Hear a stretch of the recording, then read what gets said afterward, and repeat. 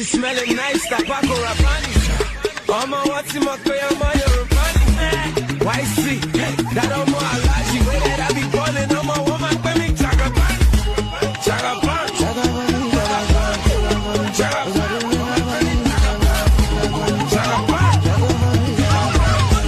Chagaban. Woman pe wa add so please to Chagaban. Woman pe me Chagaban. They thought I was a foreigner. Woman pe Yorubani. I'm waving out these sessions like I'm done. It's smelling nice, Tabako Rabani. Oma wati makoya ma Yorubani. Why see? That Oma Alaji. Way that I be balling, Oma woman pe me Chagaban.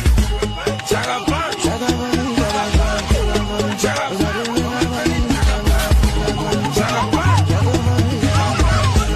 Chagaban. Woman pe wa add so please to Chagaban. Woman pe me Chagaban. They thought I was a foreigner. Woman pe Yorubani. I'm waving out these sessions like I'm done. Understand that trying to got me, cause anybody feel it got me, huh?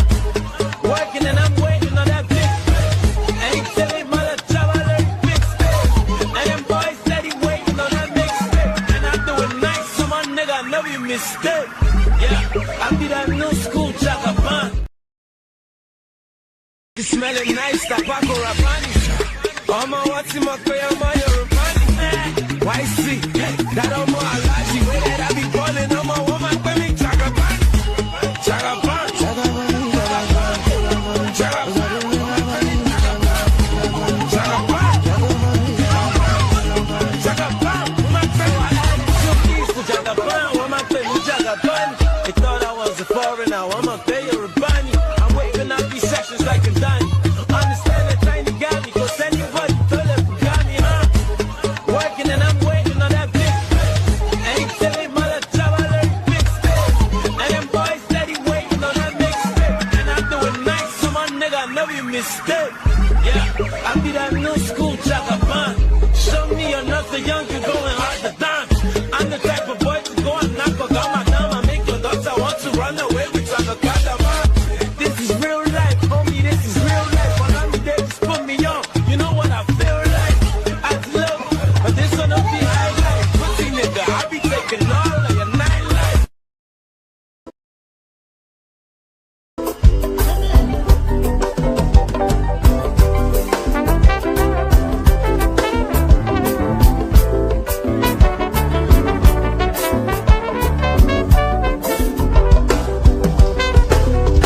I don't suffer, no be small. But say I get sense. Poverty no good at all. Now it make I join this business. For one night, no be cheap. It's once again, everybody dey pay up. If anybody follow move, my brother, I go chop back. National airport,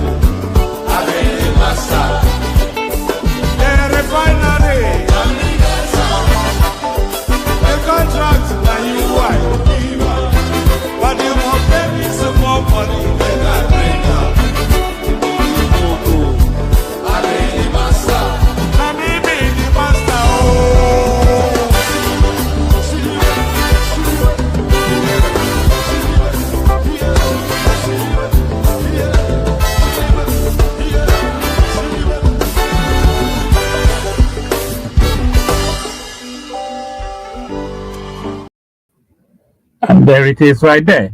So there it is right there. I should be on the screen. So let me play another little music. So it lands on me. I didn't actually even know I was losing my voice. Um, let me play another music. So when it stops, it should land on me. Azun, Azun. I feel good when money enter my house. Dangote kind of feeling. Give us no de lack, let it giver. Alumanjiri kind of feeling. Ìjà ló dé lórí dòwe. Owó tán ní àzà àmì wòye. Tọ́lání ò ṣàmọ̀jù kan kúkọ. Wá búra tó bá láìkì jọ kúkọ. Jẹ́ ń fowó gbá àwọn ọmọ tó lẹ́ran. Tọ́ ní fúrọ̀ ìkàlẹ́yìn tó ń lé wọn. Kíbíkíbi náà ń dáná alẹ́. Tó bá rọmọ tó ṣan ẹjọ́ gbafẹ́. Tó bá rí dúdú, pupa, ọ̀rọ̀ bọ̀, lẹ́pa, ṣúdọ̀tà, tẹ̀sí, ṣàmì ṣọ̀pọ̀ ló rọ́bà. Tó bá rí dúdú, pupa, ọ̀rọ̀ bọ̀, lẹ́pa, ṣúdọ̀tà, tẹ̀sí, ṣàmì ṣọ̀pọ̀ ló rọ́bà sẹ́. Ení, èjì, ẹ̀ta, ẹ̀yàn mọ́ró, ẹ bá mi fàjà. So there it is right there. That was for Larry. He goes by one of the upcoming night. Oh, I didn't know my voice was this gone actually. Just pardon me. Maybe I need some water. Who knows? So that was for Larry, and this is me now. Good day to you. Good to be your company. Sorry about yesterday. I just abandoned the session. It was that late in the night before I could really settle to run it. So the time was so spent that I couldn't really then do it anymore because it just didn't make sense anymore. But here we go again. The protocol remains the same. Click on the like button just as I invite you to do so. If you're not already subscribed, then please do. If you want to come and join me on the screen, there's a hyperlink that says StreamYard. Share the links just as widely as you can. Send it to all of your can you still hear me? This thing is now having a life of its own. So send it to all of your social media spaces. Send the links to all of your social media spaces, your WhatsApp groups, your Facebook groups, your Instagram stories, and any and everywhere else. Whatever it is that you're on TikTok, share the links there. So share the links just as widely as you can and super chat to us to stream. So let's get started. In this session, we're going to be reacting to SEGUN Sowunmi outing in the media space fairly recently. So without too much ado, let's just get started. We kick it off with this. Every Saturday at 7 p.m. as he x-rays issues beyond the regular and dives deeper to depths that allow him bring you answers to... Because we have a candidate in our mind before. Who was the candidate? We know we have a candidate in Abia State that time before he came. And, Mr. Obi now actually put pressure. Oh, this man has been wanting to be governor for the past. And lost over 1.3 trillion naira. Senator Shehu Sani on X says many people have not learned their lessons from this kind of online money work, cry. And that's a wrap on this week's trending stories. Bye for now. In this edition of the Mike On Podcast. On Mike On Podcast, the mind is independent, and one man who speaks boldly is SEGUN Sowunmi. In this edition of the Mike On Podcast, Seun Okinbalue drives him on talks around President Bola Tinubu's performance, Atiku Abubakar's 2027 political moves, opposition politics, and more. Join the conversation today.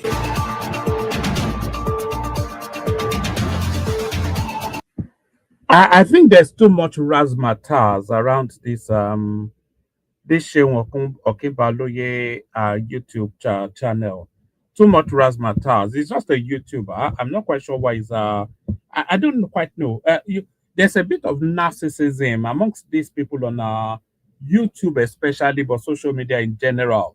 They have ideas beyond their station. He probably thinks that is the equivalent of Channels TV with all these just too much razzmatazz. Bring the guest on, do your interview, and call it a day. What's all this just noise in the background? But let's carry on.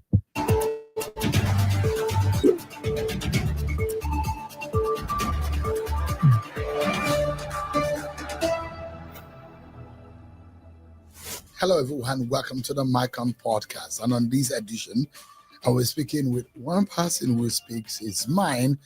And so nobody can hold him back. He's audacious, he's bold. SEGUN Sowunmi is a member of the People's Democratic Party, and he's always spoken about the internal running and the wrangling in the PDP, and of course on the state of the nation. So SEGUN Sowunmi is live for us here on the MyCom podcast. Thank you so much indeed for joining us. No, you're lucky, you know. You're lucky. You have succeeded in creating two big conversational platforms that people respect. Well done, young man. Thank you so Well much. done. And you are not only lucky, but grace has been on your side, isn't it? We bless him. Bless his holy name. Now let's go. They call you an Atiku man. You know, Are you still an Atiku man? I am a PDP man. And everything that PDP has held on to, I have carried to. I was an Obasanjo man. When he tore his card, I stopped being an Obasanjo man. I was a Jonathan man. And I remained a Jonathan man even when he lost his election. I am an Atiku man. I supported his play insofar as in PDP. I have been a wiki man. You know what SEGUN Sowunmi actually is? It's a Yoruba man. I can bring you, is eulogizing Seun Okunbaloye. He's been on our platform, he didn't eulogize us. I can bring you snippets of conversations that I've had with him, and you will see quite clearly, without equivocation, that his politics is Yoruba more than anything else. So it can be a good luck Jonathan if that was the expediency of that time. It can be an Obasanjo man, an Atiku man, etc., etc. But the core essence of SEGUN Sowunmi's politics is Yoruba. Still have soft spots for him. I am the man of anything that PDP carries. I run my politics on two basic prisms. The first is Nigeria first. If whatever is being discussed is going to conflict with what I consider to be the best for the nation, then I'm off that train. I'm for Nigeria.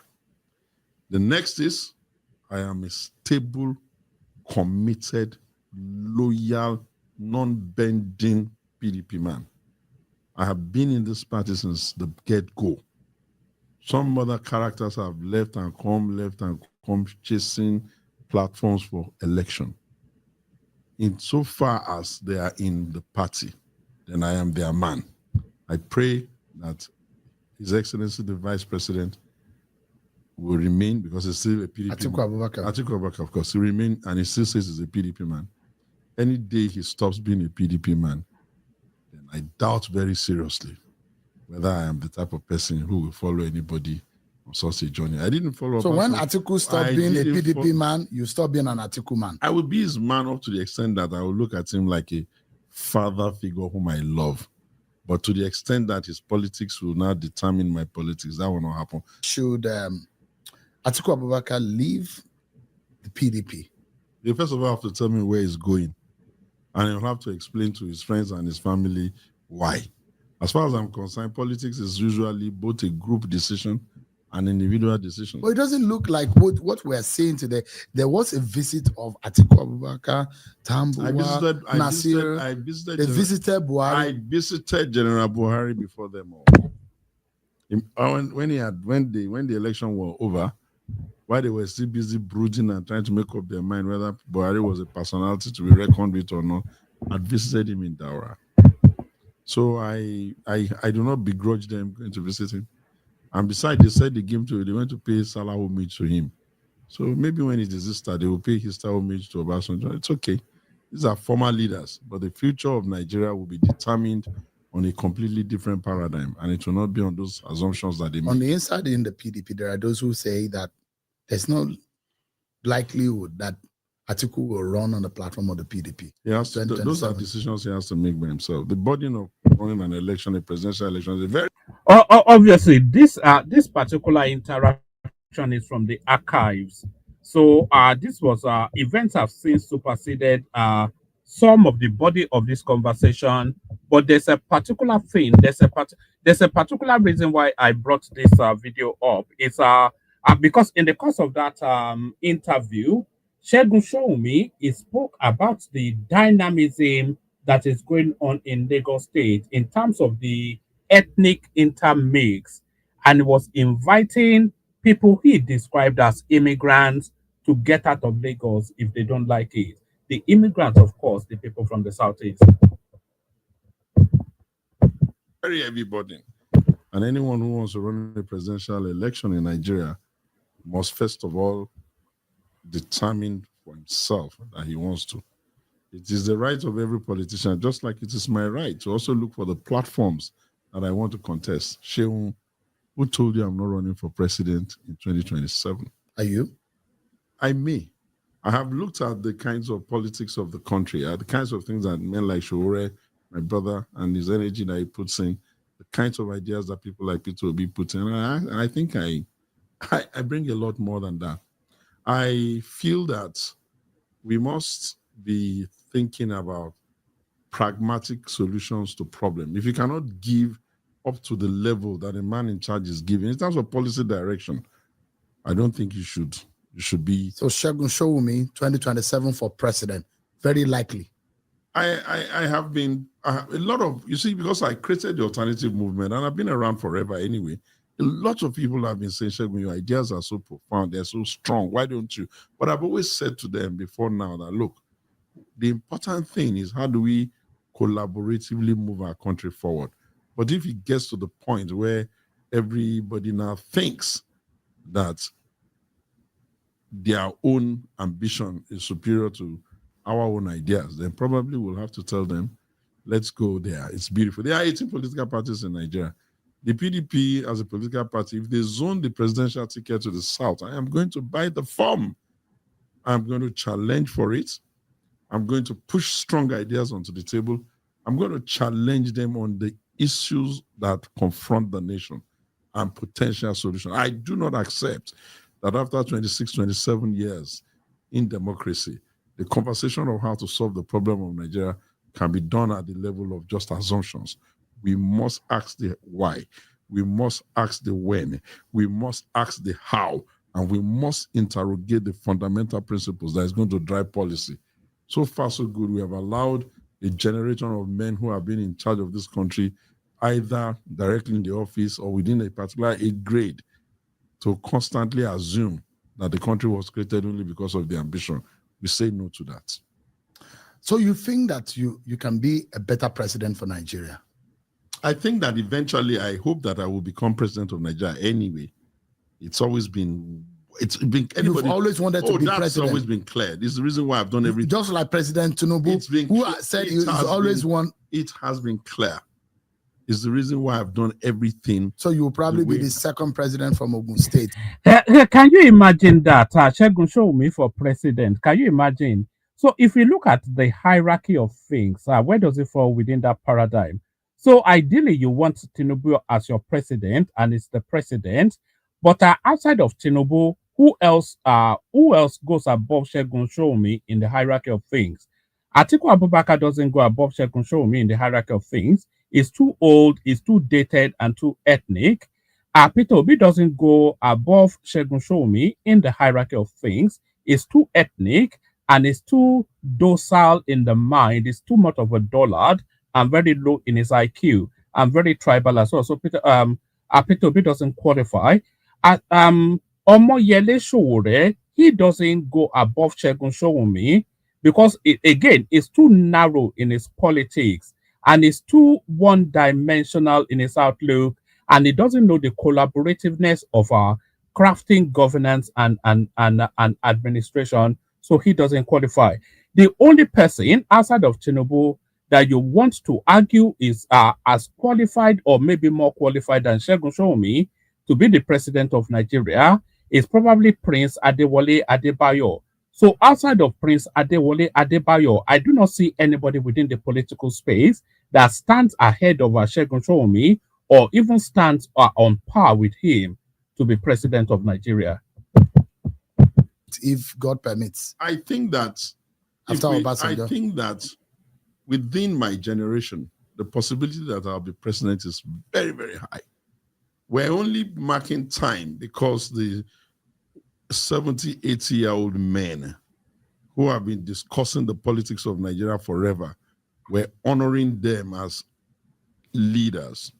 And I've always said, even to Atiku, and even to Obasanjo and Koda, and maybe even to President Bola Ahmed Tinubu, that look, gentlemen, you no longer have the capacity to get us the kind of country we want. But there's something you owe us if you are not too distracted. It is to settle the directive principle of how this country will be stabilized.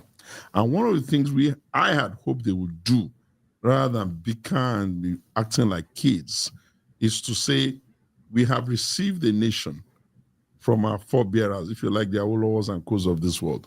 We have impacted it as a generation, both the military and civilian, up to a point. We see that the vast majority of the citizens, of the 200 plus million people, are not happy and they are not well served. And we can see that the democracy is not giving them the satisfaction it ought to give. Therefore, let us stabilize the directive principle of how this country will run. Do you want? And by the way, when he's talking about the directive principles, what SEGUN Sowunmi is talking essentially about there is that we should all agree that this, and this are the things that we want as a country. So we should all agree that we all want stable electricity as a country. So across party lines, that is a consensus. So whichever party is in situation, we'll continue to progress that until we get the ultimate achievement. So that's one. We want security, we want infrastructure, we want all of these things, and we want to template it in a way that is agreed right across the board of Nigeria, so that irrespective of whichever party is in charge, then they should follow that journey. And what SEGUN Sowunmi is saying is that the obligations that the septuagenarian and maybe older, the Tinubus, the Articles, the old guard, the obligation they owe the Nigerian space is to agree on a directional path of travel as their final legacy before the paradigm shifts to a younger generation like himself. So that's essentially what he's saying. Want to figure out how to make sure that every constituent part of the country feels involved?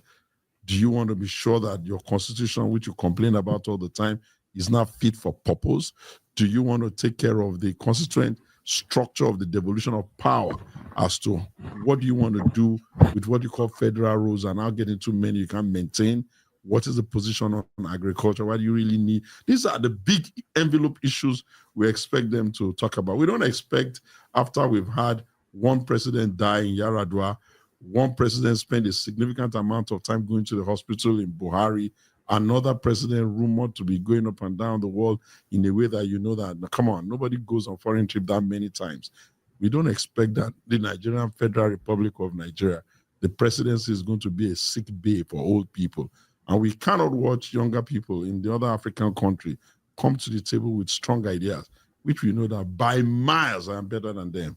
And then we'll be shying off or shying away from saying, okay, we do not know whether we'll succeed, but we have a right to challenge them to the ideas they say they are running.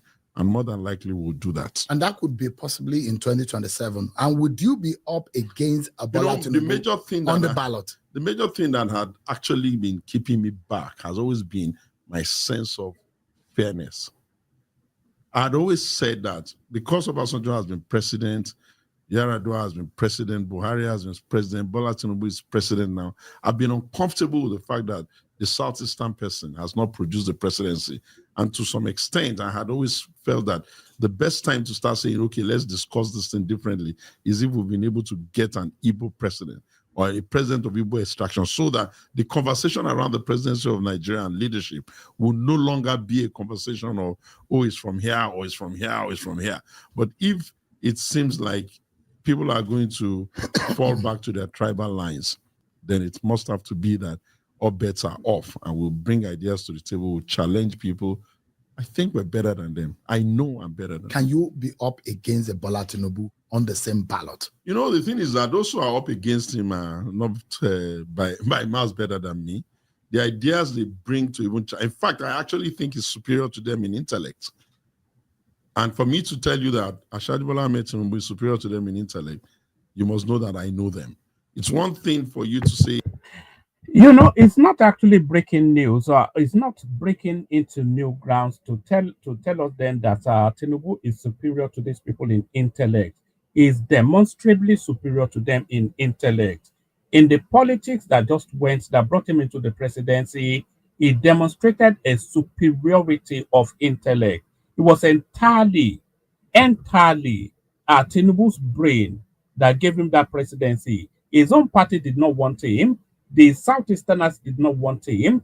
The vested interest did not want him. But he crafted a pathway that landed him that presidency. So that is to tell you that he was cleverer than Atiku, Peter Obi, Sowore, etc., etc. Buhari, Maman Daura, Abubakar Malami, what was that one? Adamu Abdullahi. He was cleverer than the collective of all of them. So that's why he's president. So telling us that Tinubu has a superior intellect to these people is not any breaking news. He demonstrably and has demonstrated that superior intellect. So that's not a gainsay. So there's no gainsaying that. And also in the way that he has administered the Nigerian state in a unique and a peculiar manner, different from how Nigeria has ever been administered in all of the history of that country up till date, is also showing us, both in the politics and in the administration, that is vastly superior to all of these people. Are the policies coming together well? Is another thing to say that are those policies having, knock-on effects on the poor, but you cannot begrudge the vision that they are driving. I listened to some of them talk nonsense about the coastal road from Lagos. They can't see that is the waterfront that Dubai and other countries have that is being built. It's only an audacious leader that can think like that. I can see that. I see what he's trying to do with specialized economic zones for agriculture. So really, it will be tough for me to believe that they have better to offer. But I know I'm better than him, and he even knows I'm better than him, because we didn't start engaging intellectually today. Myself and President Bola Ahmed Tinubu have been engaging deeply intellectually. There will be those who will be asking, deeply since, have you been tested governance-wise? The Bola Tinubu is... So that's the thing about SEGUN Sowunmi, actually. He has not been tested in governance. He just tried, he had like a very feeble attempt at running as to be the governor of was it Ogun State, or yes, it's from Ogun State. So this was what? How many cycles of elections ago? It was on a ticket once upon a time to be the governor of Ogun State. That went spectacularly badly, and it has just been a political careerist and an opinion, a purveyor ever since then. So there is no antecedent in administration that tells us that his capacity to administer. Being governor twice. Listen. If their track record is anything to go by, maybe Bola will give you reason to say, okay, maybe, yeah, and he's president even before me anyway.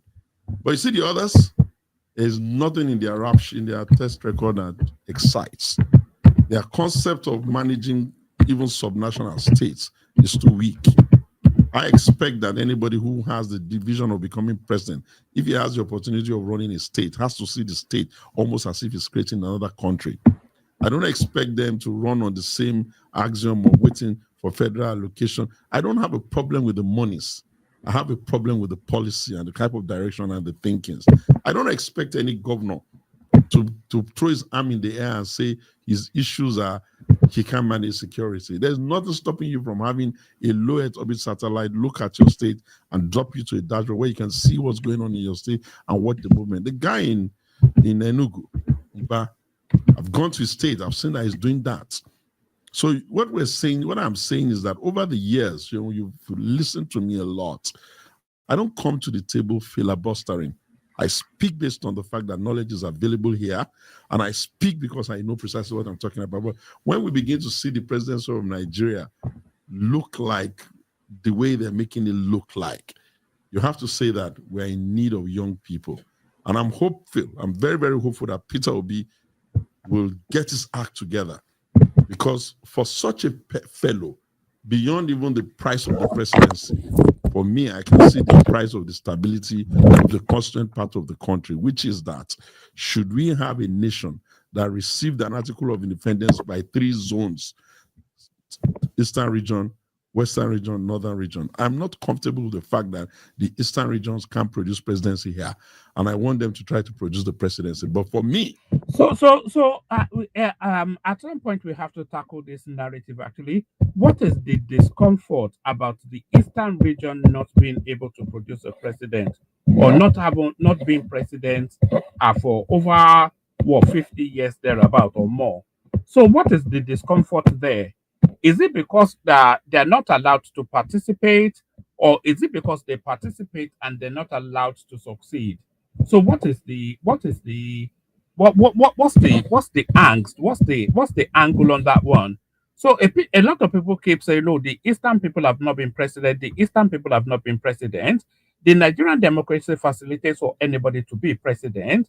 So with that facilitation, it is then down to the Eastern people to craft a narrative that takes them to that presidency. So that's just what it is. You know, are you saying that we should wrap the presidency in a bow and take it to the interlands in the East and hand it over to their clan? What's the argument that the whole of Nigeria should step back and hand the presidency to? When has that ever happened? Every single presidency has been fought for, in the history of that country, either through the barrel of a gun or through the push of a ballot or through the ballot box. Every single presidency in that country, every single person that has been a president has fought tooth and nail to become president. At 2027 will be Article's number 7 attempt at being president. 2015 was Buhari's 4th attempt at being president. Buhari comes from a larger ethnic. If we take the convergence of the Hausa and Fulani together, it comes from a larger ethnic stock than Peter Obi. So it took him 4 attempts to be president. It took Tinubu. Tinubu has been ambitioning to be the Nigerian president since 1999. When did he finally succeed? 2023. So that's what it takes. So it's not a sense of entitlement. It's not a sense of, oh, these people are, if they want to be president, then let them craft a pathway to that seat. Just like Tinubu did, just like Buhari did, just like every other person did, just like Abiola did. The Obasanjo narrative is a succession of the Abiola mandate. So that was the price of the Obasanjo presidency. It was the cost of Abiola's life. So these are some of the prices you have to pay. It's not a matter of an Igbo man has not been. If the Igbo man would never be president of that country ever, if they don't understand the politics of that country, and it is down to them to understand the politics of that country, and if they choose to subsist in this arrogance of ignorance, then we can continue to keep them in perpetuity, in servitude, and in subordination to the rest of the ethnic stock. So we need to pack this nonsense that we've never had an Igbo president. If the Igbos want the presidency, they should just jolly well go on and take it. Just like Tinubu jolly well went on and took it. The major Achilles heels for him is that he has to understand he can't carry a mob around that quarrels with everybody. You have to know that to lead a nation, you have to be providing leadership for all. And people cannot accept your leadership if it is assumed that your followers only have an axe to pick with every other tribe. That's a problem. But I hope he can fix it. If he can fix it, that will be something I think is worth everybody's energy, so that we can say to ourselves, while our parents mismanaged the diversity of this country and started risking the implosion of the nation. We, their children, were fair-minded, were brave, and were knowledgeable enough to know that an injustice must be removed. But if he's not serious, then we cannot wait forever. We'll have to take off our gloves. Would this in some way into defer to Atiku Abubakar if he's going to be on the ballot? Unless he's in the ballot in the PDP. If he's not on the ballot in the PDP, I'm not interested. I don't believe that any leader should not see that there is a limit to ambition. You cannot run a nation on an assumption that the things you've been trying to do, or that Abraham Lincoln story is all crap. In America, they have basically one language. This is a country of multi-ethnic, multicultural languages. You cannot. There must be stability somewhere. And I expect that for Atiku Abubakar, he ought to know his stability is PDP because he was one of the founding fathers. And if he does not think that stability must exist in PDP, then the question you have to ask is that maybe he will not even be able to stabilize. Well, how does the PDP now reconcile the optics of Atiku Abubakar leading a high-profile delegation to visit a sitting symbol of the APC establishment, which is formed? That is how you regard it. Period. There's a time for everything.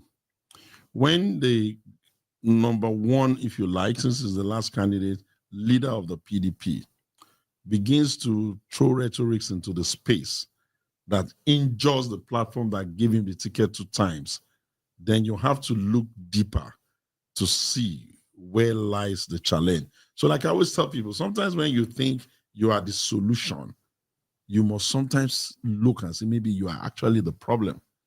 You can't, no one man's ambition is bigger than that of a political party. But in any case, there's a punishment for anti-party activities. No, that, you see, the party, if Atiku Abubakar, you say all the parties are weak. If the parties had been, as I had suggested, you heard me say, it's time for them to reform. I've been screaming it for I started screaming it in 2015. And I did say at a meeting of leaders of the PDP that you cannot solve the problem you've created with the consciousness by which you created it. You need to start reforming it. They didn't do that. So we limped on till 2019.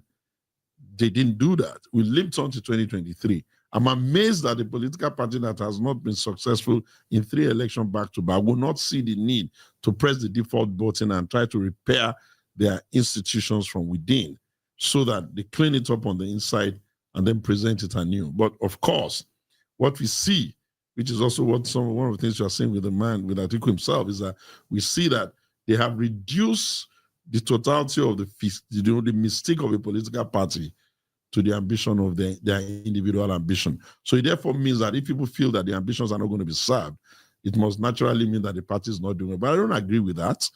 If your ambition is going to be served or not served, you will have to wait and do the dirty job of cleaning the party. You cannot be the ones that created the party, at least be part of the people that started it, and then be the one that will kill the party. That's not how to... I mean, but there are those who will say Atiku has tried his effort, but you know also the effect of the Yensam Wike and the Wike factor. How easy would it have been for Atiku to have been able to clean up? What about the people who thought Atiku factor was the basis by which they couldn't even get their own ambition? Do you know how many people have contested against Atiku? Where do you want to put people like Bukola Saraki and the others who have lost to him? Listen, the game is the game. You have to understand that. The fact that they even say somebody 1 week factor, it pukes me. Because I don't expect an institution that has produced an Obasanjo, produced a Yaradua, produced a Jonathan, produced all of the vice presidents that they produced. I don't expect them to suddenly feel so powerless. If the seed that is going to implode the party had not been sown when it was, it will not come to this. So you can't blame Wike for what is happening. And if the seed haven't been sown, cannot be expunged up till now, I don't have the time for every day calling one man in the midst of all of them. They're all as guilty. That's why I always say none is all good, none is all bad. Because sometimes it always seems as though you expect... Do you know how many people are members of this party? Do you know how many cells PDP have? In every polling unit in Nigeria, there are members of PDP. In every ward, in every local government, in every hamlet, in every home. Even as of today, we still have 12 governors on the stable of the PDP. Do you know how many senators they have? Do you know how many House of Rep? Do you know how many House of Assembly? And you're going to read it all of that to Wike or to who? I come from Ogun. I know that, yes, we couldn't, the court systems and the way we have to prove election cases in the country needs to be reviewed. Because sometimes you can see the facts. Everybody can see the facts. But when you get to court, it's not because the court is doing anything untoward. It's just because of the way evidence are picked, the role of INEC after the election, what kind of rules of admissibility of evidence, how much time you're allowed to call evidence that can speak, witnesses that can speak to evidence. These are the issues that make election petitions complicated. But it doesn't matter. People know what the facts are. And I've gone around the country. There's no hamlet in Nigeria. You will say PDP, someone will not answer power to the people. So it becomes a little bit of a big weight for people like me. I didn't leave the party when Obasanjo left. I didn't leave the party when Daniel left. And Daniel, apart from being governor, he didn't really become much again here. He's senator now in another party. Chief Obasanjo has been governor twice. I even installed his successor. I did not leave when he tore his card. Burji Kashamu died. I'm still in the party. Do you really think I'm going to be very happy that leaders of the party who are supposed to be looking for the solution to the problem of the party are the ones that are speaking these kinds of things to the party? If anybody wants to come to our party, they're welcome. And the party is big enough to accommodate them. The People's Democratic Party, my party, is the only party in Nigeria where you can be clear that if you put your effort in the primaries, you can win. After all, where was Atiku when they were forming the candidate, the NWC of 2017 that ended up giving him ticket in 2019? Was it not the Wike that were in charge even when he won in 2023? Even though Wike himself was on the ballot? I do not like people who make excuses. People must understand that leadership comes with great responsibility. And some of that responsibility include giving hope to teaming members of the political party. Let me quickly ask you, that visit to Kaduna led by Atiku Abubakar, there are a lot of Nigerians see through things, and they will know that is not just mere courtesy call, as they make it to seem. And and there are those who believe that maybe this is a subtle attempt at political realignment or back channel discussions ahead of 2027, especially given Buhari's recent reaffirmation of loyalty to the APC. Listen, Muhammadu Buhari will have to determine what really constitutes integrity. And I'll remind him. In 2015, all the generals in the country, including Obasanjo and all of them, Atiku and co, all put their hands together to back him as presidential candidate, and he won. By 2019, that's not actually true. It wasn't anything to do with the general. The person that backed Buhari to win that election was Tinubu, and Tinubu only. Remove Tinubu. Let everything remain constant, but remove Tinubu from 2015, and Buhari would not be president. So it was actually Tinubu that made him president, not any generals or anything else. Courtesy call, as they make it to seem. And and there are those who believe that maybe this is a subtle attempt at political realignment or back channel discussions ahead of 2027, especially given Buhari's recent reaffirmation of loyalty to the APC. Listen, Muhammadu Buhari will have to determine what really constitutes integrity. And I'll remind him. In 2015, all the generals in the country, including Obasanjo and all of them, Atiku and co, all put their hands together to back him as presidential candidate, and he won. By 2019, all of the big boys, if you like, the ones who people like to call the owners of the real estate, they turned their back and backed Atiku Abubakar in 2019. Bola Ahmed Tinubu still stood with him. Even though he had been ill for some time and all of that, Bola stood, and they still worked very hard and got him a second time.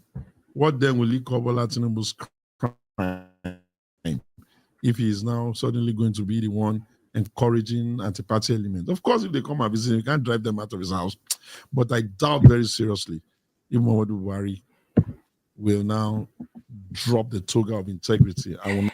You know, it's not even a matter of loyalty that made Buhari back Tinubu. It wasn't even loyalty that made Buhari back Tinubu. If Buhari had gone against Tinubu, he would have suffered a heavier damage than anyone else because Buhari crafts his narrative around fastidiousness, integrity, piety, honesty, and all of this. That they craft his narrative around that, and everybody knew what Tinubu did for him.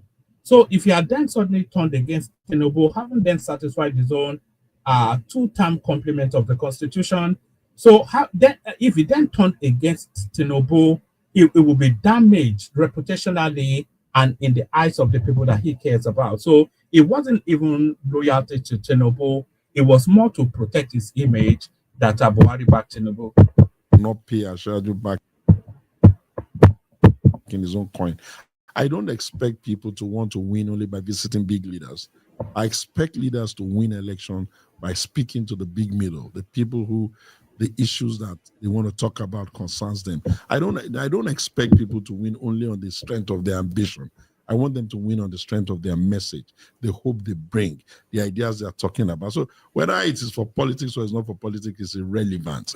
You are still going to have to calculate. Because the talks within the APC was in 2023 that Buhari subtly walked against the Tinubu ticket. But did he win or did he not win? So that's the question. Okay, so if somebody whether was, or not, without conceding to you, if somebody was not the president, had been out of power since 2007 in Lagos, and he won a presidential election, which you people say Buhari was not with him and policies were directed against him, and then you actually think that that kind of person is going to fret because of what? Have all the governors in the APC said they are unwilling? Look, I'm a PDP man. Well, they can source in their own stew. I'm interested in stability. The APC as a political party, I wish them stability. When they won the election in 2015, although I was not part of that, but I was happy for them because I thought, okay, Nigeria will have another stable political party. And they've won 3 elections too, which is not bad. So when they get to the hurdle of what they're going to do with their presidential election, it's their business. They'll take that decision. I am interested in saying very clearly, the pathway for People's Democratic Party of Nigeria to win the next election is very clear to me. It's unambiguous. how would that happen? Oh, I will not tell you that completely, but I will just say to you, in the last election, we got 6-point-something million votes. The third person, Peter Obi, who is also a PD man really until he went there, got 6.1 million votes. The third person, who is also a PDP man, Kwankwaso, got 2-point-something million votes. Can you not see that it is the votes of the PDP that was fragmented? Can you just imagine if we just joined the PDP numbers back together and figured out a decent way of picking a fit for purpose?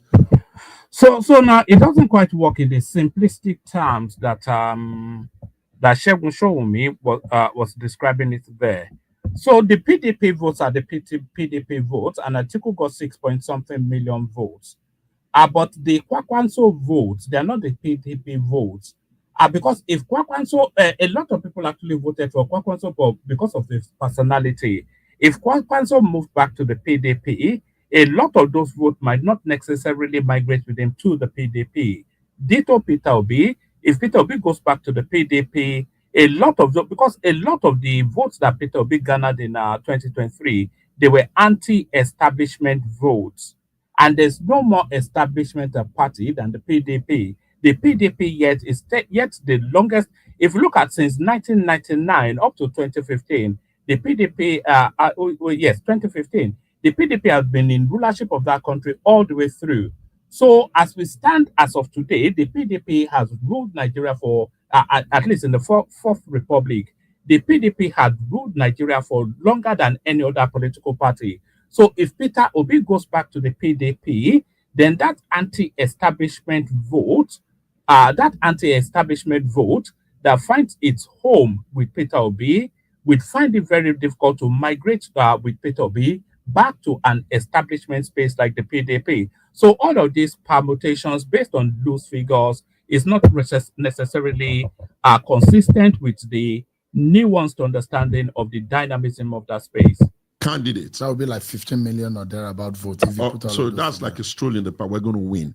And we are not under obligation to keep giving the ticket of the presidential candidacy of PDP to only one individual. Although nobody is preventing anybody from contesting, everybody must be willing, ready, prepared to play by the rule. And part of the thing that political leaders should not do is demarket their party, forgetting that that same party they wish to demarket had favored them one times too many. And if you don't get that, then I think you don't stand for it. So it will have been, if Atiku gets the ticket of the PDP, that would have been 3 times back to back. That's not even the point. What about the one we gave him that made him vice president, that made everybody know him? That's twice. Exactly. Add that to the 2 ones that we gave him as presidential ticket.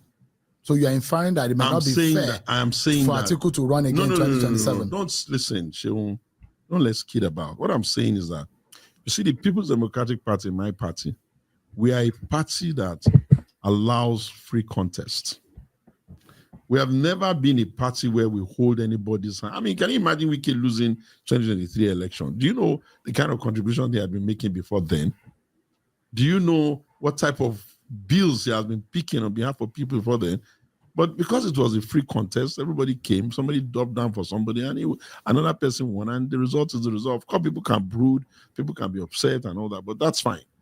But in the 2027 too, the People's Democratic Party of Nigeria will open up its rules, will announce when it is time for buying the form. Anybody that feels strong enough to contest should go and contest there. If I were Peter Obi, I'll come and take that ticket. I'll make a very strong stake for that ticket. And I Peter think Obi should return to the PDP. I think that But that's impossible now. Peter Obi can never primary. He was invited to a primary in 2022, and he ran away from the PDP. So he got the ticket of the Labour Party unopposed. The ticket of the Labour Party in that actually 2022-2023 space, the ticket of the Labour Party had already gone to Pat Utomi before Peter Obi joined that party. So as soon as Peter Obi joined that party, what's it called? Pat Utomi stepped down and handed him the ticket. Peter Obi was never primaried for the Labour Party ticket, and Peter Obi cannot primary. He doesn't have the politics. He doesn't have the backing within the political class, and more to it, most importantly, he doesn't have the money. So Peter Obi can never primary. He either has to be given a ticket or he doesn't participate. That much we know about his politics. that I think that if I were him, I'll make a strong stake for that ticket, because I really do not see why the Igbos, this party was actually conceived in the bedroom of Alex Ekweme. I really do not see why the Igbos and the southern leaders and other leaders of thought in the country, especially in the PDP, cannot say, okay, we accept, we owe a Southeastern debt. Here's the ticket. If Peter can do 6 point something all by himself, with no governor, no nothing, can you imagine what he would do with 12 governors and a strong grassroots infrastructure? Have you seen the way we do primaries? Our primaries are like movies. They're like a movie set.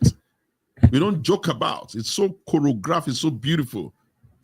And if we've gone everywhere else. We've not gone to the Southeast. But Peter is at liberties to do as he wishes. So Peter, if Peter Obi goes to the PDP, it's almost like a stroll. It will likely get into the presidency. It will likely get the ticket. I don't know about stroll. Every contest must be, keenly contested. You have to count. You can't count. But it will be easier for him. Because he'll be, if he gets that, if his numbers and his animate energy that is following him were to follow him into the PDP and he was the presidential candidate, I can guarantee you Peter will take the Southeast. Peter will take the South-South. Peter will take the Christian North. Peter will take North Central. Do you know how many votes PDP can bring for him, even without campaigning? Just PDP and people will just come apart. But it doesn't look like Peter would leave Labour Party. It's not listening.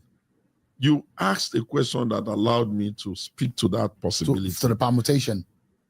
If Atiku picks the ticket of the PDP, the challenge is we have to find somebody that can back him. if Sheyi Makinde picks the ticket of the PDP, the challenge is we have to find somebody that will back him. I've heard a lot of people in the country as I go around tell me that, Segun, why are you not even talking to us about Bala Mohammed? If Bala, the former governor, the governor of Bauchi State, if Bala picks the ticket, we'll back him. There is always a pathway for, if I, Segun Shomi, get a ticket to PDP, I know where to go find the running mate. What I'm trying to say in essence is that people must understand political parties must be nurtured. It's not every day that it's going to be easy. The difficult work has to be done by those that have been given much, and to whom much is given, much is expected. Nobody should use their gravitas to begin to try to see how they're going to destroy the oldest in this republic. Because how do you then react to those who are making the illusion that PDP is gradually dying and just waiting for its obituary? This was what former Deputy Governor Fidelis Tabgun directly accusing Nyesom Wike of actively working to destroy the PDP. And there are those who are saying that there is a pathway that the PDP, the way it's going, is being treated as though it's incapacitated and waiting to be killed and buried before the 2027. Listen, the party that Obafemi Awolowo was started and did his politics, UPN, is dead.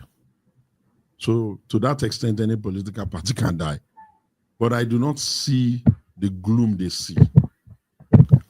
And just for the better benefit of information, the longest standing political party in Nigeria is actually the SDP, the Social Democratic Party. That was the party that Abiola ran on all those years ago, and it still remains standing. The candidate last cycle, Prince Adewale Adebayo. So the longest standing political party still very much in play within the Nigerian paradigm is the SDP. I do not see the gloom they see. What I see is that the last outing, which was the Atiku outing, there were 5 governors of the PDP who, for reasons of saying not south, they had their issues. Yeah, those 5 governors worked with the ruling party, plus the governors that the ruling party had. And yet they could only muster 8-point-something million votes. And the PDP was still able to do 6.8, 6.9 million votes. Do you get? That's not the kind of party that you say is dying. You can be fixated on their annoying story about Nyesom Wike, but it's nothing more than an annoying story. There are things that people rumor, there are things that people insinuate, there are things that are really not true. The circumstances that led to a state of emergency in Rivers is pretty much known to all. And in this republic, this is not the first time we're having a state of emergency. Something always leads to it. And if it is that 2 brothers, Nyesom Wike and Fubara, could not manage themselves in Rivers, and that, long story short, everything crescendoed into a state of emergency, I'm not sure that when the president was announcing that state of emergency, he said, by the powers conferred on him by Wike, he took that decision for himself. I'm not sure that when they went to the Senate and the House to get the necessary legislative backing for it, I'm not sure it had anything to do with Wike. I think that we have may God forgive us all. You people that do it all the time, I'm not part of you. May God forgive you all who like to put a target on somebody's child's back. You have to sometimes remember, Wike is somebody's husband. Wike is somebody's father.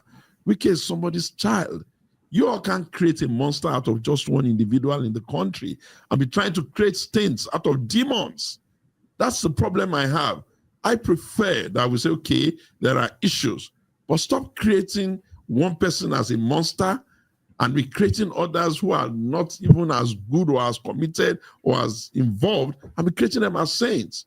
These are the kinds of things that make people's life become endangered, and I don't think it's fair. I saw the other day people were saying he has the stroke, he's dead. Can you imagine the level of bestiality and man's inhumanity to man? Where the hell were they when he was even trying to install the Fubara? Or did they think that even installing the Fubara as governor was such a stroll in the park? I'm not by any way saying he's right, but I'm saying that the media has to stop this. You need to stop demonizing yourselves. If you have an issue with him, say, I have an issue on policy. But you can't be calling, if you have a PDP, you call Wike, Rivers, you call Wike, you call Wike. Why? Is he going to die because of people so that you can be happy? And I don't think he will die for you people. I think he will do his politics according to how he knows. And we have had many strong leaders in politics. Now, at the end of the day, they will do their best and their time will pass. And in any case, I don't remember anybody ever saying that the day of the vote, anybody puts a gun in anybody's head to force them to vote. You are just lazy. They are just lazy. They will not spend. They will not exert themselves. They will not negotiate. What do you think politics is? Politics is the coming together of people of interest to negotiate for power. Nobody has to do you a favor. If you want power, you negotiate with people that can contribute one way or the other. If you get so arrogant and so entitled to the extent that you think that you can just sit in your high horse and people are going to come and dash you the country, you must be joking. The last election is past, another one is coming. By the time the election is done and the votes are counted, we know those who are deceiving themselves, but they will never win. We may not know who is going to win. Well, I mean, I imagine that I personally don't deal in the media practice of demonizing. Exactly. Anyone. But the question I'm asking is, nobody's name will be mentioned if those persons are not characters in the theater of such incidents. True. But what I'm saying is Wike not a character? Is not an element in River State? Is it not a character and element? All of them are. And is Atiku not a character and element? Yeah, but you see what I see. But when you play a prominent role, shouldn't your name? It should be mentioned. Yeah. There's a marked difference between mentioning people's names. And we should leave these blame to those who are demonizing. No. But the question is, when we're having a conversation about him, I'm not sure he's demonizing him. Listen. You should appropriate responsibilities, blame fairly. What I have seen, which is really what I don't like, is that it seems to be that everything that involves that man, there is always an assumption that he is guilty, even before you take the time to get his own side and the back end of the story.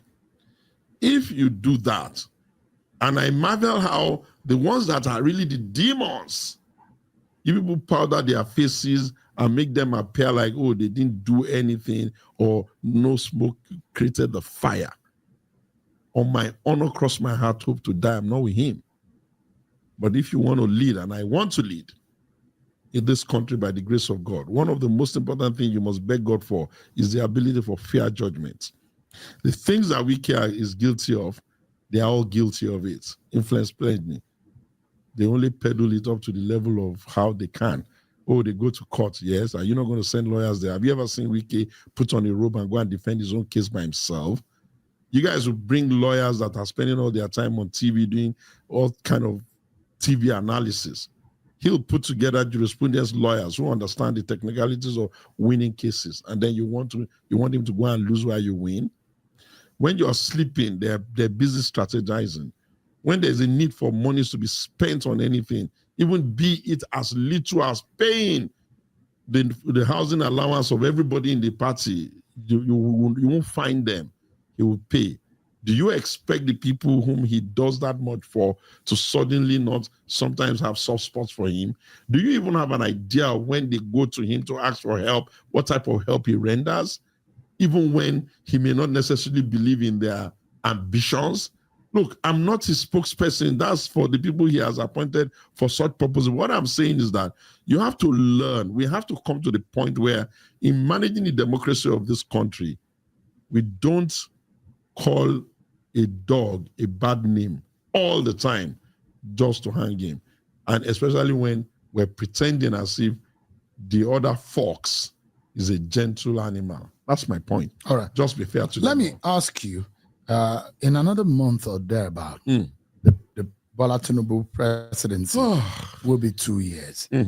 How would you assess the policies and the performances? You know, I am someone who is always leadership bias. My bias is always with the leader. Whether it's my party man or it's not my party man, I don't care. My bias is always with that leader. Why? Because at every point in time, I try to look for what exactly is the intention of this policy? What is the intention of this leader? Where is he going with this? Do you get? And I always say, well, if you have called him, if he has won the election and he's the president, you have to give him some time to run his policies anyway. It would have been a different thing if you handed Malaysia to him, where your indicators were all good and then he's fumbling. You know what? We all know what was handed over. And yes, he's struggling. The areas where I've had very strong issues, you have interviewed me on many occasions where I've had those strong issues. I think that for me, what I would just say to Ashadi Bola Ahmed Tinubu, President Federal Republic of Nigeria, is this. Democracy is not a weak system of government. It is the duty of the leader in a democracy to think through what he wants to do, to plan it well, and to go and execute. And if there are unintended consequences which the poor of the poor are carrying, then your responsibility, knowing fully well that you are here to serve the people and you must be serving the majority of the people, is to ensure that you can mitigate the sufferings of the people. But you know, when I look at some of the things he's doing, I kind of like pity him. I pity him in the sense that here is a guy or a president who is doing everything humanly possible to give the local government more autonomy, to give them more resources, to create zones, you know, development zones for each of the zones. You can tell that those are policies directed at helping the people. The governors have fairly more resources. There's extra funds being allocated to help them with, you know, what they call their, what I forgot the name they have in their party, something for infrastructure. I think that we must get away from this idea that the only person to be blamed at every point in time in the country is the president. And if you want to blame the president, then you must be sure that you are not targeting him only because he's not a member of your tribe. Because when you read comments everywhere, you read the comments, you can almost tell. If the name sounded one way, you can almost tell what their comments would be. If it sounded another way, you can always tell where their comments would be. Even those of us that are a little bit balanced, it's becoming tedious because you want to ask, what's going on here? This country has had a lot of presidents, not the first, and certainly will not be the last. And if you don't want him, you have another day in the next election to try and vote. All these assumptions, all these imaginary threats you create for yourself. Oh, he's not going to allow INEC to count. What do you mean by that? If you beat him overwhelmingly, he's going to go. When Jonathan was defeated, didn't he go? Anybody gets defeated will go. If you are unwilling to plan and work around how to get him defeated, then that's your cup of tea. If you imagine that, oh, he owns all the party, how? How can he own all your parties? It's your party people who need to understand what their duties and responsibility is. And if you think that one person, however highly placed, owns the votes of the people, I think that is the most crazy assumption. How can you even imagine that somebody is a governor of a state, therefore is the owner of all the votes of the people? That's not correct. He will influence where he can influence. It's your duty to find where you're going to influence. But you see, we're in a world now where even the Americans are beginning to do tariff all over, and people are thinking that the world is in a flux. The world is in a flux, such that it's an evolving, you know, speedy process that nobody even knows how it will even play out. All these trade wars can lead into a proper war. You can't have a country like Nigeria. The only thing they're talking about is very, very mundane and irritating things. The president is beatable. It is his business how he runs his government. He has a duty to make sure that he understands the manifesto, whatever it is he promised. And this is why I don't like those who don't come for debates. If he had been coming for those debates, instead of avoiding them, he would have been asked certain questions and he would have given some answers. But they were not allowed to come. They will invite them for debate, they won't come. They will make up their mind that they will do whatever they want, however they want, anyhow they want. And how would the Nigerian people even have an assessment of the things that's why when you call me, I come. Because I want them to understand how I think, what I see. I don't want us to have a country of Hausa, Igbo, Yoruba. No. I want us to have a Nigerian nation where we're using the best of our skills to push our country to the biggest level, because everything we need to be, it is here. We only need to stop bickering. We need to stop being excessively tribal so that we don't create xenophobic attacks against ourselves, where people would just be going on, and just because you're not from their tribe, they start attacking you, or we allow that kind of madness going on in the north, where people just wake up every day killing people, and the conversation will not be, why is this happening here? The conversation will be, go and blame the president, as if those kinds of issues were not even happening. Do you get what I'm trying to say? I mean, in your summarized opinion of the situation of things in the country, you are inferring that Bola Tinubu is doing the right thing, although he met a bad situation. I don't know. I'm thinking that, look, if I'm going, I'm not assessing it based on the kinds of things that I would have done. I'm assessing it based on the kinds of people and the things that people are around him are saying. They all said they're going to remove subsidy. That's Greek. And how you want to remove it, you want to remove it on the first day, the second day, the third day, the fourth day, that's irrelevant. The point is, a lot of you said you're going to do it. I've looked at what they're all saying. None of them is saying anything other than a neoliberal economic policy of the West. If you ask them, bring them in and ask them, you will find out that, long story short, their story is the same neoliberal policies. At best, somebody will say, I'll manage the resources better, I will not allow corruption. Do you feel a sense that our country is on the right path in the last two years or thereabout under this government? I think that it's on a path. I don't know whether it's the right path or not. It's on a path. At least we have not heard that they can't pay salaries. We have not heard that, everything has failed. We have lived in this country long enough to see when there was a massive bank fail after a military regime. And it was so massive that people lost money. People lost wealth. So they are paying their salaries. I wish they'll be a little bit more serious. I think he doesn't have a good cabinet. I think he doesn't have a good cabinet in the real sense. I think that maybe he's micromanaging them. I don't know. I'm not a member of his cabinet. But I think that also, I don't think that they are communicating right. I think that, unfortunately, they still think that the concept of communication on behalf of government used to be some kind of attack dogs. And I think that they are too weak in the management and control of the communication infrastructure, even for the country.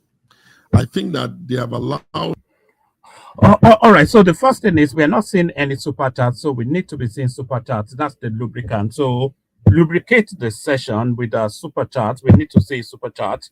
So that's the first thing. So the second thing is, yes, I agree somewhat that the communication of the government is not having the impact that it should. But this particular administration, this Tinubu administration, has been the most communicative administration that we've ever had. A good example is the tax reform bill. So they proposed this, they put in place this new tax bill, and then they've traversed. There's no day that you don't see Taiwo Oye, whatever it is, the Taiwo guy that is in charge of that space, and Zach. There's no day that you don't see them in one media space or the other explaining just how that tax bill works. They've explained it to the point that the opposition cannot leverage it anymore as a political tool because the information is so out there. So they cannot leverage that. So also the NEL fund, the students' loan system that captures both tertiary and sub-tertiary education, the communication of that has been so overwhelming that they're not able to pull it back. So the communication on infrastructural development, all of these things, Taiwo Oyedele, thank you, Olupopin, or Alupopin. So the communication of all of these things has been so overwhelming that the obedience space, the article space, they've not been able to rebrand it or respin it or do that, whatever it is, that they cannot use it for their campaign of this. But the problem that the Tinubu administration has is that the voice of the opposition is bigger than theirs, especially the obedience space. The obedience space is so out there in terms of their ethno-calumny campaigning, the ethnic bitterness, and the tribal jingle. They're so, I've been on TikTok recently, and they're all over that space. They're in every single African space. They are corrupting the South Africans against the Yorubas, who their own ethnic nationality. They are doing that with the Ghanaians everywhere and all over Nigeria, of course. And it's just relentless campaign of calumny. So that campaign of calumny has bad news travels faster than good news. So that campaign of calumny by the obedience space, by Peter Obi and his followers, it has completely overwhelmed the government communication to be able to put out the positives of policies and administration and projects. Everything, the country to become a country of anything goes. I think that they are not using the instruments available to insist that a certain type of behavior and a certain type of rhetoric will not be allowed in this country. I think that they are not, their security infrastructure, they are not using it well. I don't accept that there can be a sudden spike in terrorism in the country. No. I think that they are not checking to see whether there are political players who might be compromised. I think that they have not created the stamina to pull down big people. I think that they've not shown that they have the courage to do the kinds of things that even a Buhari did, who was that he sent a very strong message to the judges that he's not tolerating this and did a Gestapo on them and busted them and threw them out. I think that the kind of radical energy you need for a leader to say that nobody is above the law, I've not seen that. I can't see that. I think that they've not been able to take on advantage of the administration of criminal justice system to throw some corrupt thieves. So you can't gauge this government as excellent in any case. No, I think that I think they are lackluster. The only thing is that the people that are the ones that are even saying they want to take over are even more lackluster than them. That's the predicament we found. No, I don't think you can describe the Tinubu of administration in as lackluster. I'm not quite sure if SEGUN Sowunmi understands that word, but lackluster is the last thing you would describe the Tinubu administration as. It says lacking in vitality, force, or conviction. So you cannot say they lack in vitality. It's a very vibrant administration. You cannot say they lack in conviction. In spite of opposition, they stuck to what they believe is right for the country. And you cannot say that it lacks in force, because there is no toe that Tinubu has not stepped on since he came in just to assert his belief. So lackluster is the wrong choice of word. You see, I think that the citizens of the country need to understand we are not here to play. Nation building is a very serious responsibility. And if anybody is indicating interest that he wants to be president, I think you need to be asking them serious questions. I think you can't allow them to get away with the politics of taking advantage of people's poverty. I think you can't allow people to get away with the politics of tribalism. Oh, they gather in the north. What's that supposed to mean? Gather in the north to do what? This country is how many years old now? Was there ever a time that the north didn't get the resources that was allocated to them according to the federal allocation of this country? Why would what has the north got to explain to itself as to the level of poverty that is in that land and the low level of human capital development? So I don't believe that the north can bully anybody with their numbers. Because had democracy been the right type of democracy, people would have said those who don't even have an idea of evaluating what good governance is should not even vote. That's why you see the Chinese system is a bit more superior. But in the real sense, the facts shows that the North is more superior in terms of political numbers. No. They are only taking advantage of lack of family planning and breeding without control. Is that their fault?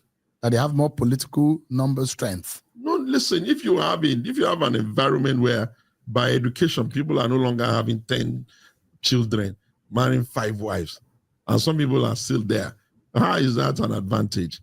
You have to look at the demography of the place. That's why politically speaking, they stand a better chance. No. That's when they present a candidate and when they are in unison. There is an imagination that those who are even masquerading today are the leaders of the people of the North. They are not.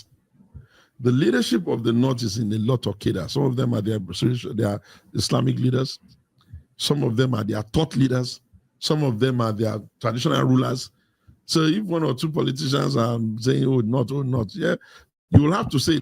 But the problem with that pushback is that all of those influence spaces, they always converge under one singular agenda.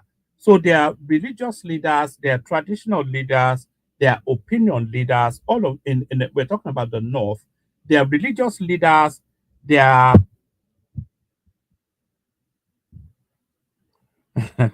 I'm just reading this guy. He says my voice is always quivering when I'm lying or propagandizing.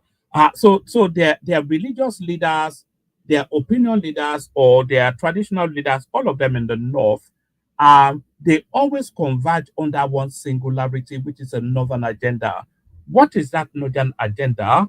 The northern agenda is for the north to have rulership over Nigeria. And then once they've had that rulership over that Nigeria, then they have their internal squabbles on how to divide the spoils. But that singularity of purpose to have rulership over Nigeria is what all those opinion spaces converge under. It is the APC or President Bola Tinubu's party, just to say, are they not having their own northern players? Have you looked in the north and calculated how many governors they even have? Have you checked how many senators they have?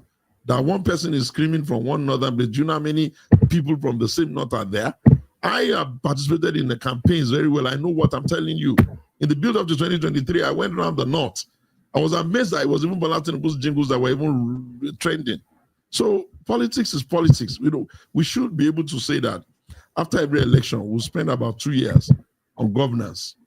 Otherwise, we're going to be a nation of politics without governance. I mean, for the interest of the nation, yes, politics aside, yeah. Anyone, even if you don't like the face of who is leading, absolutely, you pray for the progress of your nation. I don't even know whether you should government pray or come, not. government goes. Yes. The question here is that you think that the Tinubu government is lackluster. Those are your words. Yes, they are.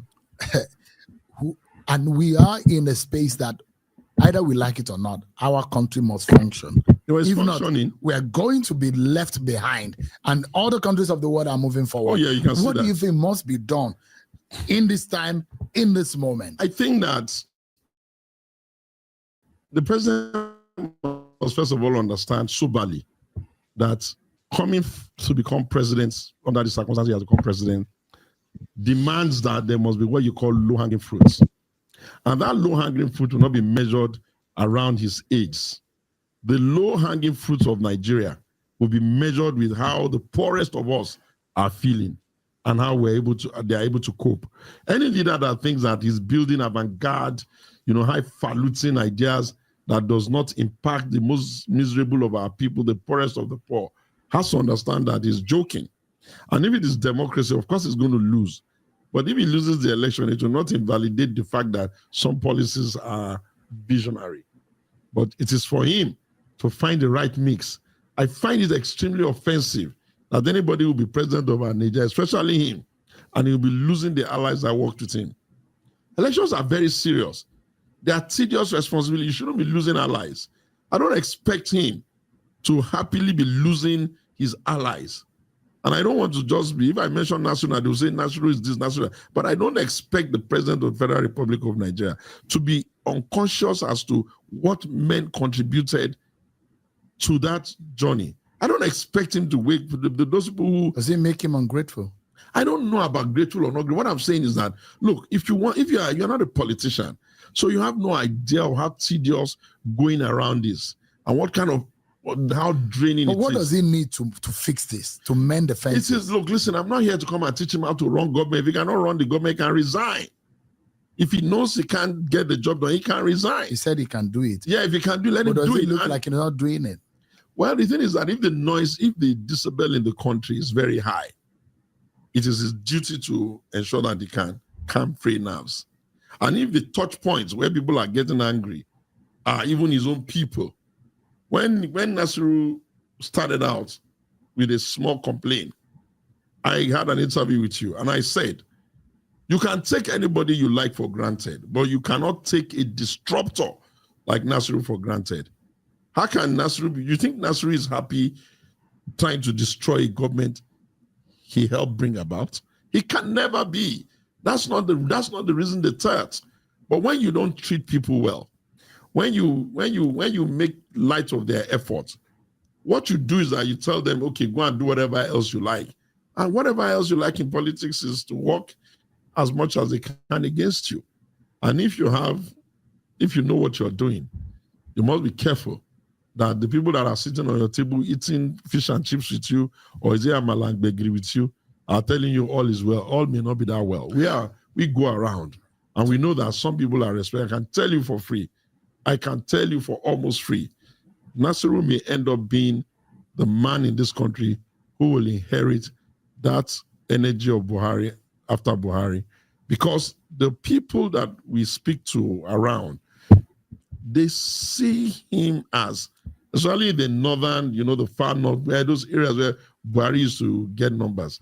They're hopeful on Nasiru. I'm not kidding you, they are. In fact, Nasiru is beginning to inch over Kwankwaso. I always thought that maybe after Buhari, Kwankwaso will be the one in that space. But Nasiru is beginning to stay in that space now. I don't know how he does it. And that would be dangerous for Bola Tinubu. I don't know whether it's dangerous for Bola Tinubu. But if Bola Tinubu is a one-time president, how is that dangerous for him?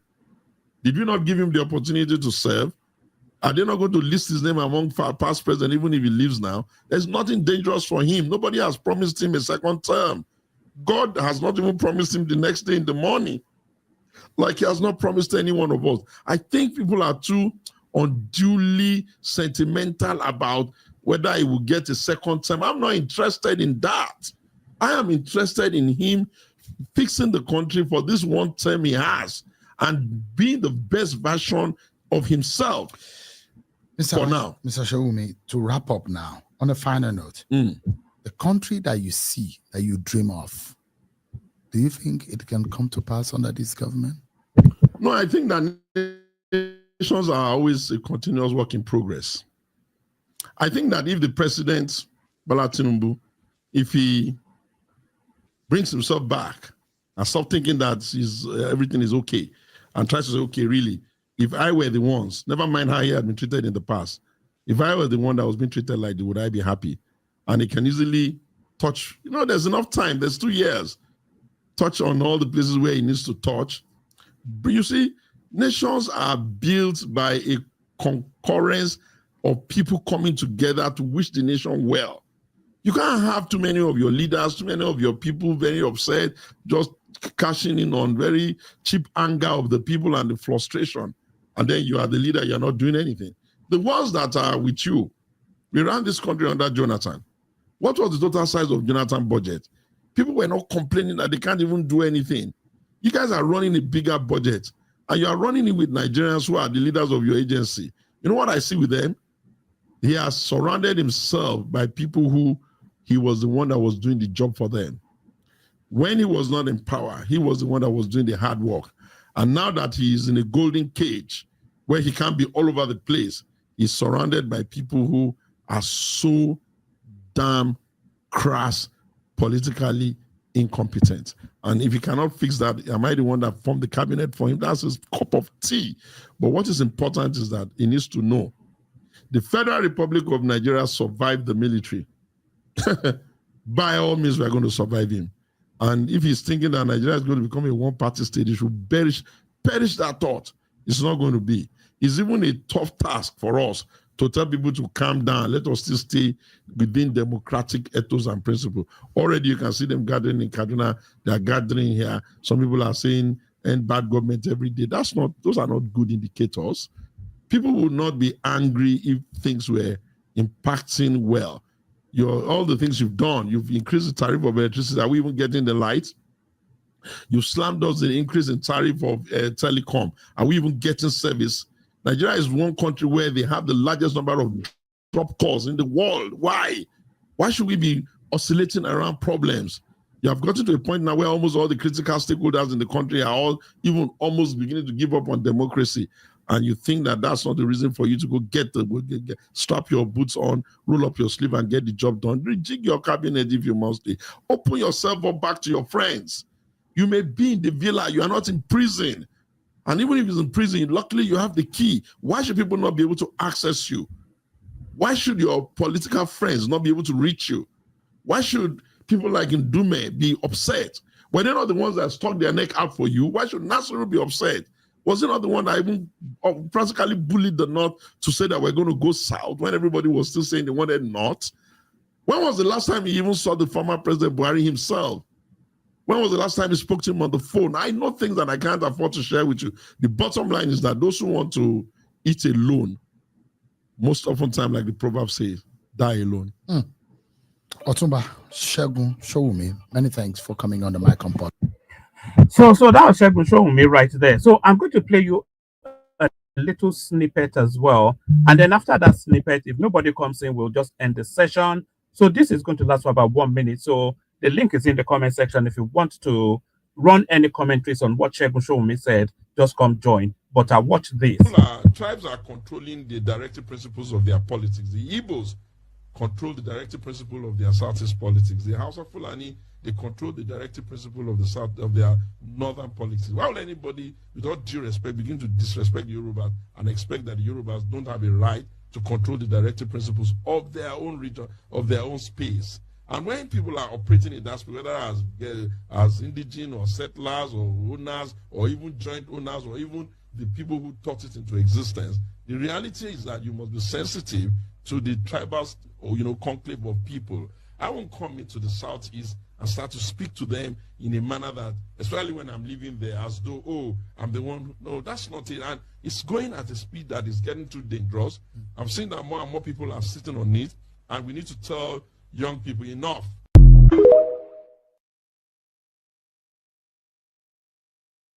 So that's right there. So that's Segun Showumi essentially telling the Southeasterners to get out of Yoruba land. So we've got the progressive joining us. Let's see if it's there. The progressives, good to have you. One man. Chairman, Alpha.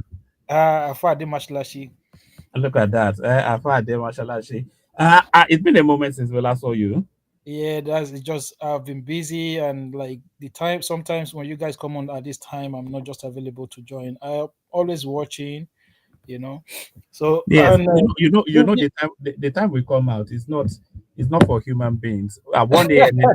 1 a.m. in the morning, 1:30 it's for those. I think it's for your audience in the United States. I think that you're doing it just for them, because us here in Europe, like it's almost like we have to stick to these afternoon sessions, because the nighttime ones, that one is almost like impossible for anyone to come on.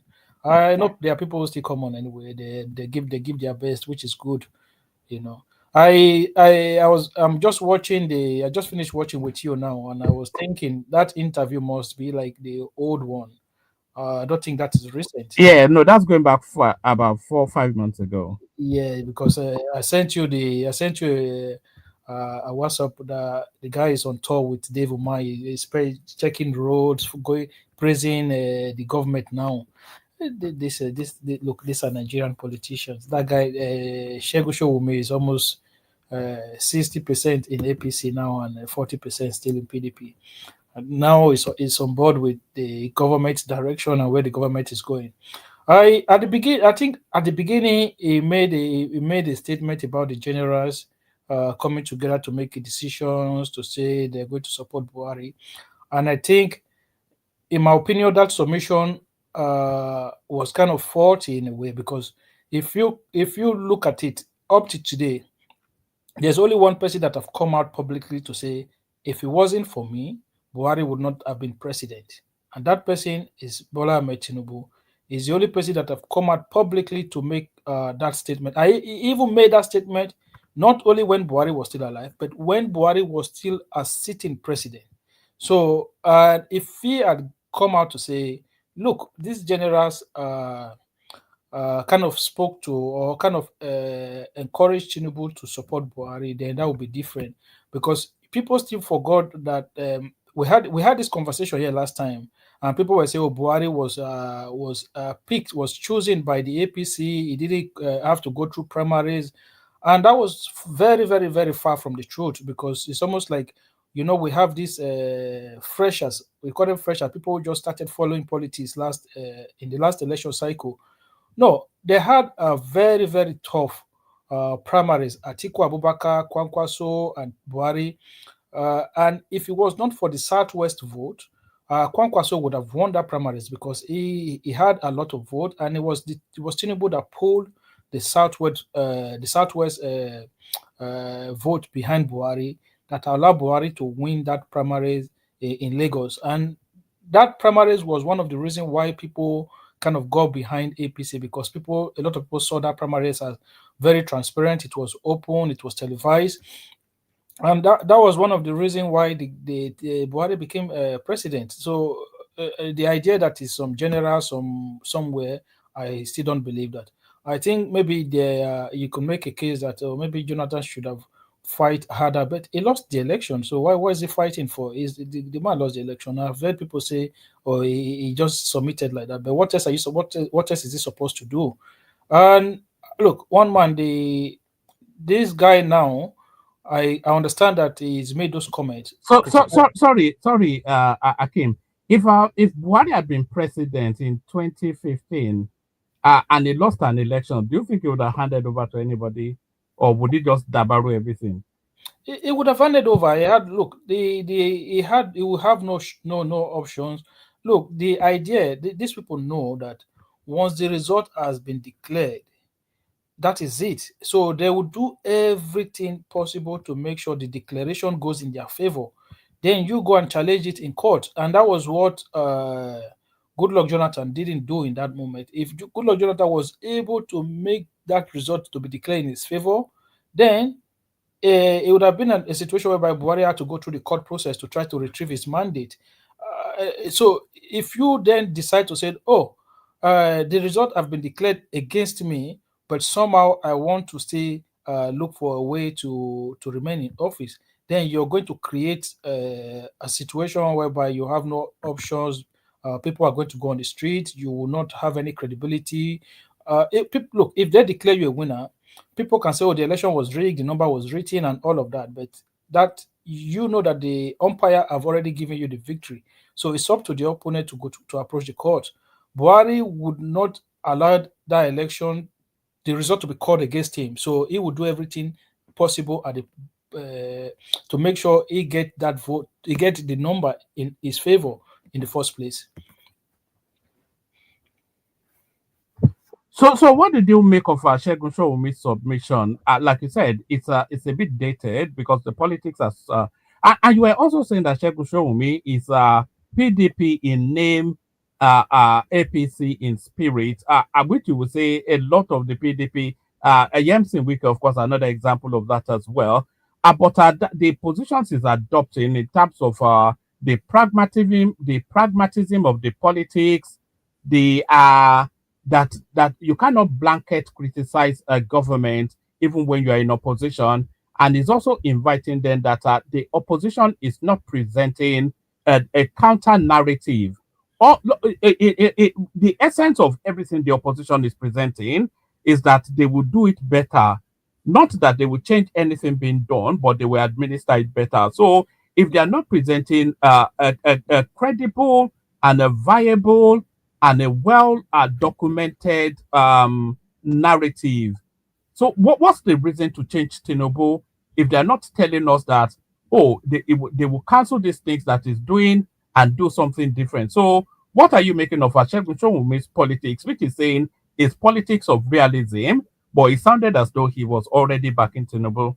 Yeah, but the one man, there would be any politician that comes out now and said, "Oh, I'm going to go back to where we were before." I think it's almost like it's a losing strategy. The only thing they could do is what they are doing now. I will do it better, because you're not going to, like, there was a consensus going into the last election that the position that we've taken for the past 40 or 50 years has not led us anywhere. So one man, we've subsidized petroleum product. There were always queue every time. It was never available. There was no investment in that industry. People were just paying subsidies for inefficiency. We were subsidizing the FX, foreign exchange, right? It didn't work. We were just pumping money into subsidizing lifestyles of the elite. We've been subsidizing electricity for God knows donkey years. We were always in darkness. There was never we didn't have power. So a new government comes in and said, "Look, we've done this for many years and it hasn't worked. Let's change direction." And that direction that we have changed, one man going into that the last election was a consensus. The Labour Party was on that direction of removing subsidies. The PDP was in that same direction of removing subsidies. APC was in that direction of removing subsidies. So nobody can come and say, "Oh, no, I'm not going to remove subsidies. I'm not going to remove this. I'll still continue to subsidize FS," because it is everybody have not come to conclusion to say that direction we have to change away from it. And you cannot compare Tinubu macroeconomics at the moment with previous government because it's totally different. We ran a system of subsidized economy before, and this is the first time where we absolutely remove subsidies from petrol, from FS, and partly at the moment electricity. And I think we have to go all the way in electricity and completely remove subsidies. I think the challenges Tinubu is having now is that I think he's listening to this cry that Nigerians are suffering, Nigerians are hungry, people cannot eat. He has to make sure, and his people have to make sure that they tell Nigeria that this is a long game where the governors, the subnationals have to play a bigger part. Tinubu will work on the macro economy. On the micro side, how many states have efficient public transportation right now where they can subsidize intercity transport for their citizens? Maybe Lagos, and I think the Enugu governor just starting one recently. I think Edo State has a decent one as well. At least they used to have. I'm not sure if no. The way the Oshomole started. It's called Edo something, Edo Drive or something. No, the new Edo line is not the type of the new Edo line is those nonsense transportation system that they used to operate that will take you from Benin to Kaduna, from Benin to Ibadan. People don't benefit, that you're subsidizing nonsense. We're talking about like what you have in Lagos, the BRT system, like what you have in the Western world. So we don't have Enugu just started one now. I think Ubasani is doing one in Kaduna as well. Lagos have a very, very decent one. So you can subsidize transportation for the people. What about healthcare centers? How do you subsidize healthcare for the people? That has to be at state level. How do you subsidize education, primary and secondary school? That has to be at the state level. How do you make sure the people have good road network? Majority of the roads are within the state. Yes, but Akim, the Nigerians don't have a culture of holding their state government accountable. So the borehole is not working in your local government, and you blame it Tinubu. So we don't have a culture of holding localized politics accountable. Yeah, because the problem is that the government is not listening to this nonsense, and then it has led to a situation whereby the Minister of Finance the other day was saying they've invested 300 billion to give people 25,000, which I think is just a waste of money. It doesn't like, and that is as a result of the pressure coming in from public spaces saying, "Oh, the people are angry." If you give 25,000 for 3 months, after 3 months, then what? Does that person's life become better after 3 months? It's a stupid idea for you to be flinging money. No, don't do that. Encourage governors to invest in their infrastructure and a subsidized transportation system, a subsidized healthcare system, a subsidized education system, build more road, and even build housing. If if governors get engaged in those situations, the macro side of it, the federal government just engage on it. Security, decentralize it so that we cannot expect the federal government to fix everything in that country. The state have to play their part, and the federal government have to play their part. Today, I believe that even the hardened critic of the Tinubu government are now saying that, okay, this is the direction that we need to go. Even at the time of the election, go and listen to Peter Obi in Arise TV. He said, "I will devalue the naira and I will borrow money to defend it." He said it to Rufai Oseni at the time. Is that not Peter Obi makes a lot of dumb statements. Yeah. But that has to be the dumbest statement yet. You will continue to borrow money to defend an artificial value of the currency. And then people will continue to round trip it, and then you subsist in that. So where does that lead to? How does that grow the economy? And then you want to be a producing nation. How do you be a producing nation when you want to have a strong currency? You don't need a strong currency for you to be a producing nation. You need a stable currency. And the current government have shown that they've been able to stabilize the currency, and we are seeing it in terms of export. It's working, and I think we have to continue to push in this direction. In my opinion, maybe Tinubu is worried about the next election. I think the subsidies on electricity needs to completely get out of it. If we remove subsidies from electricity, you will see that investment will come into that sector. Look, only just the band A and band B have proven already. We've had electricity more than we've ever had in the last 40 years, under just for the last few months. Like, you cannot deny it anymore. People who are on band A now have more electricity. You can say, okay, it's more expensive. Okay, fine. You pay for what you use. And then people on band B, like my place, I'm on band B, and I get between 20, 21 hours every day. Sometimes one month, you can have 2 straight days without a power cut. So in this direction, we need to continue to maintain the momentum, whether Tinubu wins the next election or somebody else wins the next election, but we have to insist that we maintain what we have now. If we return back to this idea of subsidizing everything, we will still get ourselves back to where we were before. People will just tell you, oh, when Tinubu called me, the dollar was 400 or 450. Yes, it was, but to what to what advantages? You know, the country was borrowing money to subsidize it, borrowing money to subsidize fuel.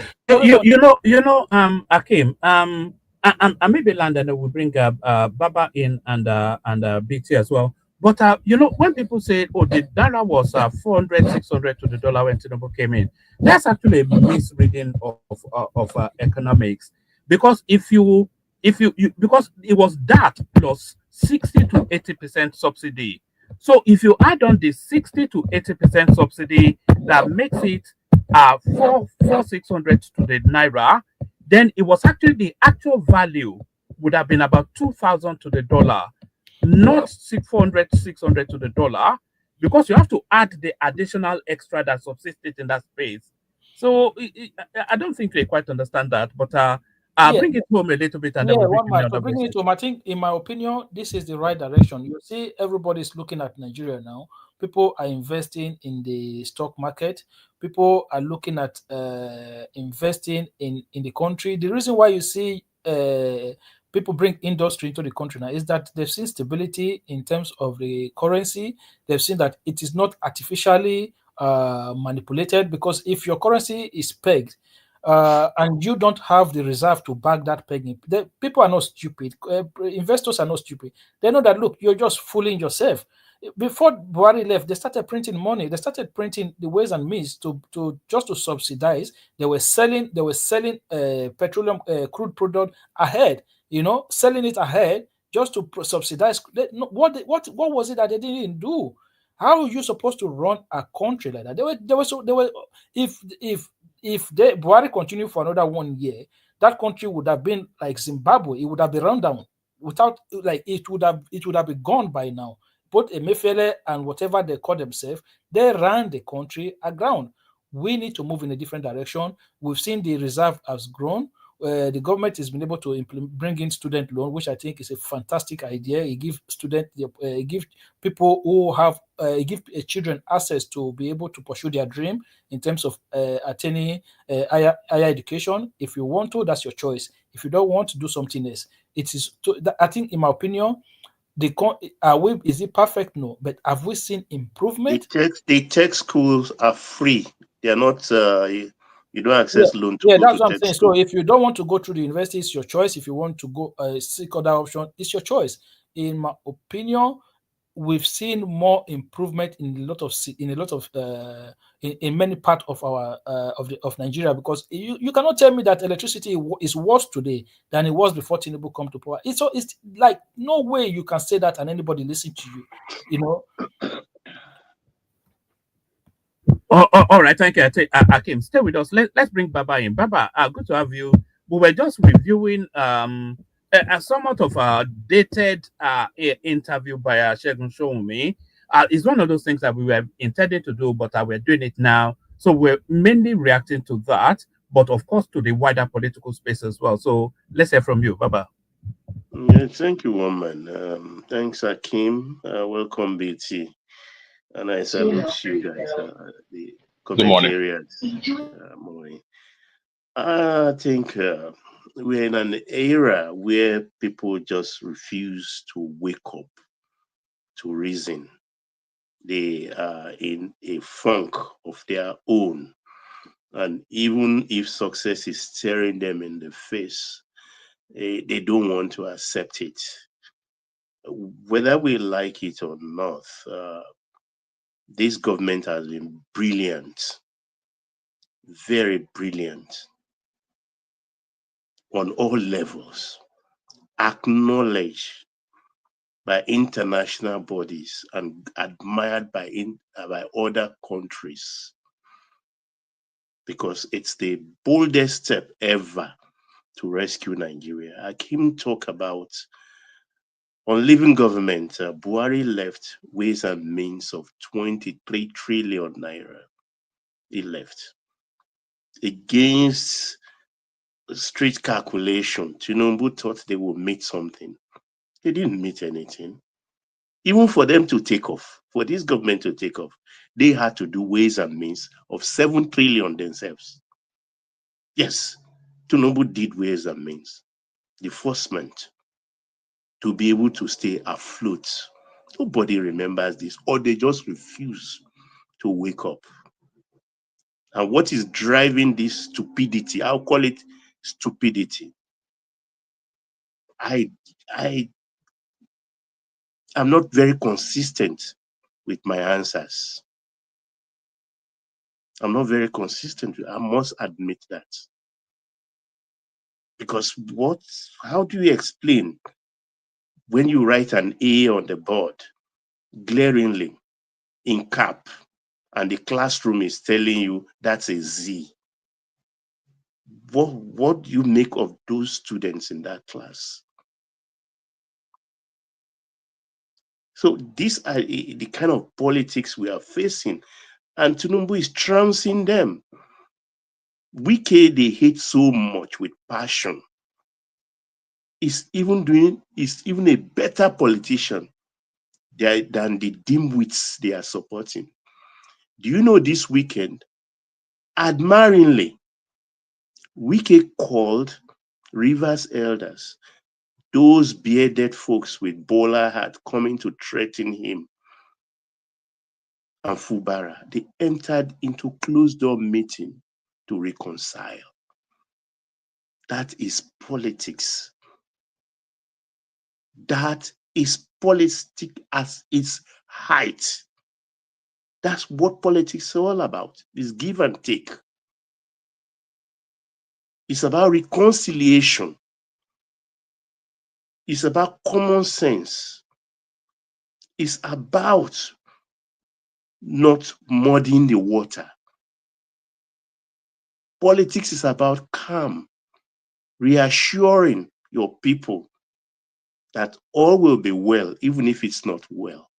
And I admire that greatly. Because a few months ago, we thought Rivers State would go asunder. And here we are, classically. They've reconciled themselves. So what is left for Rivers State is only progress. Face forward. Is that too difficult for people to even see or learn from? In the health sector, whatever problems we are facing, Nigeria is 65 calendar years. Tinubu administration is just 28, 29 months. So we're talking about for 63 years or thereabouts, this man was absent from the government. So all the problems that came to roost on the 62nd, 63rd anniversary, you are heaping it all on one man, and you want him to solve those problems with just a wave of the wand, like a magician? Hell no, that's not possible. That's not possible.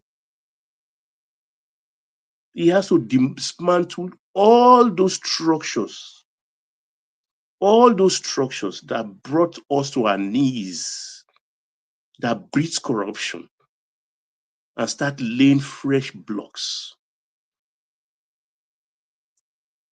And they want to stampede him, go start distributing trader money, standing by the street corner in the market and handing out people and things like that. No.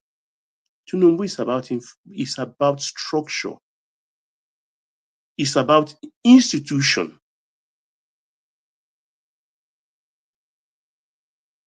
He has done it before in a state he ruled for 8 years. And he's bringing it to bear on the federal territory.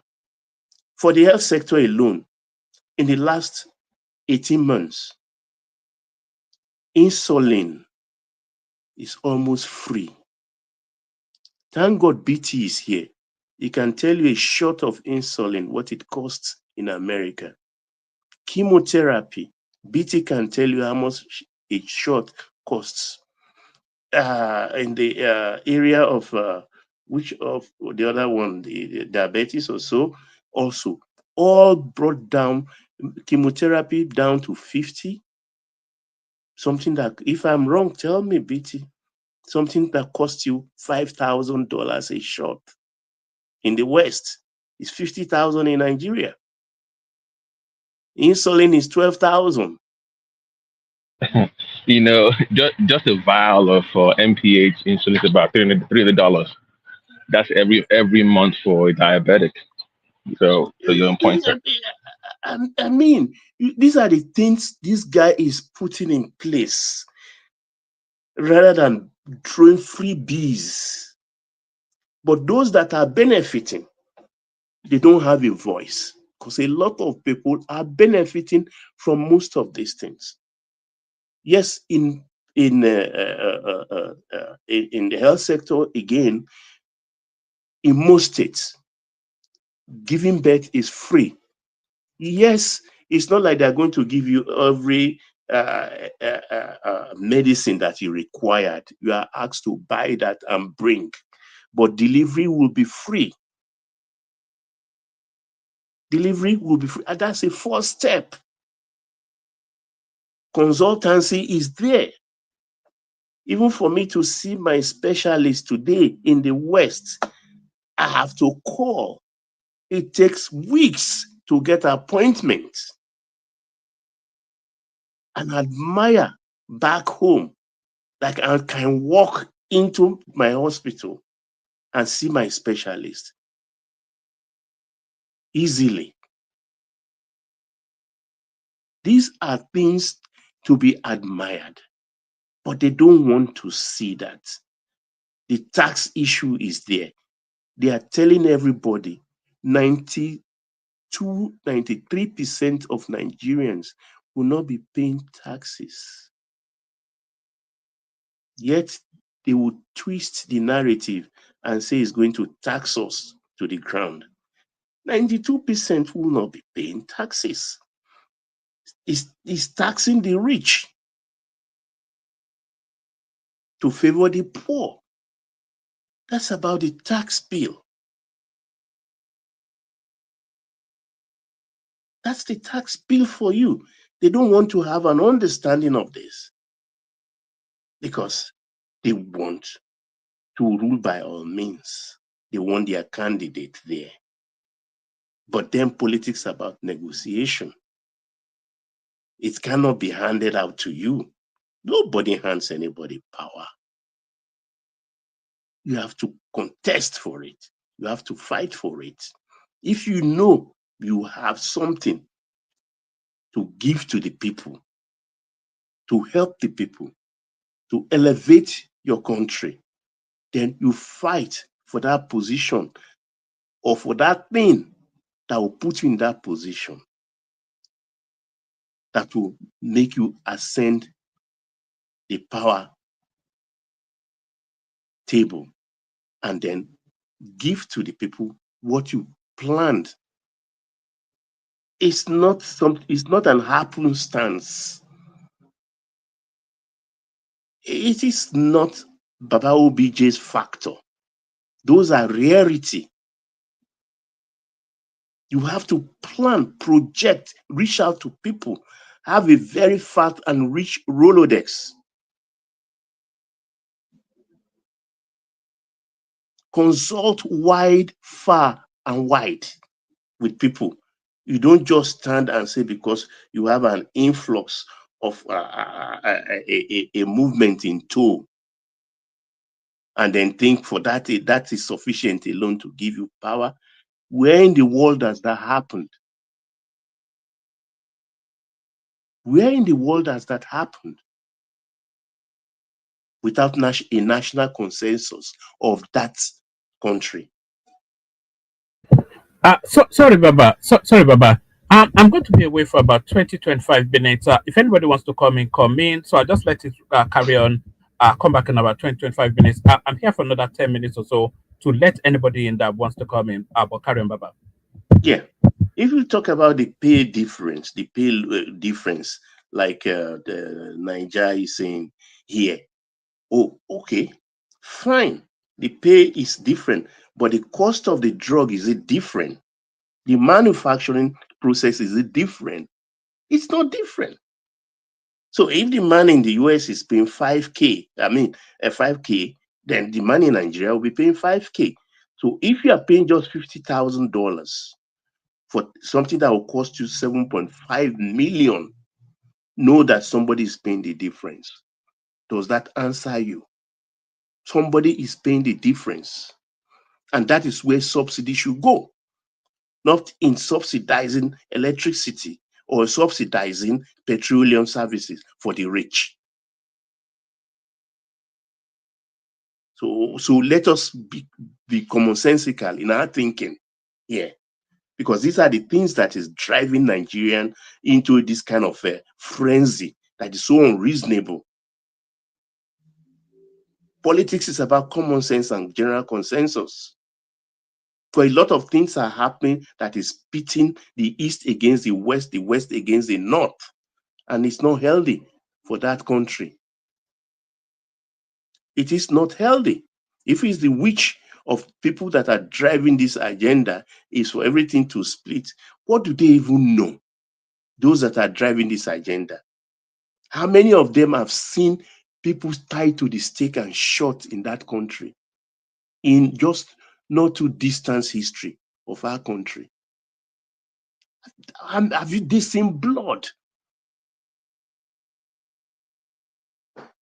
Because I just look at times, I question, some of these people, they don't have, because of the anonymity of the cyberspace, they just spew rubbish all the time. They don't even read.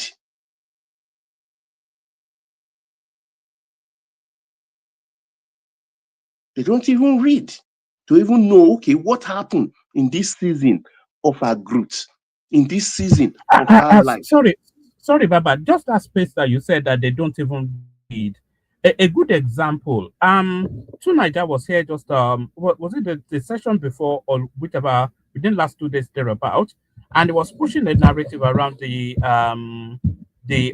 new tax bill, and it was quoting then that why would they be taxing people earning 70,000 naira, which is the minimum wage, but the tax threshold, you are tax exempt for the first 800,000 naira of your earnings, and then you are taxed subsequently. So whoever is on minimum wage will only be taxed 40,000 naira, will be taxed on 40,000 naira a year.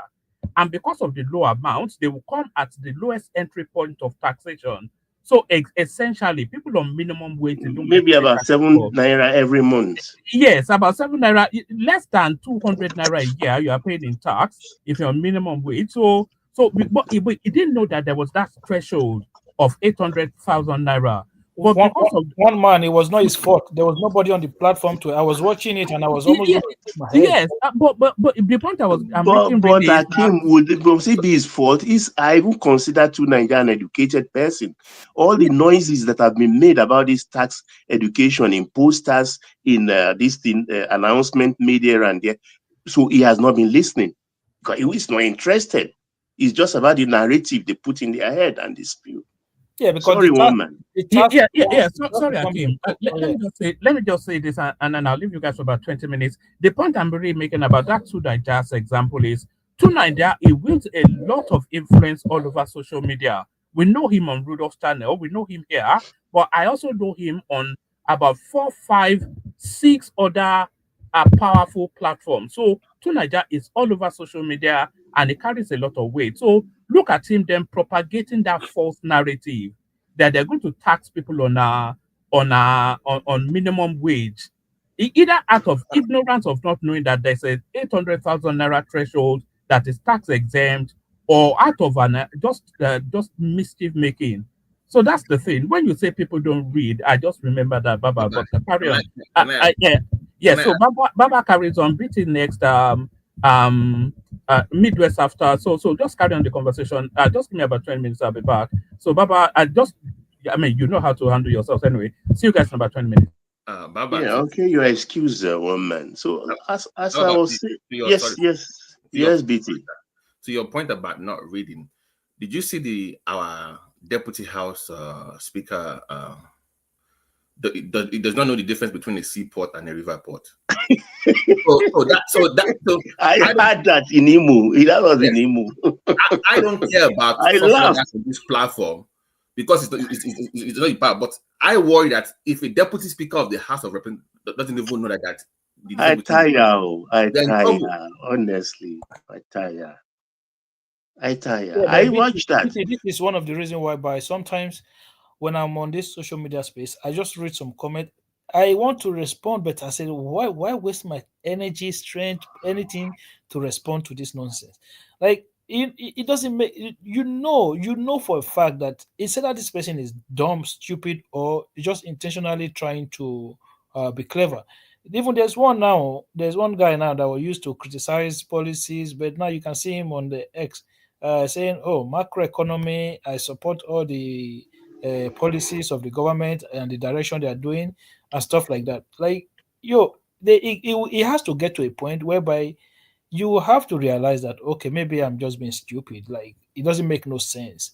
It's somebody asking you all the tasks that we are paying, what are they doing? What have they done with it? You have not paid the country tax to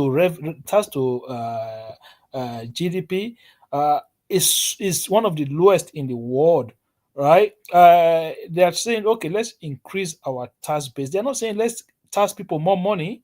They're just saying let's expand. People that are not paying, let's capture them into the system so that they can contribute. That's the reason about the tax reform. This Western world that we live today, Baba and BT, there were people who paid high taxes, 70% taxes, who did not benefit from any form of health care at the time, who did not have access to a lot of the infrastructure that you have today in this Western world, but they did it for the future generations. They went through that time. They went through difficulty for the future of their country. There've never been a single generation of Nigeria that have made any form of sacrifice for the progress and the future of Nigeria. It's either what is the country offering us? They've never been, what are we offering Nigeria as a country? What is our own role to grow this country as a people? In 20, 30 years, my children or your children are going to grow up in that country. That's for them, not mine. What kind of a country do I want those children to grow up in? This is how a Westerner think. Even up to today, when they are making decisions, when they come to election, they will tell you, look, I'm doing this because not even my children, because of my grandchildren, because I want them to have this, I want them to have that. They think ahead of time. Whereas our people will say, what are you doing for me now? We're saying, look, we've done this for 40, 50 years. It hasn't worked. We're going to change direction. Why is that so difficult for you to understand? Yeah. That's it. The thing is, look, ignorance used to be bliss, but now I don't think ignorance is bliss. If you are not up to in level of your information, then I don't know, because that seems to be what's pervasive now, or just people. I get confused, honestly, because these things are there. You just have to search for them, read, and have an understanding of what exactly is going on. Even the intelligent thing to even ask yourself, clear your mind, ask, how did we get to this position we are in my country today? Start from there. If you have a curious mind, challenge yourself, dig, find out, and look at the spectrum of applicable solutions being applied at the moment. Will they be okay? Will they take us there? Will they get us out of the wood? They don't just ask this question. It's just like a lawyer who sits in court and be sleeping. And once the moment he wakes up, he shouts, "Objection, my lord, objection, my lord." What's he objecting to? He doesn't even follow the court proceedings. And when it comes to these tax issues, let's take the footballer, which is a very common narrative.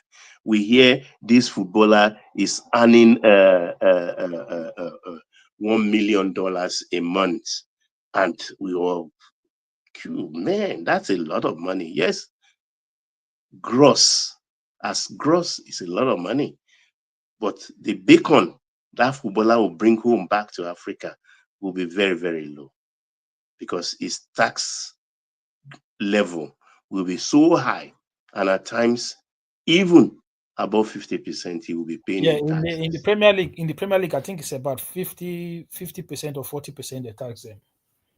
He will pay. No, I So think these are I think it's around 60% or so.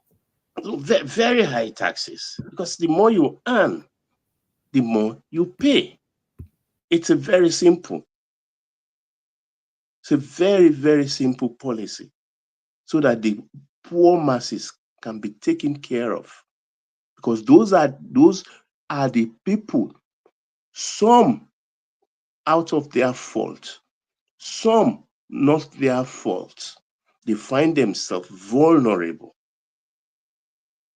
And you don't say because they are vulnerable, they're in a vulnerable position, they should be forgotten. No, they have to be lifted up also. Those are the people that are my concern. And one of the key things this administration has removed from that downtrodden masses is the cost of tertiary education, because that has been one of the tough nuts to crack. That how are we going to solve this? Because nobody of means has not been affected, because there is no way your own flesh and blood will come knocking at your doors. They have admission, they cannot go because of money. They are already in year two, halfway through. They can't further their education. They drop out of school. But now that's not the case. And to me, that is the hallmark of one of the things this administration have done in the last 2 years. That nail phone thing. And they've taken it further by saying, if you're attending technical school, you don't have to pay a dime. It is free.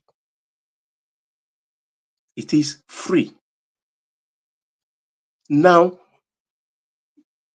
the tariff had made it very difficult, had made importation very unattractive. The tariff we are operating at the moment has made it very unattractive. So people have started looking inwards. And this kind of policy takes time, because it has to be steady, stable. You have to convince those exporters overseas that that country means business. They are not going to change the policy, no matter the pressure piled on by their people. And if that sunk in with them, they will now start looking to come put that factory down in that country, which is now yielding that kind of result. Because our cottage industries are not doing badly at all. They are not doing badly at all, except if you don't have them in your states, you don't have them in your states. Because I know the Ogun axis are doing very, very, very well. Abba, good morning, sir. Yeah, BT. Good morning. I put a link in the comment section for you guys on the chat right now, on the private chat. When you have time, sir, it's just 16 minutes. You need to watch it. That is a global investment forum. I follow them every year, but this year was very unique because they had the three biggest in the world, though. The three biggest infrastructural portfolio investors in the world, which includes Ogunlesi as well. So it's a lady from India, the Nigerian Ogunlesi, and a guy from the US. They are the biggest three portfolio when it comes to infrastructure. And what I picked up from that video is very significant to your point. I think it's coming to power. I think figured out where Ogunlesi is coming to the Nigerian sector. But the whole point is that the days of relying on government to foot the bill for everything is over. But the way Tinubu has the economy set up is, in my opinion, it depends on your governor and how pro-business they are, because they have to source for investment. Federal government can help you, but you have to be proactive to get people to come into your state, which Ogun has done, and like many others have done. So that's the new model. I mean, Ogun being from Ogun to us is a bonus. I get that, but we have to. I mean, it's using somebody else's money now, so you still have to provide an enabling environment for him to come in with his friends to invest. So that is the new Nigeria now. You know the shocking thing? Look, when there is this Yoruba saying, "Teguni bajuri, aya ara lati ya atokun." If the masquerade dances well, is chaperone will be very elated. I think that's how my English can carry me. You know the Otaidi Roko Road? I won't mention name. Like other billionaires, yeah, they're all dollar billionaires who Buhari gave that leeway to use their taxes to do some road infrastructure. Bua did his, and of course, Dangote did his famous Apapa Oshodi Expressway with concrete. But the other guy did not, he was allocated the Otaidi Roku Way. The last 6 years, he never touched it. But with current happenings in Ogun State, he has started working on it. And the Otaidi Roku Road, which houses about along that axis on the right or the left inwards 1 kilometer or thereabout, has 2 universities, 2 church headquarters, Honda, Tolerance, with Indomie, with a lot of industries in that axis. And at times I even wonder that what's about Ogun State that is having everything. Even I was shocked when the Emzo woman, her latest ventures, which is what I think about $35 million. She situated it in Ogun State. I thought she would take that elsewhere by reason of her name. But that way. Yeah. What do you then think of those that because this is what I don't like hearing all the time from the average Nigerian, not the average Nigerian, the misinformed Nigerian that will always say, why is he always Ogun State? Why is he always Lagos? Why can't they spread it around? I'm like, this isn't a government project now. What do you mean spread it around? That's what I mean, even the E1 thing yesterday, that the boating thing in Lagos, they're like, oh, we have more beautiful areas in Bayelsa. I said, really? That's not the way it works now. They have it's not about beauty, it's about what is available.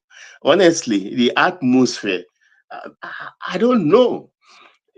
But I want just to believe that I won't put it to luck, because it's luck is about preparation, meeting opportunity. When you prepare, you don't have the wherewithal, and the opportunity comes. When they merge together, the result is success. So that is what these two states have done. And Ogun State, I know BT, you may argue that, is enjoying also the proximity to Lagos. I would dare say it's enjoying the proximity to Lagos, because look at the Seton, Otundi, the Tongeji refinery coming up in the Porto Novo basin, or the side which is the Yewa people now. They own that basin. And there is going to be an $8 million refinery or so in that axis. Lagos State is already building a port, a deep sea port, to service vessels that will come to take that oil. That is kind of synergy that is going on. So states need to emulate these kind of things. So it's about planning. States are having much more money. And I start to question the intelligence of people, even television talk head, that will sit down and say, they should come and tell us what they've been doing with the subsidy money. And I said, is that too tough to decipher where that savings on or the non-payment of subsidy money is going? Can't you tell with the size of the FAC allocation? Is there any state in Nigeria that doesn't receive its monthly FAC allocation as basic? Not to talk of security votes, the 13% derivation funds, they share, ecological funds, they share, and the IGR. Baba, I Yes. think the problem is when people make such comment, right? You have to ask their level of knowledge when it comes to understanding the system of government that we run. We have a constitution that says any money that comes into the federation account have to be shared at certain percentage between the federal government, state, and local government. So it doesn't matter where that money come from. It could be money from, say, not spending money. Like it could be money from no more spending money on subsidies, money from no more subsidizing the FX. It doesn't matter where that money come from. The federal government has no right to keep the money as a savings or anything. The money goes into the federal account and everybody shares. So if they want to make any savings, it have to be an agreement between the state and the federal government to say, okay, let's keep certain amount of money.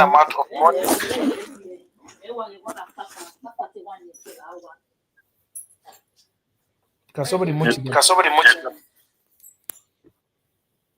So they can say, okay, let's keep certain amount of money for the rainy days. That have to be an agreement between the government, the state governors, and the federal government. This idea that somehow, the money from subsidies, the federal government have absolute right to it, that is lack of understanding of how the system work, It's funny. And a lot of the governors are doing very, very well. I won't lie to you. People like Enugu's Umba is doing so very well. Enugu is one of the cleanest states in Nigeria today. Check out Enugu State. Very clean state, well laid out roads, and the infrastructures are being put in place. And besides that, he is giving out contracts to other people from other states. that are not from Southeast. That was why I was angry when the Sujimoto guy messed them up with their 5 billion, I think, infrastructure in education. Because here you are, this is a man that hasn't got any obligation to give you that contract as an outsider, as a considered outsider, and he gave it to you and you mess him up. These are the new Nigerians we are trying to forge by the policies of this present government. And people don't want to see it for what it is. All I have is pity for them, because the kind of country they wish for, if they witness just 10% of it, I don't want to say what will happen to them, because they've not seen anything. What have they seen? That's why I asked that question. Have they seen people tied to the stake, tied to barrels, and being shot live? If they've seen it at all, it's just only in movies, not real life, where Nigerians have to flock to Kirikiri shooting range or the Barbie shooting range to watch that obnoxious spectacle of people being shot. They don't even know where we are coming from. Let me stop here so far. BT, please come in. Good morning. Good morning. Good morning. Baba, once again, one man. Good morning. Midwestern progressive. And like to your point, illiteracy, ignorance, it rules the internet, particularly the Nigerian space, and we need to do a better job of educating people of how things really work. I was having a talk about with a friend of mine, and he was just lamenting the fact that people have misplaced priority and anger towards Tinubu. It's like, man, why can't you guys focus on your local government and go over there and protest? You can easily win. You know, it was just going on. I'm like, well, the tribal thing and comes into play. But the only reason I even came up was because of the Ogunlesi thing. Can you remind me the name of the other guy that was with him? He's also a Nigerian billionaire as well. Kim Bello Sage. Yeah, him. I don't know where he wants to invest in yet, so I'm excited, and I believe that there are many more Nigerians like that. No, he's an angel investor. He invests everywhere since he sold his UBA stake to Elumelu. Oh, I don't really know much about him. So yeah, so people like that need to come into play, and our boy from Bogun wants to focus on infrastructure development. That's good. I mean, look at Nigerian stock market. This year alone, what, 37%? That is amazing for a so-called struggling economy. So I think the disconnect to me is how do I connect? If I'm a middle-class Nigerian or low-class, middle-class Nigerian, how do I move up the ladder? I think that's the next step now. But like to Baba's point, the priority for Tinubu the first 2 years was to create a system that is sustainable. Unlike our shameless former VP, what's his name again? The guy from Ikene. Share. Do you remember when the guy was sharing money in the market? That was an embarrassment. What's his name again? Free that money. Yeah. That was just. Come on. What's that for? Yeah. That was. Definitely. And the moment they won the election, that dried up immediately. So, kudo, we blame the Tinubu for canceling that ministry, so-called humanitarian ministry. Now it makes sense, Baba. It makes sense now. Like, man, there was no need for that. Let's just get rid of that so-called humanitarian. It was just to steal money from the government, because you can't. It's about institution. Put the institution in place. If you don't have a job, you know where to go. Yeah. So, but to my earlier point is that I like I said earlier, I want to see more governors in action. Sheyi Makinde, I think it's coming up now, because Baba, I have my own ranking for Southwest. By the way, believe me, I have my own ranking, and I think Sheyi Makinde has moved up on my ladder. I have Sanwo-Olu one. But not when he's spending 64 billion to prop up the governor's lodge again. That was I for don't election. like that. That's for election. You know he wants to run for president. I don't know who gave him that idea, but you know that's what he wants to take control of the party, of the PDP. So he's having this back and forth with Wiki. So that's where that comes from. But it's done well. AKT, they're doing very well, but they are under the radar. So I'm not sure about Ondo and Oshun. I don't know what's going on with both those two states. I've not really heard anything from them, but I have them as my two least performing Southwest states. But the other As far as four, they are paying salary as at when due. That's my own start point. How to measure them. At this point, Oshun needs to evolve beyond a worker state. Like that's government working, civil servant. Sorry, so they need to move. They need to move past that. You can't keep doing. They need to move past that. I mean, like build on it. Not but that is one part of your what they have in Oshun. I mean, there are cultural things, many things that you can do. I mean, I'm not sure about their airport. That should be very close to Ife, by the way. You know, if you understand the need for that, for tourism and stuff like that. So I just want to see more governors do well, perform, and we need to put pressure on them as our associates. You know, like somebody was showing me, you say, OT build roads. I said, we don't care about your roads. We are going to pass our roads now. Road is a given. You have to build roads. So I'm not going to give you credit for building roads. But no, you have to build roads. Our own level now is bringing in investment. It's our own minimum standard now. We don't care about roads. We need roads, but if you do it, I will not praise you for it. We just have money pouring in. That is our own standard. So everybody needs to improve their own standard. Somebody building roads and schools and hospitals should be a given.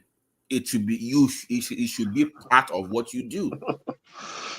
So why do I have to praise you for building roads? No. Now, if you do like a super highway or like a Formula bridge, okay, I see that point. That is different. But just roads, no, you should be building roads. So I'm not going to praise you for that. To the Sowunmi story about the immigration thing, you know, we've gone back and forth on that on this platform. And like he rightfully said, everybody should control their territory. Doesn't mean you're not welcome in mine, but you cannot hold on to what is yours and then want me to be liberal with mine and talking about one Nigeria. So I think we shouldn't even debate that anymore further. That should be, well, everybody should. That's common sense. That should be common sense. You should not come to people's place to then telling me that it's for everybody. I think we've gone past that. So, you know, that should, but Baba, that is not, why that's not in our laws.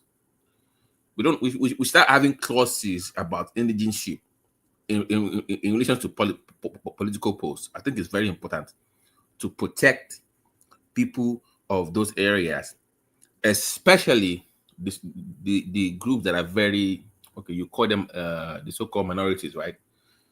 That can barely feed up on local government. You know, let me shock you, BT. For these same people, one of the states there, you fill the form, you still know more about indigenship. It goes further to ask the ward you are from. Ward. Can you believe that? What I don't like about this is the hypocrisy of imposing a standard on me, which you are not adhering to. And I don't fault you about for not. I mean, if you don't in your area, I understand. Every fiber in me abhors that. Every fiber in me abhors that. Don't impose on me what you will not accept. That is more than hypocritical as far as I'm concerned. Because when you have to take statehood to wardhood, let me put a wardhood, and then that is the extreme you can go. That means in your own states, there are some people who are more favored than the other based on the ward they are from. I'm not doing that. My own state cannot impose that on our people. We will unleash on that government. But that's the irony today. Everything is about Nigeria when it's convenient. It's about convenient. We talk about Nigeria. When it's not convenient, then you talk about another thing entirely. But Baba, question to you, sir. If I can be pro Yoruba, sorry, if I say I'm pro Ogun State, it's Ogun not part of Nigeria. It's part of Nigeria. You can be pro state and still be, if it's part of Nigeria, you're still contributing to Nigeria. It doesn't make you less Nigerian or anti-Nigerian or anti anybody else. So I don't get where people think that, oh, because somebody is pro tribe or or his ethnic group, then it's anti the federal or anti other people. No, I'm not. If I say you should go focus on your state, doesn't mean I hate your state or I'm an anti-East. You're just stating the obvious. Yeah. Don't go around telling me fix your own area. I'm like, when I ask you about your homeland, you want to ignore that question. Wait a minute. You address home issues first before you start talking in public. And like I said before, maybe it's a cultural flaw. I don't know. But I would not do that. You would not do that. So I don't know why that is a thing where people have issues with it. They don't want to address their own problems, but they're quick to point fingers at somebody else. It's not tribal. It's so funny, honestly. He's very, very funny. And it's not also funny because it's becoming a trait, or how do I put it? Because I've seen the goodness of Nigeria. I've seen the goodness of Nigeria. So I'm seeing the worst of Nigeria. So forgive me at times when I'm confused. That where did all this crept into our polity? When did all this crept into the system? Because, like the not been like, remember what happened in your state like a few years ago when they were recruiting into the Nigerian army, and they had people from the north claiming to be from Lagos. that was an eyesore. You see that? It was a spectacle for sore eyes, because I saw the people, the Hausa guys coming up, chests in front, and brandishing local government confirmation of their citizenship of the state. And so that's up to that moment, they've been passing. They've been passing. So that's my point. Like, that is one area of government. So now let's put it out to other sectors. That means in civil service, in military, in navy, it's happening everywhere. Of course, there's no lie about that. Look, the thing is, like I always say, that if we have to analyze where we are as a nation today, and I can write a very good thesis on this. It has nothing, absolutely nothing, I repeat, to do with the Southwest. The Southwest has no agenda on other parts or ethnic group in Nigeria. When they were going into the military, it was an abhorrence for an upcoming graduate in a Southwestern home to say, I want to go join the army.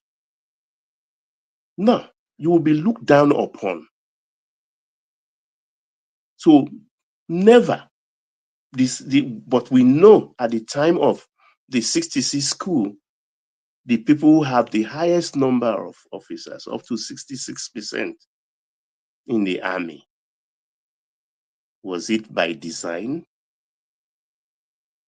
We know also when we're negotiating for independence and we're telling them that let's put this clause in these documents we are about to sign, that if at any point any of this tripod wants to leave, they can go in peace. It has nothing to do with the Southwest. It was the Southwest that pointed it out. Let's put this in. But they went behind the back with the British backing, and they didn't put it there. Rather, they even put it that it's not negotiable. It's not negotiable, our unity. So when also 6 months rule, all of a sudden, everything we've been relying on in the last 6 years of independence, everybody stay in your region, share your money, take 50%, give 30% for all the states' coffers, so that that's how we share before 1966. 50% of whatever you have in your region, you keep. That's your sweat. Then 30% of it, you put in a coffer where all the states or all the regions will come and put something, that 30% of their own earnings too. We mix it together and we share. Then 20% is for the center, the federal government, to play with, to take care of the prisons, the military, and all the rest. But for that 6 months, they came and said, no, it's unitary. In fact, to the last kobo, everybody, bring your money to the center. It's unitary government we are going to run.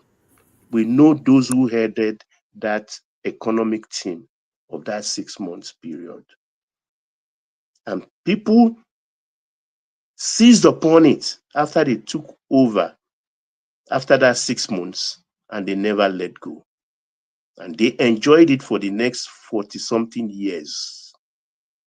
And those are the even people who enjoyed that unitary coffer, that pause for over 40 years, that are coming today to tell us Nigeria has shortchanged them.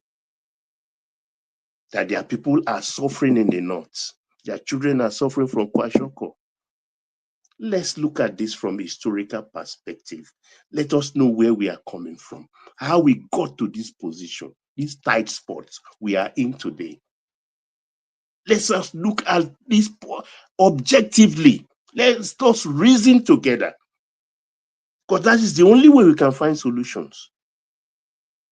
If we continue to deflect and lie through our teeth,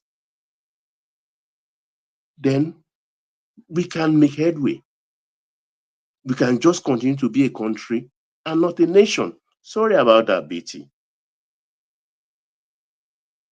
No, not at all. Not at all. I mean, yeah, we can freestyle that. So I see your point, because if you move funding away from the center to the state and the local government, like in the form of regional government, you are also moving responsibilities away from the center.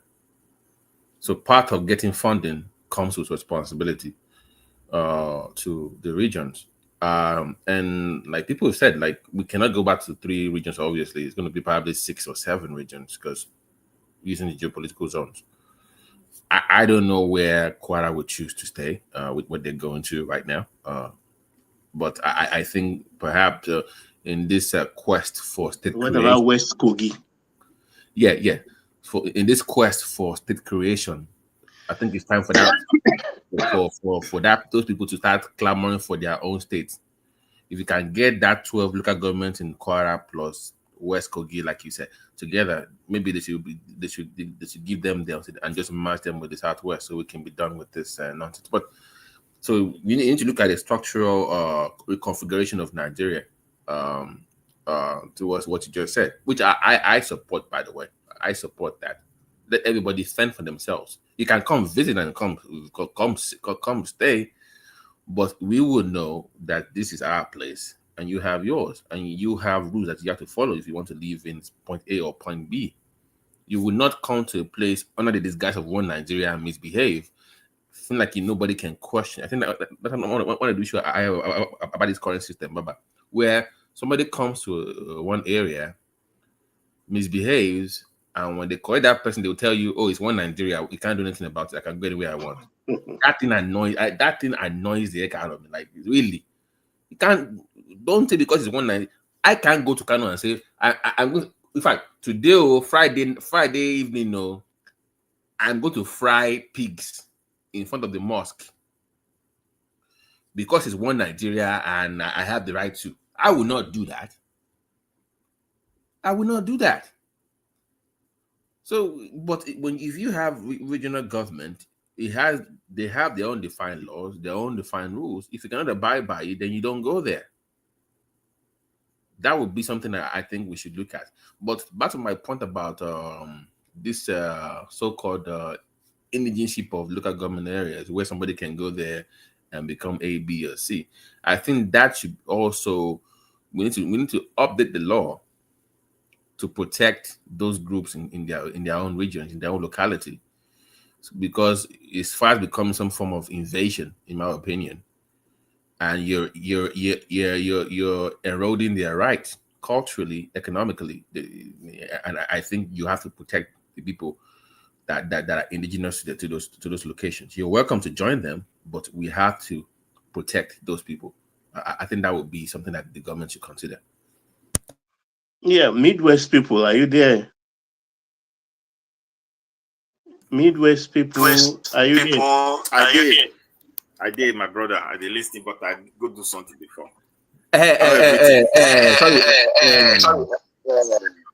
Sorry, Midwest. Sorry, your mic is. I don't know what's going on with the mic, but I heard that they moved. I heard that they. My God, what's going on with? Can I come in? Yeah, I heard that they moved that road to your state. Now you're gonna be having 100 kilometers. Is that true? The coastal road or whatever it's called. I had it as well. Ainzo, welcome. Ainzo, welcome. I heard that they also. Baba, how you doing? Can I come in? Oh, Midwest. Okay, hello? MOP, go ahead. Hello. MOP, is that you? I can hear you, man of peace. Can you hear me? Yes, we can. We can hear you, MOP. Go ahead. Greeting everybody. I've been listening, almost about 10 minutes.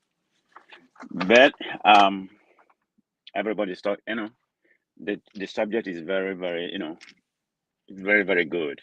So having said that, I differ a little bit from, the talking point where we're talking about the indigent, the tax, and everything we're talking about. I'm a proponent of the tax, and where we are, United States, depends on the state, we are being taxed. We are not taxed compared to the European countries like in England, where they are taxed almost about 40% or something like that. But tax has to be paid. But this tax that was done, the devil is in the detail, because in my own opinion, I think it should have been incremental, because what they just did is very radical. The people are being taxed. Some people are being taxed, to death. So what I'm hearing right now, even the Olo show is going to be taxed. So how are they going to get the tax? What is that going to do to the country? I think the tax has become so radical, the way he did it. Of course, the president, the president is known for for his taxation. Even when he was in Lagos State, there's nothing wrong about taxing, but it should have been incremental instead of the way they just did it, or be more progressive. Maybe peace. Let me use the word. What do you mean by incremental, MOP? Can you explain? Can you explain incremental, please? The tax, from the way I'm looking at it right now, is very radical in my own opinion. It shouldn't have been done that way. We need a tax, changing that kind of people need to pay tax. Definitely, I'm a proponent of that. But I don't quite see it the way some of you are speaking about it. That we know, because if you look at you have to look at what people make, not just tax. You can't compare some other African countries to us because they are not being taxed. Because they are being taxed severely more than us, like Ghana or some other countries. But they make more money, more than the people in Nigeria make. MOP. It's not. My name is not MOP Progressive. I'm comparable fact, please. Comparable comparable facts. Okay. Comparable facts, right? So yeah. law. Can you change your voice too? The tax law, right? Comparable fact, the tax law is not for people to pay higher taxes. It is to bring people who are not currently contributing to start to contribute. It's been litigated. There's a calculating formula on the website. All of these things are out there. If you are a minimum wage earner, it's there. They have a threshold. No. I think that's where I said the devil is in detail, because those No, minimum wage earners, they are hold on. I've followed what's been happening recently. They are being taxed. So don't tell me that those thresholds. They are being taxed. There is a threshold. Listen to the guy who they are not applying the threshold. That's what I'm saying. They've not started. How are they going to apply? They've not even started. January. They've not started. So everything you are hearing. Midwest. I think what's comparable. Man of Prestige, I don't like this change of name thing when they do it. Now, which kind thing be this now? All of a sudden, your voice is the same. Then you now expect us to just change midway from Man of Prestige to Comparable Facts. It's not fair now. Okay, hold on. My brother, it's not fair. Okay, but no. I just want to support your point. Hold on. Let me talk before you go. You have to get used to that comparable fact, because I'm trying to respect. Like I said, there's a guy recently that I just found out. His name is Ola. You know, he has his platform is Man of Prestige. You know, I don't want to usurp what he started with, and I'm trying to compete with him. That's not fair to him. Okay. Man of, I just say Prestige. No. Okay, let me give you. This is one I'm going to use. Okay. Whether you like let me give you an advice. So because tomorrow someone is going to steal Comparable Facts, and now you have to change your name the third time. So let me give you some advice. I respect all that, so I'm not gonna compete. Okay, well, let me give you some advice. Go and trademark this Comparable Facts name, so nobody go thief am tomorrow. That's the advice I'll give you. Make the notice from this. Yeah, but I was just going to say that Midwest, I think you and Man of Prestige agree on the same thing. He's saying progressive NG. Oh, sorry, progressive. So he's saying that the devil are in the details. So essentially, you're saying it hasn't been rolled out. When they roll it out, so I think it all comes down to when we actually see the implementation of this thing. That's when the rubber will meet the road, if you understand. But I have some questions for Baba, but I'll wait to ask them. The details are already there. They've said to us there's a threshold, but abstract details and implementation, my brother.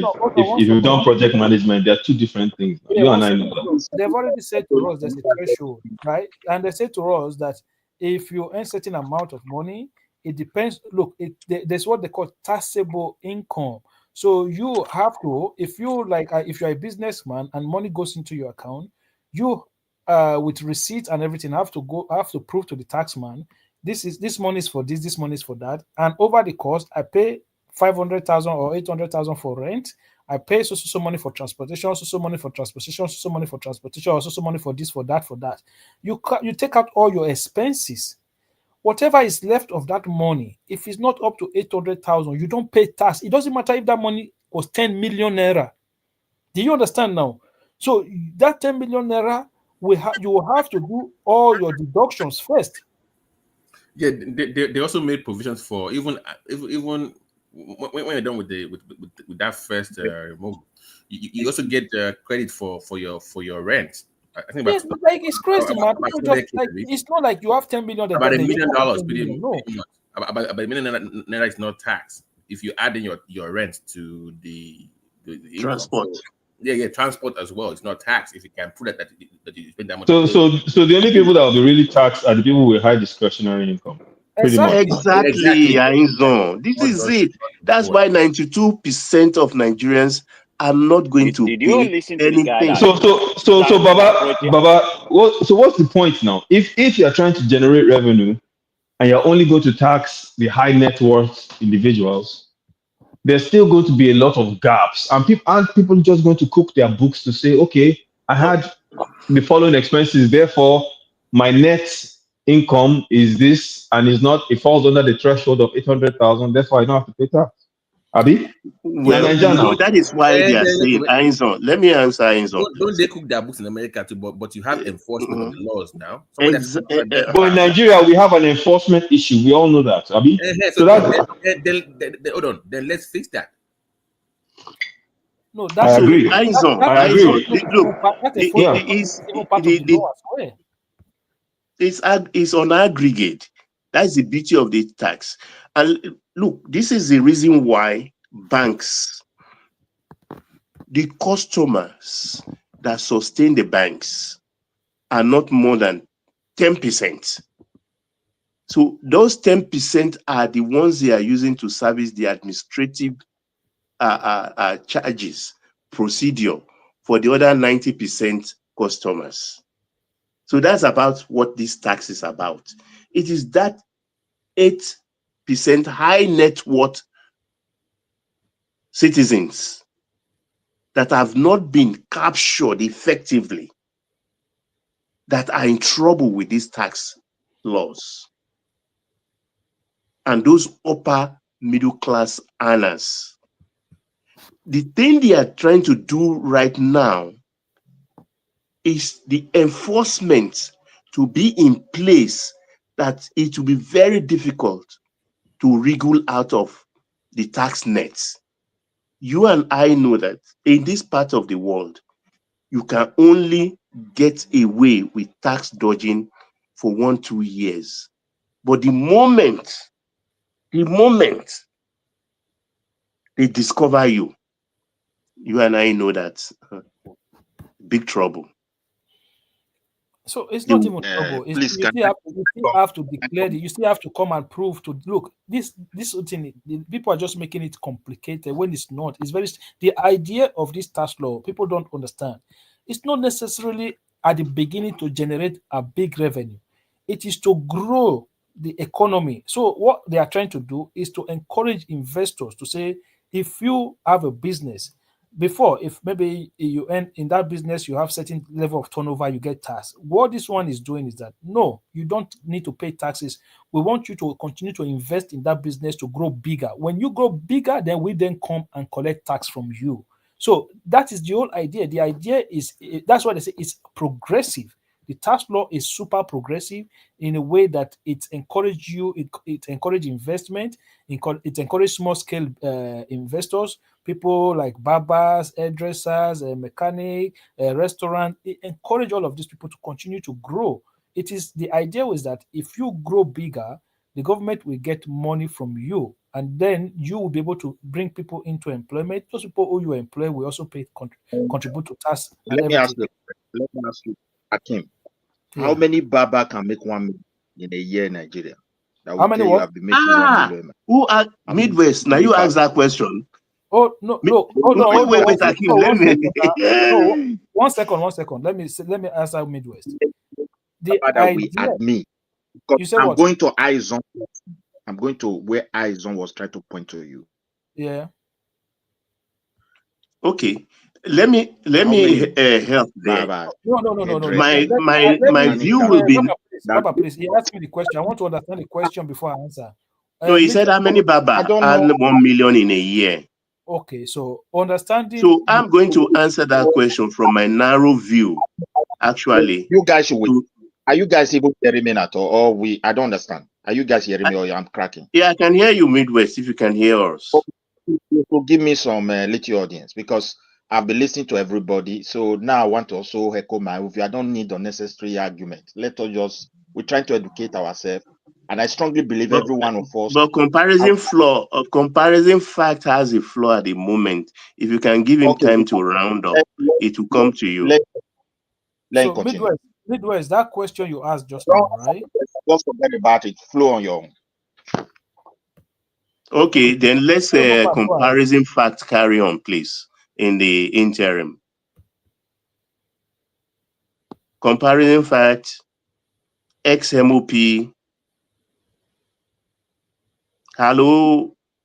Okay, somebody in the absence of him, Midwest people, please, you have the floor. Oh dear. Okay. Thank you, my brother. You see, the thing is this: we live in the country historically when they implement policy. I've never seen any president in this country that was so dormant, who never surrounded himself with people who always come out with policies to solve problems. But the greatest challenge we have is implementation.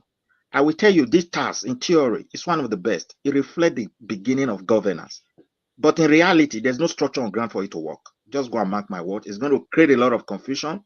And if care is not even taken, it will rubbish the government of Tinubu very strongly. My take on it is this. When Nigeria government want to implement something, they continue to write, and sometimes they create problem. The business you are coming to task, like as I ask, they will task transportation. How many transport companies write receipts for that is the cost of running their business? So okay, if you come, you want to explain as a business expenditure, you will be having difficulties if people want to accuse you unlawfully to even explain yourself, because most of those things are not properly documented. So at the end of it, it will be like Nigeria EFCC, who will arrest some people, maybe try to jail them, who will arrest some people, set them free, and at the end, the implementation becomes so complex. In theory, it is very good, but we cannot run it. With what is on ground, our total business system is black market, almost 100%. But let me say 80 to 90% as we speak, which is the daily economic state of every country when it comes to the retail. As we speak today, all the various market and transaction, everything going on there is originally in capitalism system, even where they were using analog, everything there is black market. And it is not good for taxation. You always create problem, because if you register it and you know what people are doing in the first case, then you can start collect. By the way, is going to collect tax from these people, tax master. Then the income you said, what are the people that are privately employed? Who pay their tax? Where would they pay their tax to? Ministry of Finance that doesn't have data for citizens yet? Or the taxation office? I don't even know whether we have anyone. As we speak today, they are still cutting tickets in all markets to generate money for state. Huh? So okay, how are you going to tax all these people without creating another problem? So I just echo my own view. I'm not here to argue. In written, it is good, but Nigeria cannot implement it. It's so complex. With the current Okay, situation, may I just chip in there, please? You made a sweeping this thing. I think administratively, you will know. Can I come in? That if you're a worker, can you hear me? No, if you're a worker, Can I hear? Can you have what we call Yeah, let me housing just, allowance. I don't know, something Hold on, going on. Sometimes I comparative can't hear. I facts. don't know what's going on. But anyway, Let me echo what just what hold on. Let me make this said. point. I mean, I think that's the angle I'm coming when I first came in. Comparative facts. Can you hold on just a second? Let me make this correction for Midwest people. If you work, Can you hear me now? I don't know what happened. In your salary, you have your net salary. Hello. Next, you have housing allowance. Hello. Next, you have transport allowance. We can hear you. We can hear you. Oh, okay. You have I hear you. Okay, I'm sorry. It doesn't just hold on. Comparative facts. Because I'm making a very formidable point. point. If you heard me, so the point I was trying to make, I said that comparative fact. Just hold on. Somebody's making a contribution. Maybe you cannot hear the person. This is very important. It's part of our education because of what Midwest people said. It is documented for every worker. Yeah, I will check. Okay, I will just let me make this point. I will check one man. For every worker. Can I go on right now? Because I think he's one man that is putting me on mute. So I don't know what's going on. Maybe he wants to speak. Can you hear anybody? Can you hear any other person? Comparative facts. Hold on. Somebody is making the submission. Every worker, low or high, medium, has your pay slip or your pay structure where your net salary is recorded. Your housing allowance is recorded. Your transport allowance is recorded. And when you go on leave, your paid leave allowance is also recorded. If you have paid servants, by your company, it is recorded. So these are well documented facts. So it's not something government will pluck out of the air. Your company pays tax. So invariably, that company is already captured with its workers, armies of workers. And one of the things you talk about. Let me just ask you a question. Let me ask you a question. Yes. But I would, Yes, sir. no account you should call people here that they don't read. Maybe they don't understand. It's very insulting. We all are trying to echo our view. Even if I didn't say that of you. I said that generally. You said it before, General. I think it's not good because everyone have different experience, different background, and no matter the way we communicate, some people even study very higher, but they never study in English. So maybe their communication doesn't mean they don't have knowledge. But one thing I want to say is this: you just talk about capturing workers. Have you So you are excusing ignorance? No, wait. Let me. You are excusing ignorance. Then, if you don't know you No, don't know. It's no matter not reading or not. I don't know where. Wait, I don't know what you will use to measure ignorance. There are so many countries in Europe. Their prime ministers are just secondary school holders. So you can verify that. That's not the but point. they know It's not about education. No, hold on, please, because let me create that impression. I brought up the deputy speaker of the House of Rep. I said because don't know the difference between the seaport and the river port. Is well read allegedly, but on that particular issue, is ignorant. So what is the problem there? Is ignorant. Babati, when you say somebody's, they just thought maybe you I don't want to go to that aspect. Look at what I want to tell this guy. Midwest, you are flogging. You're just repeating the same thing you've asked. There's no need for it. If you want them to answer, let them answer it. No, I never asked him. I want to talk. Wait, I'm not repeating the same thing. He said they will capture workers. Where do we register workers in Nigeria? If you employ private people. Okay, it's called Federal Inland Revenue Service. They call them FIROS. That's strange. Okay. If you don't know, we have what you call. Hold on. If you don't know, you ask question first. We have what you call FIROS. They are in charge of that of anything to do with taxes. No, you don't get my question. Okay, just look at your state. Everybody that wake up this morning, they're in a Kiosa, they're in New Benin, some are employed and everything. Where do you register those people? And how many have been registered? Okay, hold on 1 second. 1 second, let me explain something to you now. Okay, so when I went home, hold on now. Hold on. If you ask question, you have to give somebody time to explain to you what the situation. So when I was home last time, on the roadside I bought orange. And the guy that I bought orange from, the outside guy that I bought orange from on the roadside, and I said I transfer money to his OPay account. Okay, so I didn't give him cash. I transfer money to his account. So what the new tax law is doing is that mandating banks.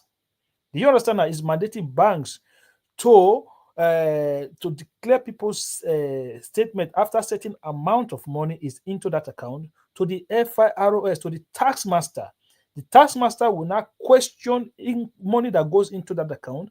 It is the owner of that account to not tell the tax master, this money comes from this money comes from that, and this money comes from that. Simple as that. How is that difficult? Wait. You see the problem we have? Because my question is quite different. I just asked a question about that very particular guy. Employment is different from income.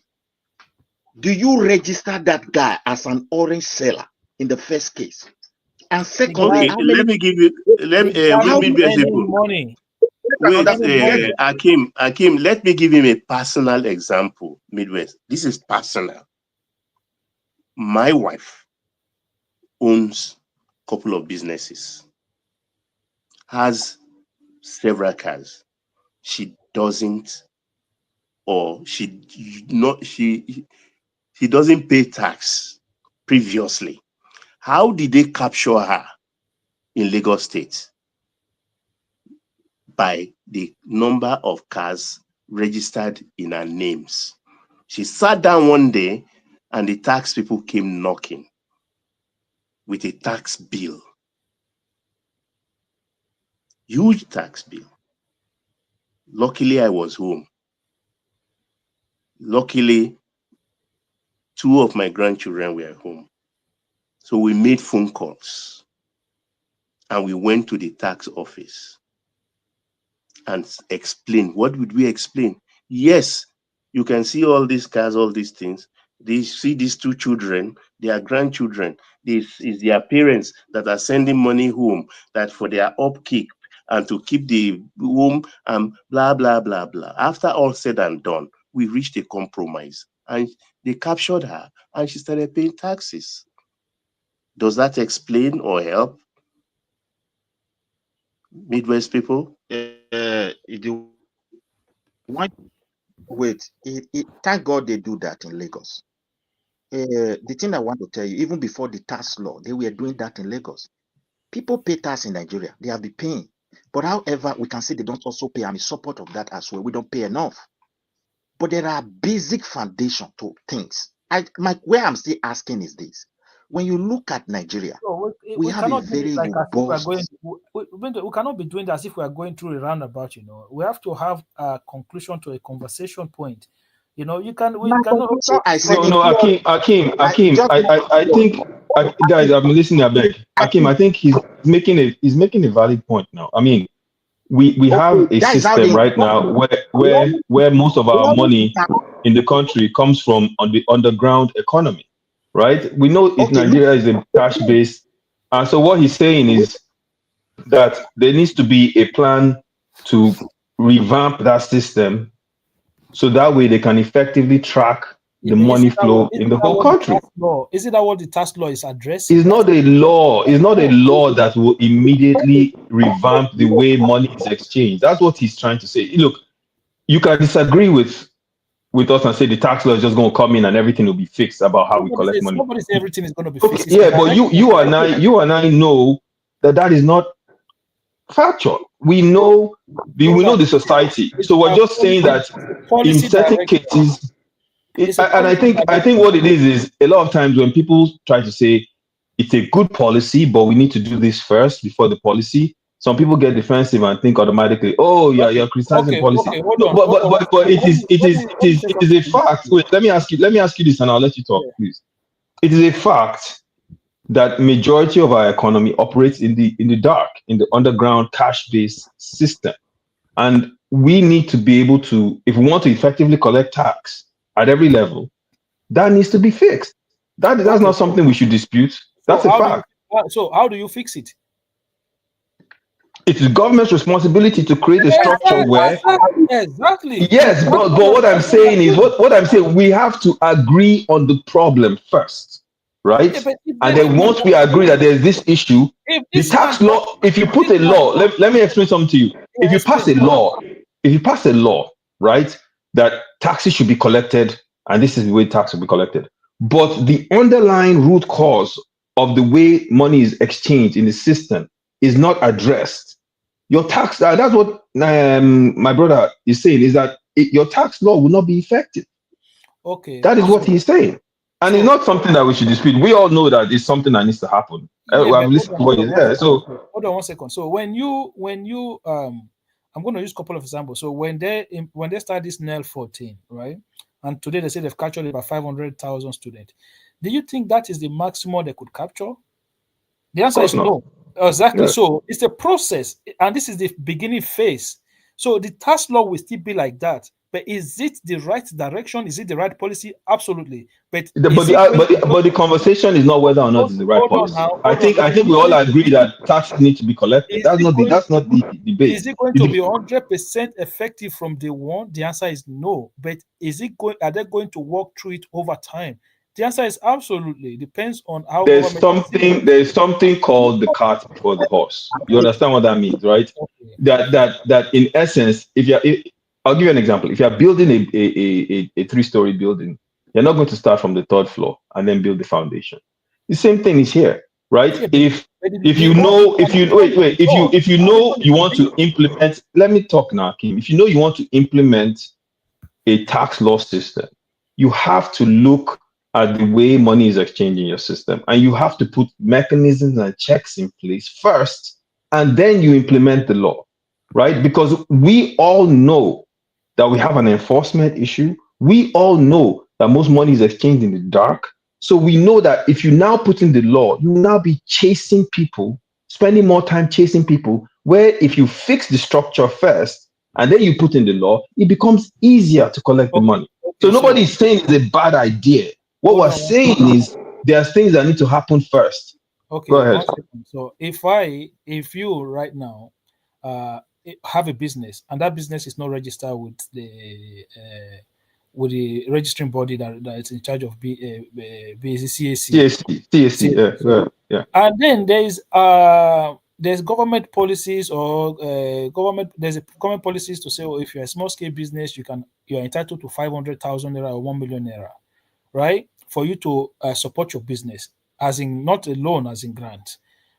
Do you, as you that have a small business that did not register with CAC, will you not see that as an incentive for you to register that business? Of course. No, Ainzo. Look, as far as somebody, Baba, what Akim is doing is Akim is giving you a scenario of the perfect example, right? He's using a business, but there are other. Hold on, I'm going to help. Let me finish now. I'm building something. No, let me just drop this in. Baba, I'm even going to help that. That please. business is not in isolation, even if it's not registered. As far as people along the line who are registered do business with that company, you will be captured eventually. Because while they are paying taxes and they are tracking their spending habits, of course, it will get to you. Wait, Baba, can you just let me finish? Because wait, guys, let me give you an example, right? I live in. Wait. I just want to highlight the way this conversation a cash-based society can really affect. No, wait. Let him finish. Let him land his point. You didn't let me finish before you came in just now. Okay, Akim, go ahead. You go ahead. Just going to take about 30 go ahead. seconds. Just be patient, please. I beg. Well, Akim, look. I live in Ontario, Canada, right? And there are certain businesses I go and buy stuff from.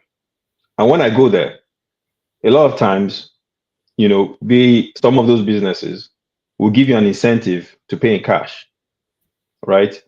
Instead of paying with your debit card. Why? Because their cash-based transactions are not tracked. They don't have to report. It's money that disappears, right? And this is in Canada. And keep in mind, I lived in the US for almost 18 years. So I can compare the two structures in terms of government efficiency with taxation. Canada is like 5 times more efficient than the United States. And even at that, as advanced as they are, they have that issue. Now, if you look at the Nigerian society, which is predominantly a cash-based society, in such a way where it is borderline chaotic. You understand? So there are certain situations where people operate within the margins of what is trackable. And those people will be able to fall directly under this law once it happens. What percentage of the transaction you think are still cash based? My brother, let me finish what I'm saying now. Yeah, if you don't want me to talk, then you'll be able to have a conversation. But there are other situations where majority of them kind of operate in, I'll just call it the dark world of transaction. What I'm saying and what my brother was saying is the law, as good as it is, because you have to have government revenue, and majority of the governments collect their revenue through taxation. As good as it is, you want to have systems or programs put in place to bring people out of that dark world into a structured environment so you can tax them. The one thing that I will say, you may not know about this, is that there's a I don't know if it's a software or a program that was designed by Bill Gates that they're trying to implement in Nigeria that actually brings in and tries to track cash transactions, right? I don't know what the timeline is on that or how effective it's going to be, but that is something that they are exploring. So maybe, and I'll give the government the benefit of the doubt, maybe they're already trying to work on this and we don't know, which is typical with this government. They don't say what they're doing. But at the same time, if they're not trying to put those things in place, they're going to have a law that will be in place. The enforcement will be poor and nothing will happen. Nigeria has ridiculous amount of laws on the books. Very few of them are enforced. And that is the point we're trying to make. So go ahead. So the idea, I think you guys are just looking at the you're just looking at it from a different angle, but not seeing the whole idea of the system that is being introduced. The idea of the system that is being introduced is to incentivize people. It is not to punish people, it's to incentivize people to actually come out and be part of the tax system. So this is why they're bringing this rent allowance. You can claim rent allowance. You can make a certain amount of deductions, and you can, at the end of the month or at the end of the year, if you're under the threshold, then you don't pay any tax. So we're talking about nearly 90% of small businesses are going to be tax exempt. So the question is, what are you going to run from when you know that if you come out over time, you're going to even benefit from government policies? If look, you have a business. I have family members that have tailoring shops. They register with CAC, because they understand that give them access to a lot of things. If you're not tax contribute, if you have a small business and you're not paying taxes, if you want to go and apply for visa, they're going to ask you for your tax clearances and stuff like that. What are you going to do? So a lot of these things have There their are, own there are so benefit. many And there are so many activity office that do it for people. So that one is not an issue. They do oh, it and it's authentic. yeah, there's offices that do it for people. I understand, and Yes. we've seen the effectiveness of Because that. because Why? Hold on, hold the on, hold on. wait, Edward. let me cut you a little bit. That Yeah. embassy, they knew very well that when it comes to foundation, there's already an error. So when you declare, as far as you have that paper, they confirm it with that office is authentic. Under normal circumstance, if they really want to put eyes on that paper, if the structure is there, So it- Midwest, they- hold on they- 1 second. Do you know how much it okay. will cost you to? Do you know how much it will cost you to get that paper from that office because you failed to do the wrong thing in the first place? Wait, no. No, it's a question now. Something you could have got for free. Wait, Something you could get for free. you don't know Nigeria. You don't know Nigeria system. Hold on now. Something that you can get for free If you because have, you refuse to do the right thing is going to cost you a lot of money. if you have good connection with good accounting office, there they know how to do these things. Yeah, I'm but just telling you. at what price? At what cost? I can't remember when you need nothing is free. But see, what I'm Exactly, trying to say, but we are Midwest, almost hold on on the now. same thing. Midwest, hold on 1 second. But if you do the idea is that if you do everything the right way, it doesn't cost you money in that case. I have friends that have businesses in Nigeria that travels abroad. They don't need anybody to do anything for them. They use their account, they use their tax clearances. They don't have to pay anybody any money because at the end of the day, you are at the mercies of fraudsters. You can pay somebody. What if they give you something that is not good? How would you know? This is the whole idea that you should do it the right way. And Akin, Nigeria is one of the most complex places. I want to give you an example. Somebody was talking here. You see houses that they are demolishing in Lagos. People have some levels of document that is even tied to that office. But in reality, it is not original. These are major factors. Look, this policy.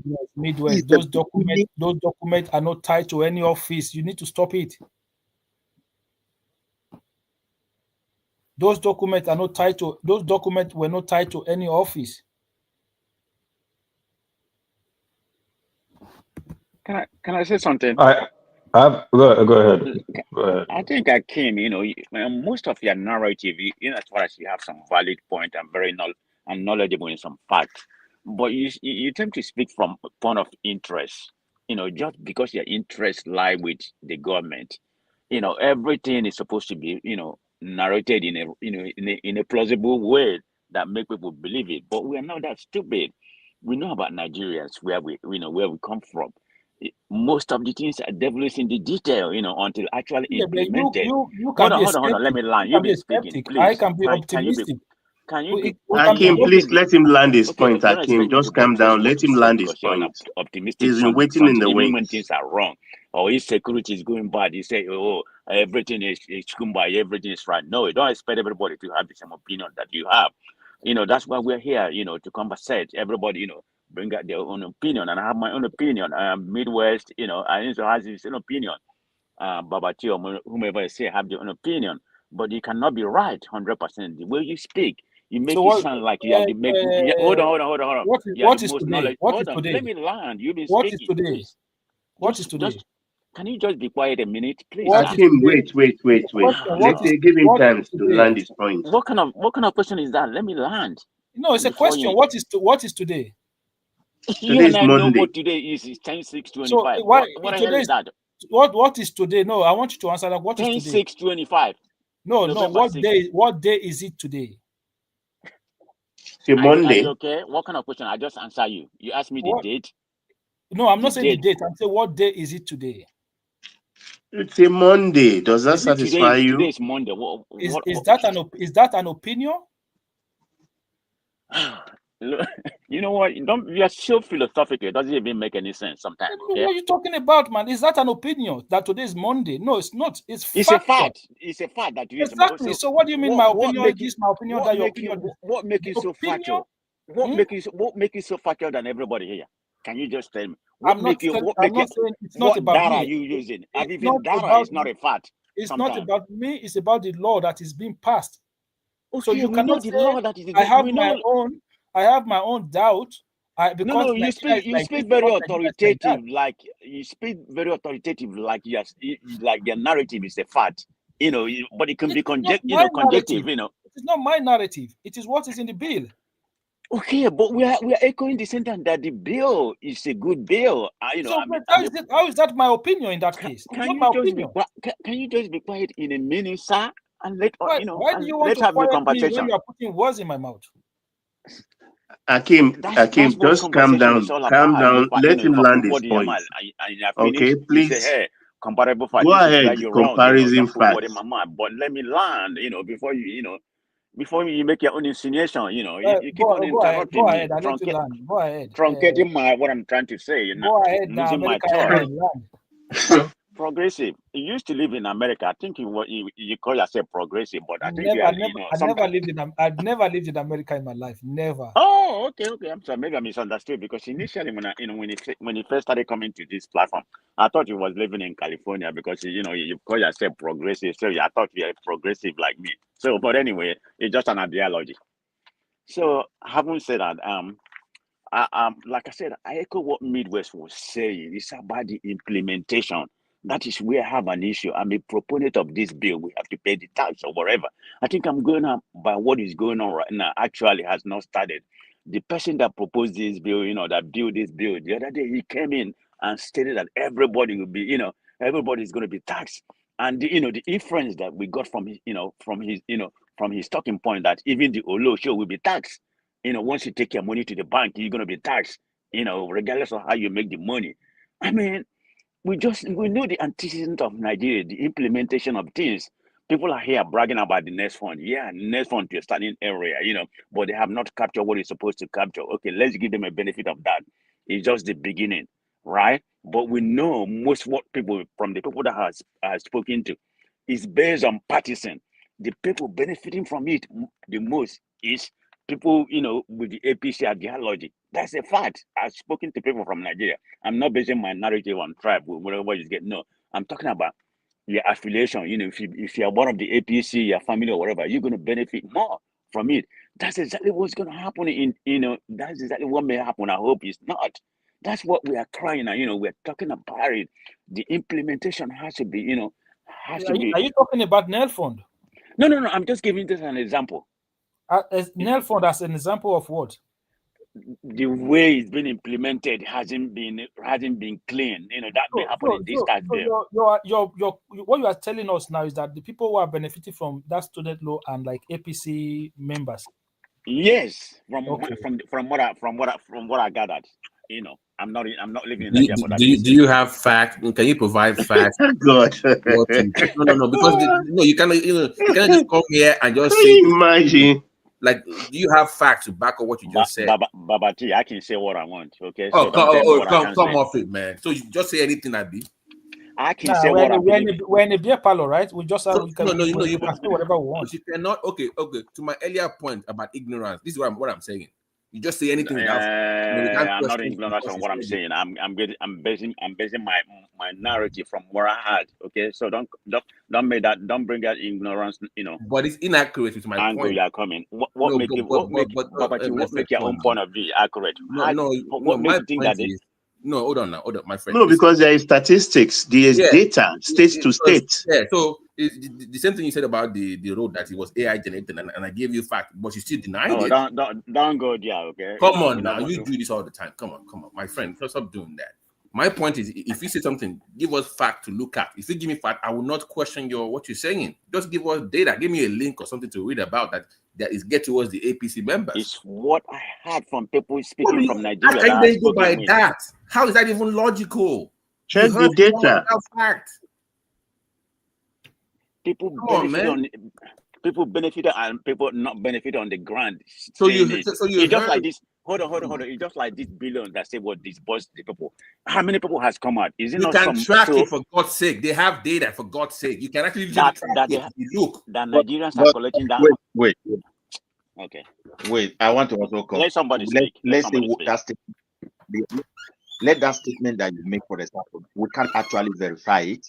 Let's just take it allegedly. People are free to say anything they want to say. But the thing I still want us to dive into is we have to generally look at the Nigeria economic space, how we do transactions, how we do our dealings. You understand?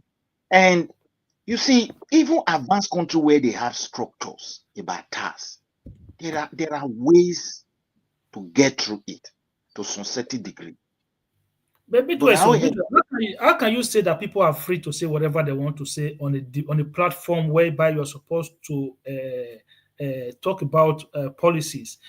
Look, if we're in a beer parlor, we have beer parlor conversation, okay? But if we are here to speak about policies and counter policy, you cannot just say anything and let it go. How can somebody say that people who are benefiting from the NEL fund family members of APC, and then you say, oh, he can say whatever he wants to say? What are we doing here then? What's the point of being on this? No. Let me interject. I think the whole point behind a platform where people are exchanging ideas and discussing is, yes, people are allowed to say what they want to say, and the counter to what they've said, the counter to what they've said, if it's not accurate or it's not factual, is for people to challenge it at its core and debunk it in immediacy.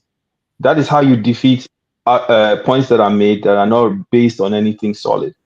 But for you to say people can't say, but for you to say people cannot say it, that is not acceptable. No. People can say it, but you can debunk it. And I think that's what. Wait. I think that's what Babati just attempted to do in challenging the point that comparable facts made. But what I don't agree with is for anyone to say people cannot say stuff. You can say it. Just debunk it. That's all. Aizon is broke and bald, and he lives with his mom. Well, I can debunk. No. I can debunk that very easily. Okay, so let me debunk. Let me debunk that. Let me debunk that. Babati is trying to make a point, and I'm going to buttress my point. Aizon is a woman. Can you debunk that one for us, please? Aizon. Absolutely. Yes. I will start from where Babati started, but first let me debunk what Babati said. I'm broke and bored and I live with my mom. 3 statements not based on anything factual. Anything. All you have that is factual is my voice. Come on, I heard from a conversation, right? And the only thing you can say out of my voice is that I have the voice of a man. Or at least. Okay, you heard from which exactly, but that is the point you challenge is that okay, you said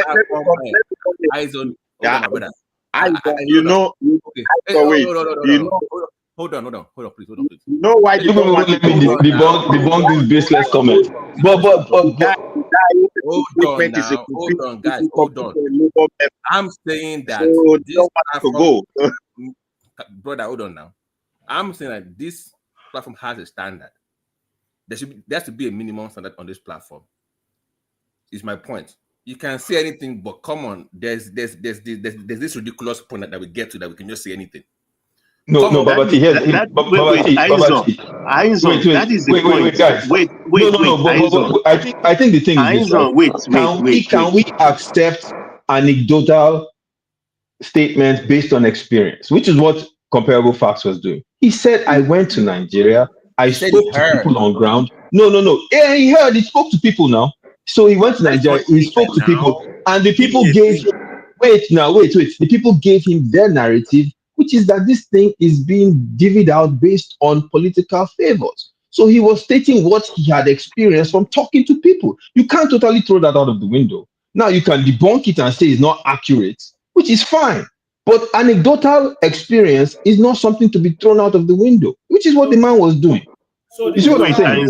Aizon, let me chip this in. Where the whole thing becomes irritating is like when they said Aizon is bald and he's still living I'm broke, and I live with my mama inside the house. And you said no, and Aizon responded and said, no, that is not true. It becomes irritating when the other party now started insisting and imposing and beating it upon you that what you are saying is not true. Do you understand what I'm trying to say? Yeah, I understand. Facts are sacred. Facts are facts, irrefutable. If you say you go on the street and through hearsay, oh, this thing is being disbursed to as party favors, and you checked and somebody said, no, that is not true, please check the data. Okay. What I expect anybody to do then is to say, okay, if I've not checked the data, I will hold my horses, go check the data, and come back some other day. Yes, I agree. So, but Baba, let me say this. You're right. I agree with you. But let me say this at the same time, right? If you're familiar, have you ever done a survey that's been? Okay. Over many years. Okay. And typically, what do they do? For instance, if I'm doing a survey in a place, let's say in Nashville, Tennessee, or wherever, right? They go on the streets, they have questionnaires, surveys for people to complete. They take a sample of people, they ask them questions, they fill out the questions, they go back, they aggregate that, and then they extrapolate that to the entire population in that area. Now, which is pretty much and that's why when they release the studies, they always have to identify their methodology, right? But at the same time, right, that method of getting a survey questionnaire can be also taken on an anecdotal level, which people can say, I don't know how many people but that is based on methodology, right? Mind you. Yes, but I don't know how many people they talked to. For all I know, he could have talked to 20 or 200. He could have just talked to people in the Southeast. Possible. He could have talked to people just in Abuja. He could have talked to people just in Lagos. I do not know, right? Which is, if I was talking to him, those are the questions I was asking. What part of Nigeria were you in? Who did you talk to? Were you just talking to PDP people? Were you just talking to people that are ADC? Were they just people in the Southeast? Obviously, these, depending on where you are and who you're talking to, the narrative is different. You see what I'm saying? So there are things that we talk about when someone presents an anecdotal experience to say, hey, this is the feedback I've gotten. But with him saying that, I don't think it's something we should just totally dismiss. You can ask questions, you can debunk it, fine. But what Akin was saying that he institution, when it concerns institution structures, those are different ballgame entirely, because you can now approach that institution, you can interrogate whatever they are doing, you can study the data and look at it, because in this Nel Fund issue, there is state by state, those who applied, those who succeeded. But unfortunately, let me tell you the truth, by the last time I checked that data, the Southeast were the least. They did not apply. I don't know for whatever reason. Same thing for the military recruitment. Because of this kind of narrative, That's Wait, why so what was the data? Who released the data? Who released the source of? Did it come from the government?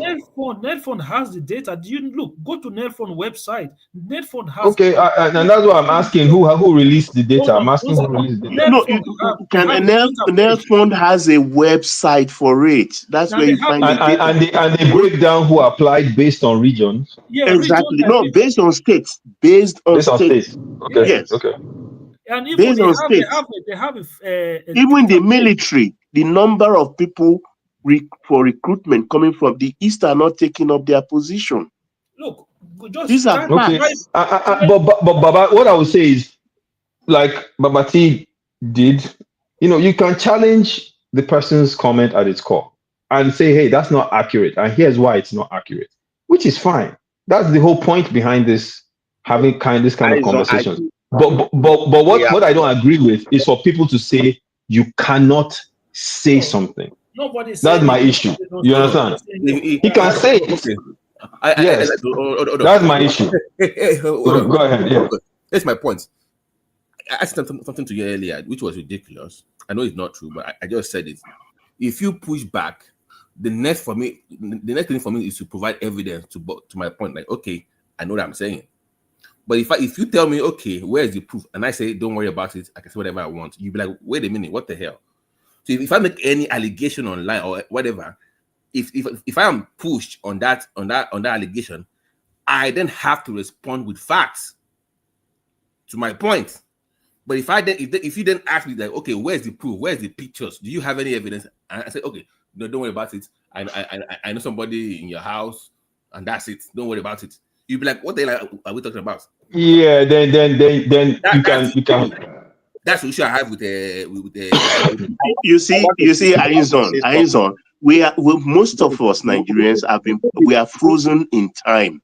Who would believe that today's Nigeria, like Akim just said a couple of minutes back, that he bought oranges from the street side and he paid through POS. Would you think that possible of Nigeria? If you say that, some people will still argue, oh, it's not possible. It's not No, a I do dream. it all the time when I'm in Nigeria. Now. I know even as far back as 6 months ago, you were there. The same thing happened to you.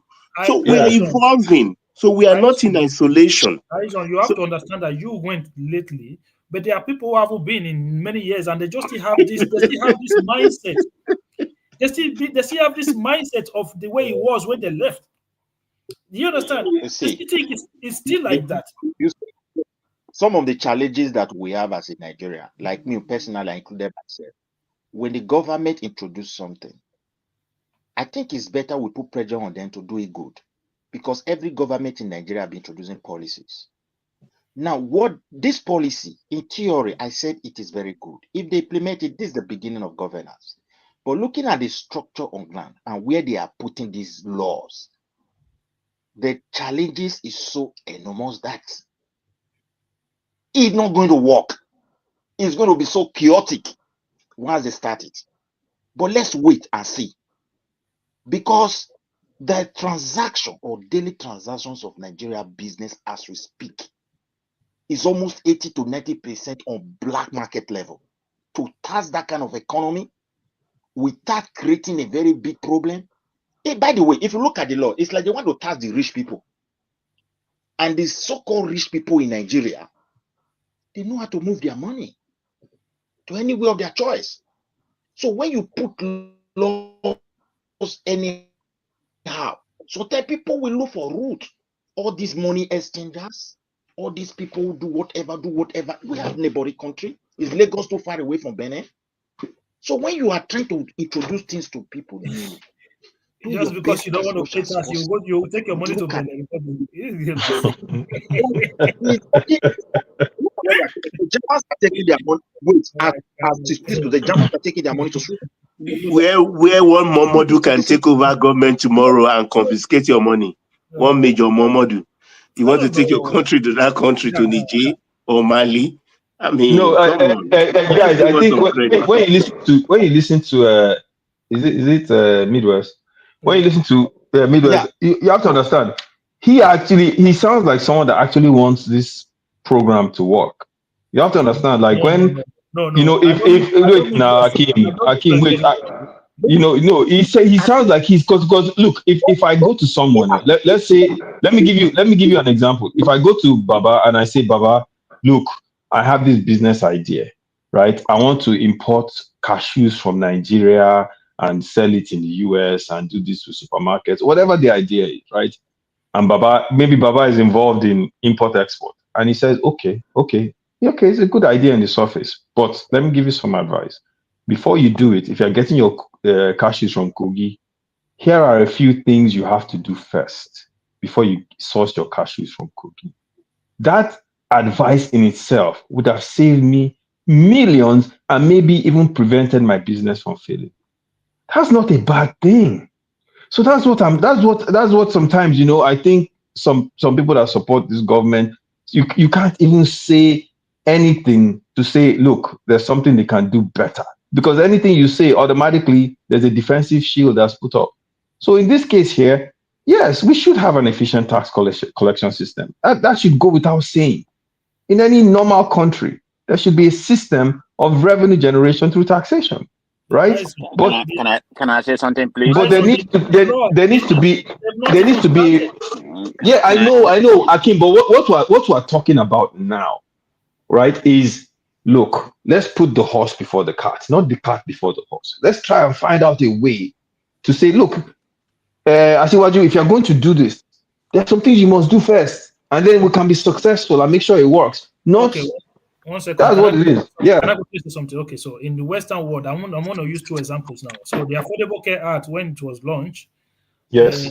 It was terrible, by the way. Exactly. It was terrible. The initial phase was terrible. It was a disaster. Their website failed. Can you imagine? So do you know how much money? Do you know how much money that the bad rollout of the Obamacare? Do you know how much money? 24 hours. Yes, now it was terrible. Do you know how much money it cost the United States government? So that's because that's the whole point we're making. We can't afford to lose that kind of money in Nigeria.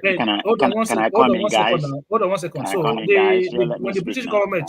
when the British government tried to streamline the welfare system under the conservative government there, the system was also a disaster because they tried to bring it to a situation whereby people get paid monthly instead of weekly. The system was also a disaster. I'm talking about 2 nations that are first world nations that have all what it takes to implement. But those systems, the Affordable Care Act today is still working and people are enrolling and the numbers are growing. Look, if they're going to have issues, they will have problems and they will learn through the problem.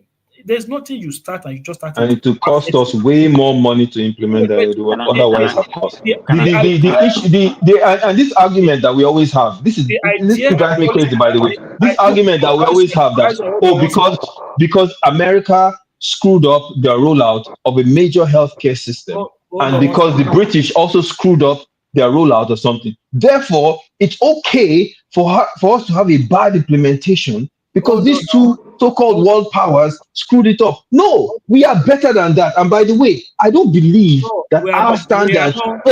We are better than that. And I don't believe that our standards should be set according to the way they rolled out. I mean, I think we need to stop that level of an idea. We are better than that. We are better than that. I work with these people every day, Akim. I work with them every day. Trust me. And most of them, I'm not bragging. I work with them every day, and most of them cannot handle me. And I know for a fact, I know maybe 100 other Nigerians that if they were working in where I was working, will also be excelling. So in my opinion, they are not better than us. I'm sorry. Can I come in? Progressive. Yeah, come in. Okay. I've been listening, but I'm busy. Having said that, I think the last point that Akim made about the Obama rollout, is called it the systematic issue that they had. But that's it. When we talk about Nigeria implementation of whatever whatever project they have, the systematic is not about maybe say the system, which is the computer. They have to rebuild that everything was bad. But that's not Nigeria endemic problem. The Nigeria endemic problem we're talking about is the corruption part of it. Where things will flow as it was stimulated to do. That's the problem. You don't base the Western, say their system didn't work, they have to rebuild it. No, Nigeria has an endemic system of corruption. Comparable facts. Few Can I ask you a individuals. question, Wait. Can I ask you a question, please? Yeah, go ahead. Okay, so first of all, do you think the tax law is the right law? First of all. Oh no, I've said it. You know, ask one No, man. no. When It's it was okay. I first, I understand. thought it Just was right. one It's second. correct. We So, are due for tax. Yeah, so exactly. Okay, let me just okay. answer you. Yes. Okay, so yes. So by the time the rollout starts in January, whatever problem they have then, you then have the right to come on this platform and complain about it. But you are complaining about something that does not exist. Well, I'm basing it by the antecedents of Nigeria when it comes to a project of something of this magnitude. The law comes in January. There's not a problem at the moment. What are we complaining about? Something that is not. You have to complain right now, so they can Wait. streamline it. Hold on. We have to complain right now so they can streamline it and know where the problem is. Know that Nigeria is speaking against it. No. We know Nigerians. We know. Come on now. You act like you're not from Nigeria. When was the last time you've been in Nigeria? You just stay. Hold on. You just stay in London. You just stay in Europe. Where they tax you 40%. Where everything is structured properly. And thinking that it's Nigeria. You haven't even been to Nigeria for 20 or 30 years. Comparable fact. I was in Nigeria Comparable fact. November last year. What, Ola? What do you want, Ola? Ola, what do you want? Of course, I've been listening to you now. The question that we ask you is this: when you build a system, when you build a business, or when you start on a journey, do you get it perfectly from the first day? No, it's a process. I know as somebody, it's a long time, it's a long time project, and I'm into that area. So then we have to start somewhere. So all this fear of war, abuse, all those things. Maybe we are playing a cautionary tale to Nigerian government that we know what's going on. They need to do it right. Ola, wait, let me put this on for you. Wait, my brother, look. We live in a country. That's why things are like this. Perhaps we might have missed a very golden opportunity because of lack of implementation. I tell you, this law is the beginning of governance. And in that case, those who are bringing it, they should look inward to the country where they want to put it and do some basic foundational things necessary when it comes to business. First of all, the business in Nigeria, daily transaction that Nigerians are used to is so deep in black market level, in all level. And when you try to throw these things to it, those same trustworthy people who are pushing for it I don't use that word trustworthy, those people who are important to handle the position of implementation, you see them diverting all these things in a way that it will fit just for their selfish interest. And the chances for it to happen is very broad when it comes to my country. And that is my own story. And I said, we should let the government look at it very well, all of us. Some of us have done business here. We know how they follow us up. They know how sometimes they give you tax relief as a beginner. We know all these basic support that we enjoy from the government.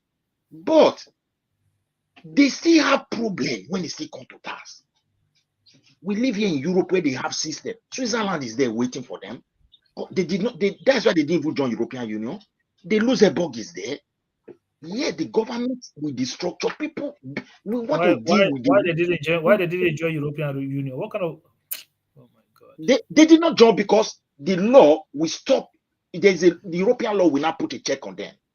So for that reason, they gradually use their bank, not only for Africa, but however, not that it is not good. This law instead is targeting the wealthy people in our country and influential people.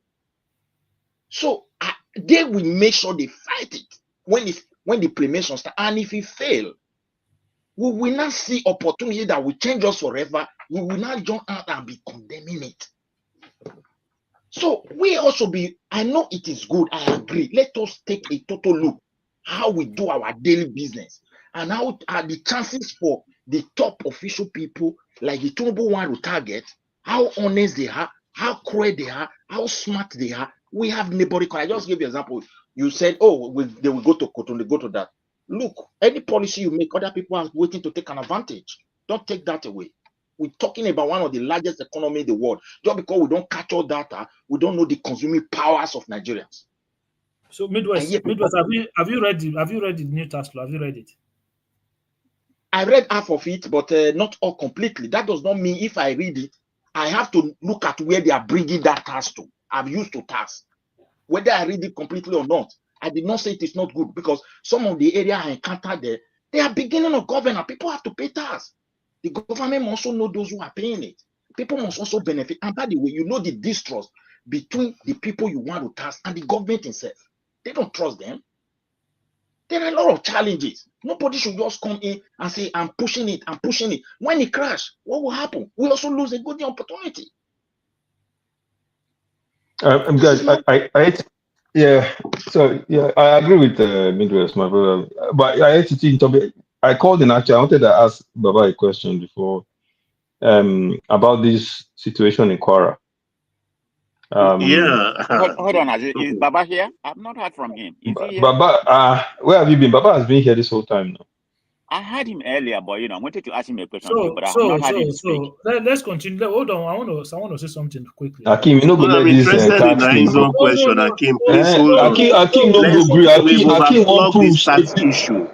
this We've Tinubu tax overflogged this for tax work. issue. Let us talk domestic now. Akim always speak from point of interest. Yeah, go ahead, Aizon, please. What's my interest? Oh, yeah, You work for Ogbebolo. Akim wants for Ogbebolo. So we know that now. So don't hide your interest. It's okay. Everybody has interest. So what's your own interest? Aizon, go ahead, please. Is to build my hospitality business to a better stand, to a high standard. I mean. So that's so your own interest is your personal business. My own interest is. Yeah, that's your only interest. Aizon, go ahead. Too, No, I wanted to ask. Make I ask. I actually went to school in Kwara, and those people are, I loved the place when I was there, even as a teenager, and those people were some of the most peaceful Nigerians I've ever met. So what's going on there right now? Yeah, they're being terrorized, and I know about it. I when I was in school in Ilorin, it was interesting because on Friday the whole city was shut down, and the Ilorin mosque, the center, the mosque in Ilorin, you can see it from almost anywhere in the city. That's how high up they built the top of the mosque. But all that being said, regardless, Christian, Muslim, the people I know, a lot of them are still my friends till today. Very peaceful, laid back individual. So it's crazy to think. And also, what's funny? It was when I was there I met Yoruba Fulani. It's interesting. You meet people that are Yoruba, but they're also Fulani, which was they would have like a Yoruba first name, but their last name was more a Fulani name. So it's an interesting place, so to speak. So then plenty, for that. But So let me ask you, what is I didn't know. What is the population? What is the population? Between the Hausa and the Yoruba, in terms of demarcation in that reference. I think Kwara, because here's the thing, Ilorin is just one part of Kwara. There are other parts of Kwara where it's there are other ethnicities there that people don't even talk about. There are 16 local government, 16 LGAs, and out of the 16, 12 are Yoruba. Yes. What did he say? I didn't hear what the person was saying. 16 LGAs and 12 are Yoruba. It's true because there are a lot of places in Ilorin, and where Islam hasn't even really gotten to. It's a fully Yoruba local government. The people there, Yoruba names, they speak Yoruba. It's an interesting thing, but Ilorin is different, Baba. Ilorin. Aizon, the problem there is deep and historical. I listen to Galadima, the rabble rouser from the north, a couple of weeks back, I think, was it on a rise? Yeah, I think I know the interview you're talking about, where he was saying they had to rally people because they thought someone the Yorubas was were going to take over Kwara back. So that was one of the reasons why they rally around Buhari to come back. Yes. That has been at issue like forever. I mean, but one thing that's not in dispute is Kwara is Yoruba land. The problem there is... Can I ask something? I can't hear anybody. I can't hear some people speaking. Who We is can that hear speaking? We you can hear quite all you. right. Yeah, I hear somebody you. be speaking, but I don't know. So let me ask, whatever is going on in Kwara State, does it have any kind of jihadist connotation? Are they trying to Islamize, some part of every part of Kwara State to be Muslim, or Muslim? Is that what's going on, or just um, it just henchmen, killing people like we have crime all over the country? So what's actually going on? Because every day is about Quara, I Quara, think, Quara. as far Quara as used to I'm be very quiet, concerned, from my own understanding. Not necessarily quiet, just like, reasonable quiet compared to what's going on right now. It seems like it's the epicenter of, terrorism right now. okay, the fact is, like we said, Kwara is a Yoruba Can you state. hear me? No, it's okay. You cannot Hello? hear us, but I believe we heard you quite all right. I think you It's a just Euro. go back and come in again. Should be better for you. Okay. If they, You're going to... yeah, Okay. I don't know, not I've me. never If seen. anybody will bring him, I think Ola can do that. Ola, If can it's you bring me Ola in? can do I that don't know if Ola is easily. here. No. If you can promise to pay tax. Are you talking about the one I'm paying already here? I pay a lot of taxes, but I pay taxes in Nigeria. I have business, so I pay tax. So Okay, you is can go that and good come enough? back. So I'm here as for we're you. saying, All right, I'll come back now. actually, it's a very unfortunate thing that is very deep in its historical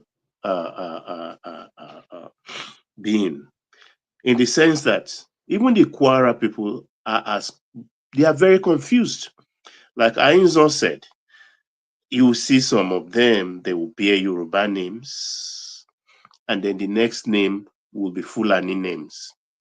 And I think this problem actually was encouraged, I'll put it mildly, encouraged during the military era, when it is fashionable, when it is advantageous to align with the military boys.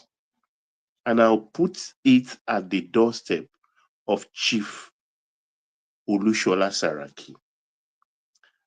At that point, because he held sway in that state, Baba, first of all, what's the full name? What's the full name? the Saraki, for instance, that's Seriki, that's Saraki. But the Olushola is Yoruba. During the military era, Chief Olushola Saraki said, "We are not Yorubas. We are Fulanis." Quote me anyway. He said that. And when it became convenient, when we returned back to democracy, he conveniently recanted and said, "We are Yorubas." Even the Fulani dynasty that it is ruling Ilorin today, not Kwara, Ilorin is the emir of Ilorin, not Oba of Kwara or emir of Kwara. He has a Yoruba first name. Ditto for his brother, who was in United Nations and Buhari's chief of staff. None of them who claim to be Fulani, who has Fulani blood in them, that doesn't have a Yoruba name as last name or first name. And it will surprise you, like I said about 2 years ago on this platform. Even the famous Tunde Diagbon's father was a Fulani. So by choice of patriarchy, he is Fulani, or he was Fulani. Tunde Diagbon, but he was bearing the mother's name. The mother is an Diagbon, a proper Yoruba Kwara woman. But these are the things that is now slapping them in their faces because of the politics of trying to gain advantage in every political cycle in Nigeria. Is that what is the problem in Benue and Plateau as well? So we are talking about Quora now. So No, don't let's widen it extensively. We'll get confused. We are reducing what is an insecurity failure on the part of the government to some historical antecedent. It has, for me, it has nothing to do with that. It's just that the system, as it's currently structured, does not work. So this is one of the reasons why I'm always in support of reforms, whether it's economic reform or security reform. You cannot have. But wait, Akim, before you go too far, what happened in Quora is totally different. We are talking specifically of the incident that happened on Oke-Ode, where the non-Fulanis in Quora were ambushed and eliminated en masse by the Fulanis. A day before that, the vigilantes of Oke-Ode, they were disarmed. They willingly surrendered their ammunition and guns. And less than 48 hours later, the Fulani marauders came and mauled them. That's even make my point even more. No, it doesn't make your make your point, because it's about religion. No, it's about lapses in insecurities and in the security architecture. So that is very narrow view. No, it's not a narrow view. Is the main view, because hold on 1 second. If that state right has a state police, and the state police, nobody will disarm a state police. That one is for sure. We are extending. We don't have state police now, so exactly. Stay restricted. So that's why I say it's more of a failure of the institution to protect its people. You cannot say because it's Fulani, is this, is that. Like, no. The question I always ask Nigerians: are there no Fulani in other countries in West Africa? Why don't we have the same problem in all of these countries? Why is it only in Nigeria? Okay, let me correct you. Let me correct you. No, let me correct him quick. No, yes, there are Fulanis in other countries, and yes, this problem exists. Go and look at what's happening in Burkina Faso, in Mali, in Ghana, right? in Cameroon. No, in Mali, in Burkina Faso, Central African Republic, Sudan. The Fulanis in Mali have been fighting the Dogon for over 10 years. There are even specials and information put out. There's so much information about. We're talking about states that have failed, that are almost. No, those states have not failed. These states have just been fighting insecurity as long as we have. Right? These are failed states. What happened in Central African Republic? Central African Republic was not a failed state when this issue popped up. So you see, you're moving the goalpost. You said, give me other countries where this has happened. I gave you 4. Now you're saying. Akim, you have to understand something here. Akim, let me tell you something. The problem I want to ask something. I wanted to put Hold on. So the thing is this: it's not limited to Nigeria. It's across sub-Saharan Africa. So and they've always been Fulanis.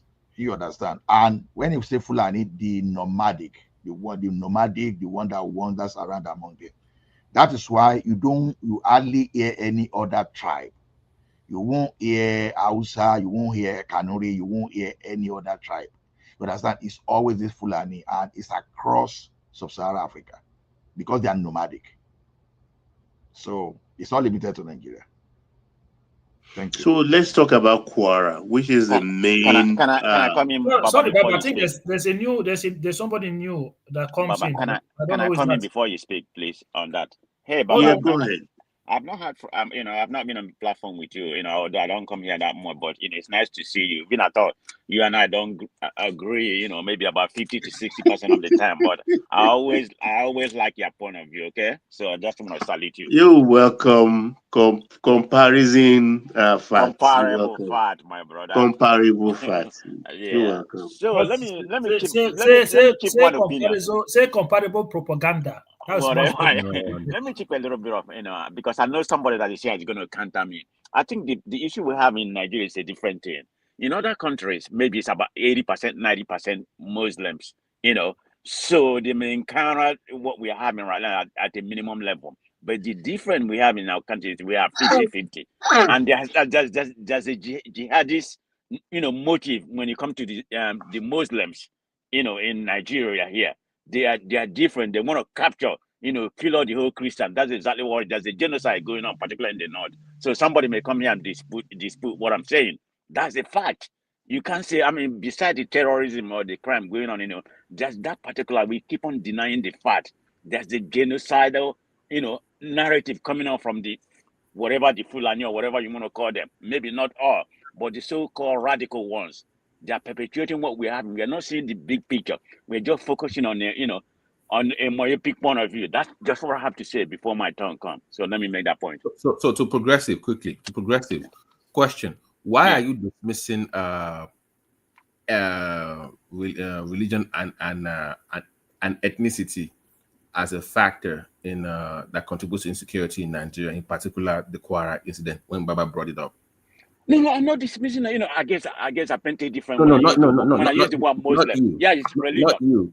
No, not Okay. you. I mean Okay. progressive because it Okay, was thank you. dismissing that it wasn't that because Baba was raising that point earlier that it is a major factor, a contributing factor, but progressive kind of dismissed that that narrative. Why would you dismiss that narrative, progressive, that those two play a major role in insecurity in Nigeria, in particular in Kwara? So, Babati, they are all factors that contribute to any form of insecurities. But what you always have, But you are hold on. But Yes. you are dismissive of those two. Was my point. You are dismissive. No. I was not dismissive of the factors that led to that issue. I was talking about the lapses of security architecture on ground to tackle this problem. We have problems everywhere, but why is it that it's only in Nigeria that the security architecture always have lapses when it comes to tackling this? I'm not saying the Fulanis or whatever it is does not have hand in it or does not have any to do. I'm just saying this is a reason why we have to have reform in our security system. People can say people don't want to speak on that part. They just continue to say, "Oh, it's bad because there's a Fulani in that area. Is this and that?" Area. Yeah, look. It's almost like the argument you have in the United States. Oh, gun don't kill people. People kill people. Okay, you have people in Europe who have also mental health problems, but they don't have access to gun to just go and kill people. So if you put the right security system in place, and they say that the vigilante was disarmed, but if you have a proper state police force that were given information or a day before that attack took place, nobody is going to go there and disarm the state police force.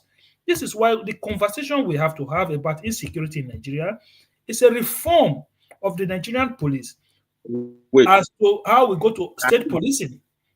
What you don't understand here is that the Fulanis in Nigeria. Okay, wait. If you are creating state police, that So, what did you say? My network. Hello. Yeah, go ahead. I say, can I take the floor back? Is it not? Please let Baba talk. Indigenous Let people Baba they still talk, don't. Baba, I just want to please ask the question. Please let Baba talk so that we sorry. can even grasp the entire. Let us understand the even situation before we even react. So please let Baba talk. Thank you, Ola. So the fact is, Kwara State has been contentious. We have Fulani problems in Nigeria, but it is more so tenacious in Kwara because of the unfortunate historical circumstance. Grounded, in fact, is that with time, Be it 100 years, 50 years, Kwara will remain totally a Yoruba state. Because in a state where you have 16 local governments and 14 are blanketed by Yoruba speaking people, 4 cannot take over that state. But that is what is happening today because of the machinations of people who had control of that state when it was created. And if you look, unfortunately, if you look at those that have ruled that state outside the Sarakis, they have all been Yorubas.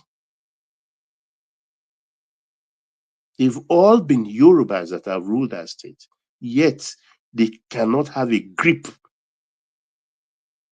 of the entirety of that state. So why is that the problem? Religion. Religion was brought to play because in terms of religion, I mean, most of them, the Muslim people, are a majority. Even though we have great Christian clerics, the clergy from the Christians, this thing, that are from that state generally.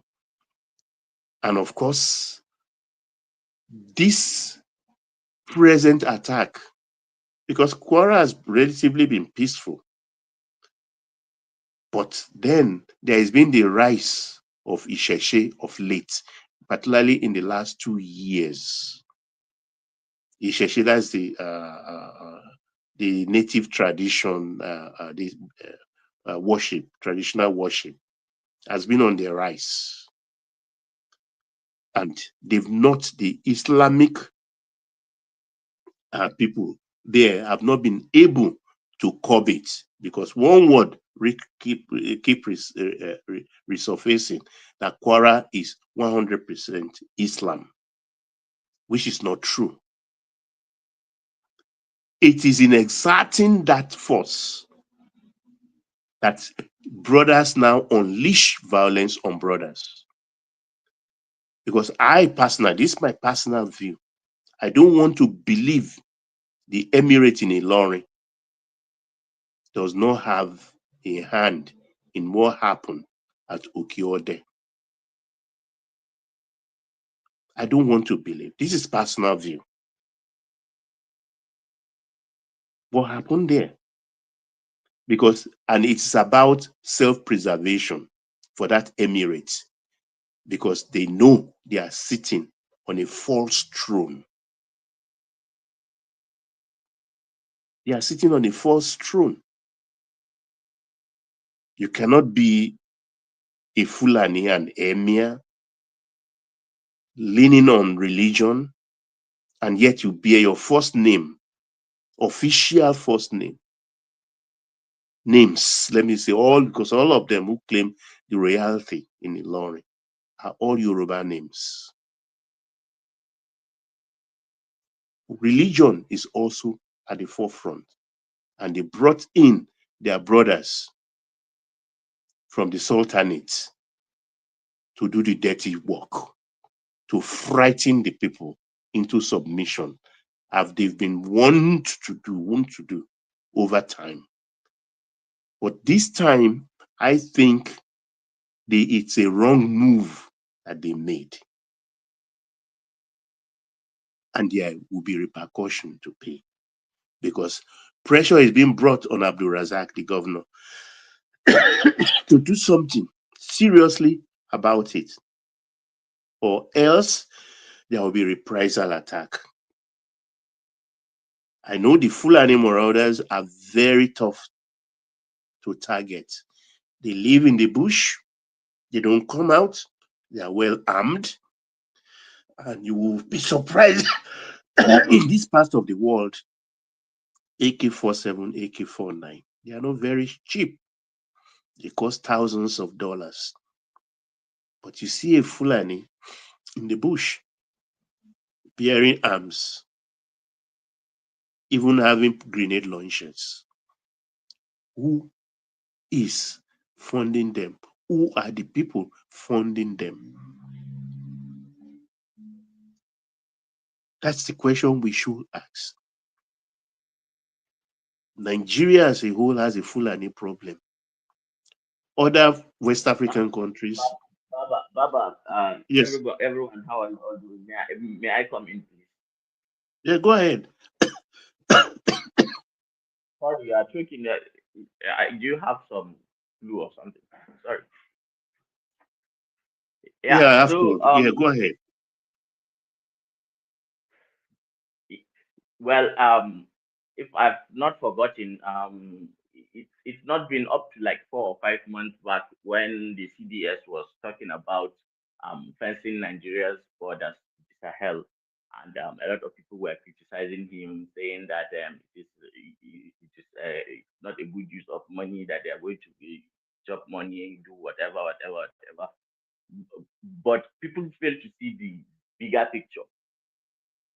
The reason why a nomad, a Fulani nomad, can have access to AK-47 and what do you call it, and the ammunition easily is because of the porous border that we have. This border that you see, that is bordered by unstable countries and a fast-changing climate, and the Fulani who already rely on uh, a climatic era that is already, gone, and the places that they used to have vegetation for their cows is now desertified, are coming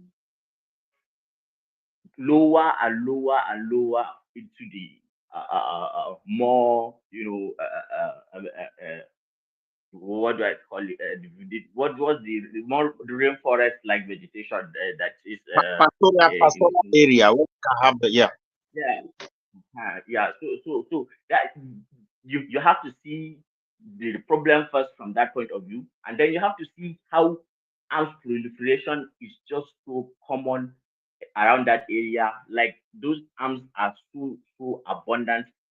Pistols, AK-47s, rocket propelled grenades, AAs, whatever you want. If you have money, you can get them. Like since Libya fell, and a lot of that's Al Qaeda in the Maghreb, and a lot of clandestine operations, mining of uranium in those areas, mining of gold, illegal mining of gold in those areas. You see, Sudan is also suffering a civil war. Chad is somehow, anything can happen any day. In my own thinking, I don't think it's bad if you do that investment. It's better to prevent than to take medicine and and see whether you are going to get well. What has already happened to us has already happened. Those that have come in have already come in, and they have already have access to these weapons. But what we must do now is to start acting against the future, because this problem will not go away. It will only get worse.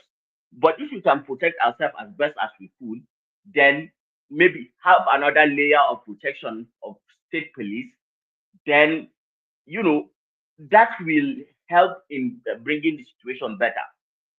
And don't there are different dimensions, and multiple layers that contribute to form a conflict of this kind, especially the type in Kwara State. You cannot just say it's just because of Islam, or okay, there is the Islamic dimension. Okay, it's Muslim Christians. That's about one divide. Then there is the cultural dimension, Yoruba, Fulani divide. You see, it's just like what they call the fire triangle. There is a fuel, there is a igniting source, and then there is oxygen to help it burn.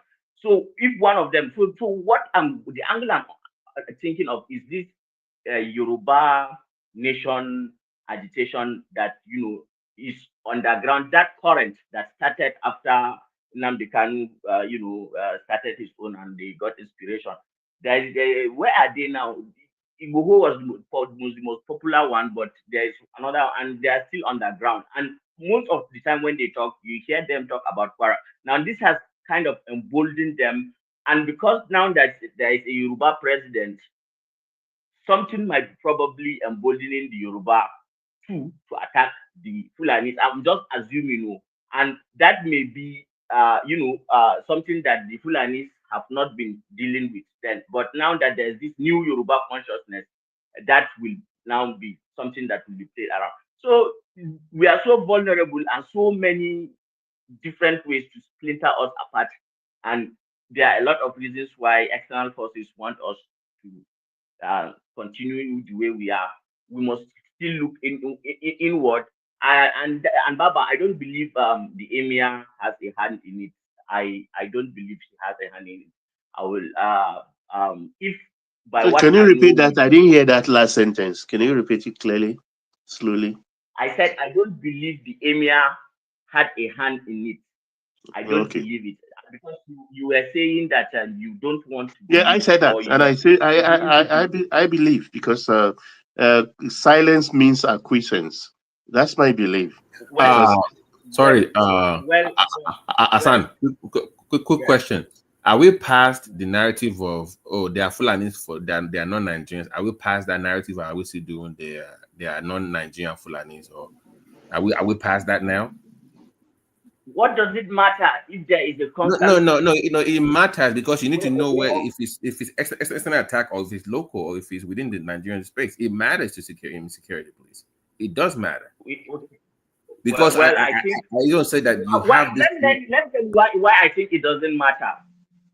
Look at the United States, and then look at the UK, and then now just compare the level of homicides. And one country has access to guns; they think everybody should hold a gun, and the other country doesn't. But the rate at which people are killed each day, which one is higher? And it's an ethos, it's a belief. They just believe that yes, that's how it should go. Or compare it to Australia. Maybe because of British politics, you might even debate. Just compare it to Australia, where Australians don't have access to weapons. wait, Hassan, Can I can you factor in can I what come in, Buba please? Galadima said a couple of weeks back, which was my lead quote when he said Kwara was being protected, and that was one of the reasons why they fought for Buhari to come in. Buba Galadima said that, and that You I see, based that. And apart from what Buba Galadima, he didn't say, he didn't wait, Hassan, he didn't say anything new. He didn't say anything I didn't know, but he put paid to that belief by that singular statement which he made. And that is where I arrived at the belief that the Emirates in Ilorin has a hand in what's going on at the moment because they are in fear So you think of securing their stool. Buba Galadima is the one actually arming these Fulani marauders with AK-47s to come and kill people.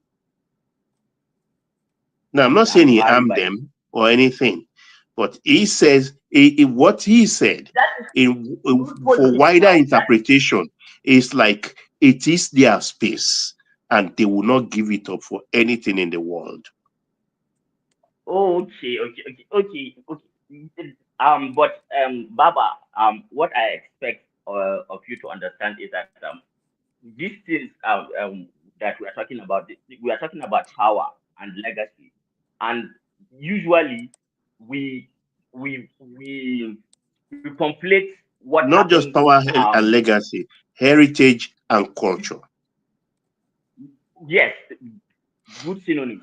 We conflate what happens in the microcosm, and then we interpret them as suitable as we want them to be.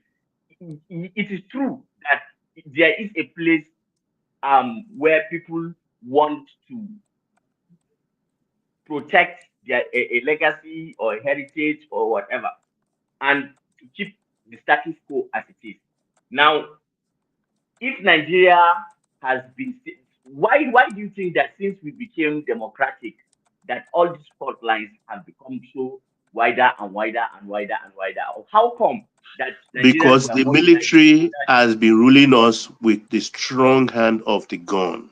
So people, they managed to cow us all into submission.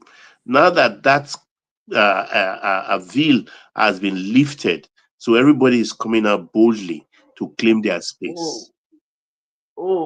so you don't think we were more secure during the military era, that crimes were not as much as this, and that you could travel at night and go to distant No, places? I'm talking about asking about a question on the Nigerian questions being interrogated. That's what I mean. Yes, that's an implication of security. Now you cannot travel freely now without on the road, especially without thinking of the possibility of you being kidnapped or or, or, or something like Let me answer. Abeg. See, yeah, that military era, that time that. was quite But different does from does now. anybody here Even if you object look at to the TS's proposal? You are coming in what is broken. that? Which proposal? I said, does Which proposal? anybody here object the proposal to build a wall across our northern border? Building. See, my And brother, that's we don't ridiculous. even need the In word. my considered opinion, that See, is ridiculous. No, it's Honestly. Baba. ridiculous. Let me just. No, hold on, hold on. What's the name? Baba, why did you say it's ridiculous? Very good, Ola. In Niger caps us. When I say cap, that is like covering about 7 states in the north. 7 states in the north. So the border is fluid. Some people even go to a call, that is French speaking school, from a Nigerian state, cross over and come back in the evening, vice versa for both sides. You understand my point? So they don't consider that Niger as a country. As far as they are concerned, it is Nigeria. Nigeria is Niger. If I'm wrong, correct me, And Hassan. Well, Baba, you are not wrong, but Baba, I look think at our citizens that that assertion that assertion what cannot stand. when Baba, Nigeria gave up Bakassi, did it change anything? You see, this is the Are people reason in why Bakassi? when the military coup happened and Nigeria was trying to muzzle the coupists, they kicked against it. That you cannot sanction our brothers. That's the word they use. Our brothers. You cannot do that. That these Which coup people you are talking? part of us. Which people? Which people? The Which coup northern you talking? states, that share border When with Niger, they came out boldly and Uh, twisted when the Tinubu government. when Tinubu said he was going to attack Niger if possible or something like that, or is that what you are saying? Yeah, that's what I'm referring to. Okay, Didn't okay. your people Yeah, yeah, came out yeah, yeah, boldly? yeah, yeah, yeah, yeah. And you have to okay. Now sanctioning uh diplomatic relations is completely different. It's a completely different thing than internal politics, and you are trying to conflate the two. Nigeria has maintained a diplomatic posture, and that is one of the reasons why it has become very, very influential. It's about buying influence and maintaining influence for your own interest, not necessarily doing something that will show you in the good light of the people with red ears. And what Tinubu did then was to disbandle ECOWAS. Now that ECOWAS is not what it used to be, essentially it has become what the French will want, because it is the French who have lost out, and Tinubu Tinubu's posture was not an African posture. It was more like a French defending the French, because it happened at a sensitive time where No, I countries were disagree with you, Can I Hassan, on can I that can I can I level say something? because Just a minute. Let me say something, Hassan. there's nothing sacrosanct about democracy, because they preach it, but it is not practiced in reality. Even what America is, it's not the pure democracy. It's not a constitutional. I think places like Britain have even more claim to democracy, because what the US have is just something completely different, because they are not actually being represented in that sense. So I don't see anything sacrosanct about democracy and military takeovers, especially when it concerns some people's sovereignty, and then you trying to say you're going to war with them after all the problems that we are already having internally. That was a departure. isn't it ridiculous? What do you expect let me a say something, please. democratically Just give me a elected minute. president to do? Baba, give me a minute. Fold their hands. Okay, go ahead. Yeah, Go ahead. I think in reference to let me push back on Hassan narrative. I have 2 points to make in reference to this sanctioning or going to war. I'm not in. I wasn't in favor of the invasion, but the sanctioning would have been a right thing to do. I think Hassan is speaking from the point of view of kinsmen and religious sympathy. That's the angle that he's speaking, that we shouldn't sanction them. I was against. But you're speaking from the sympathy. I was against attacking, because Tinubu said if it will take to use force, that we are going to use force, something like that. He insinuated something like that. So that is. But that wouldn't be the first time, Azan. We used force. We used force in Gambia, didn't we? Didn't we use force in Gambia? We did. But not at the first instance, and we were not the first to indicate the use of force. We actually came right at the end to demonstrate it. There is a diplomatic. Hassan, it was not Nigeria. It was ECOWAS. It was ECOWAS. Tinubu was inexperienced about the diplomatic aspect of Nigeria. But you don't expect a Democrat to sit at the same dining table with Kupis, do you? Coming from the experience of our own political history. Baba, can I ask a question? Well, yeah, go ahead. You have to also consider the reality that the countries that are not yours, and that your power ends where your border ends, and you have to respect other people's sovereignty. Hassan, I want to ask you a question. In that context, there is an agreement where the way ECOWAS itself is structured, and governments are recognized because they are governments, not because they are dictators. But are we still discussing this one in why the United States? Hassan, I want to ask a question. Saudi Arabia. Can you permit me to say something about something? Because they take I want to ask a question. Okay, Midwest, you can come after Hakim asks his question. You can come after. Okay, Hassan, I want to ask a question, right? Do you not think that as Nigerian people, not the Fulanis, the Nigerian people, we should not mandate the Fulanis, both the ones in Nigeria and the one outside Nigeria, the ones in Nigeria now, to apply for naturalization and be processed? Because hold on 1 second, and so that they can be. We won't need that very soon. We won't need that. Biometric information. The moment we cover the border and we do a proper census, we take biometric information of everybody in every local government, in every ward. If you don't I mean the ones that are currently in Nigeria that are claiming to be Nigerian. The ones that are currently find them out. We'll find them out now.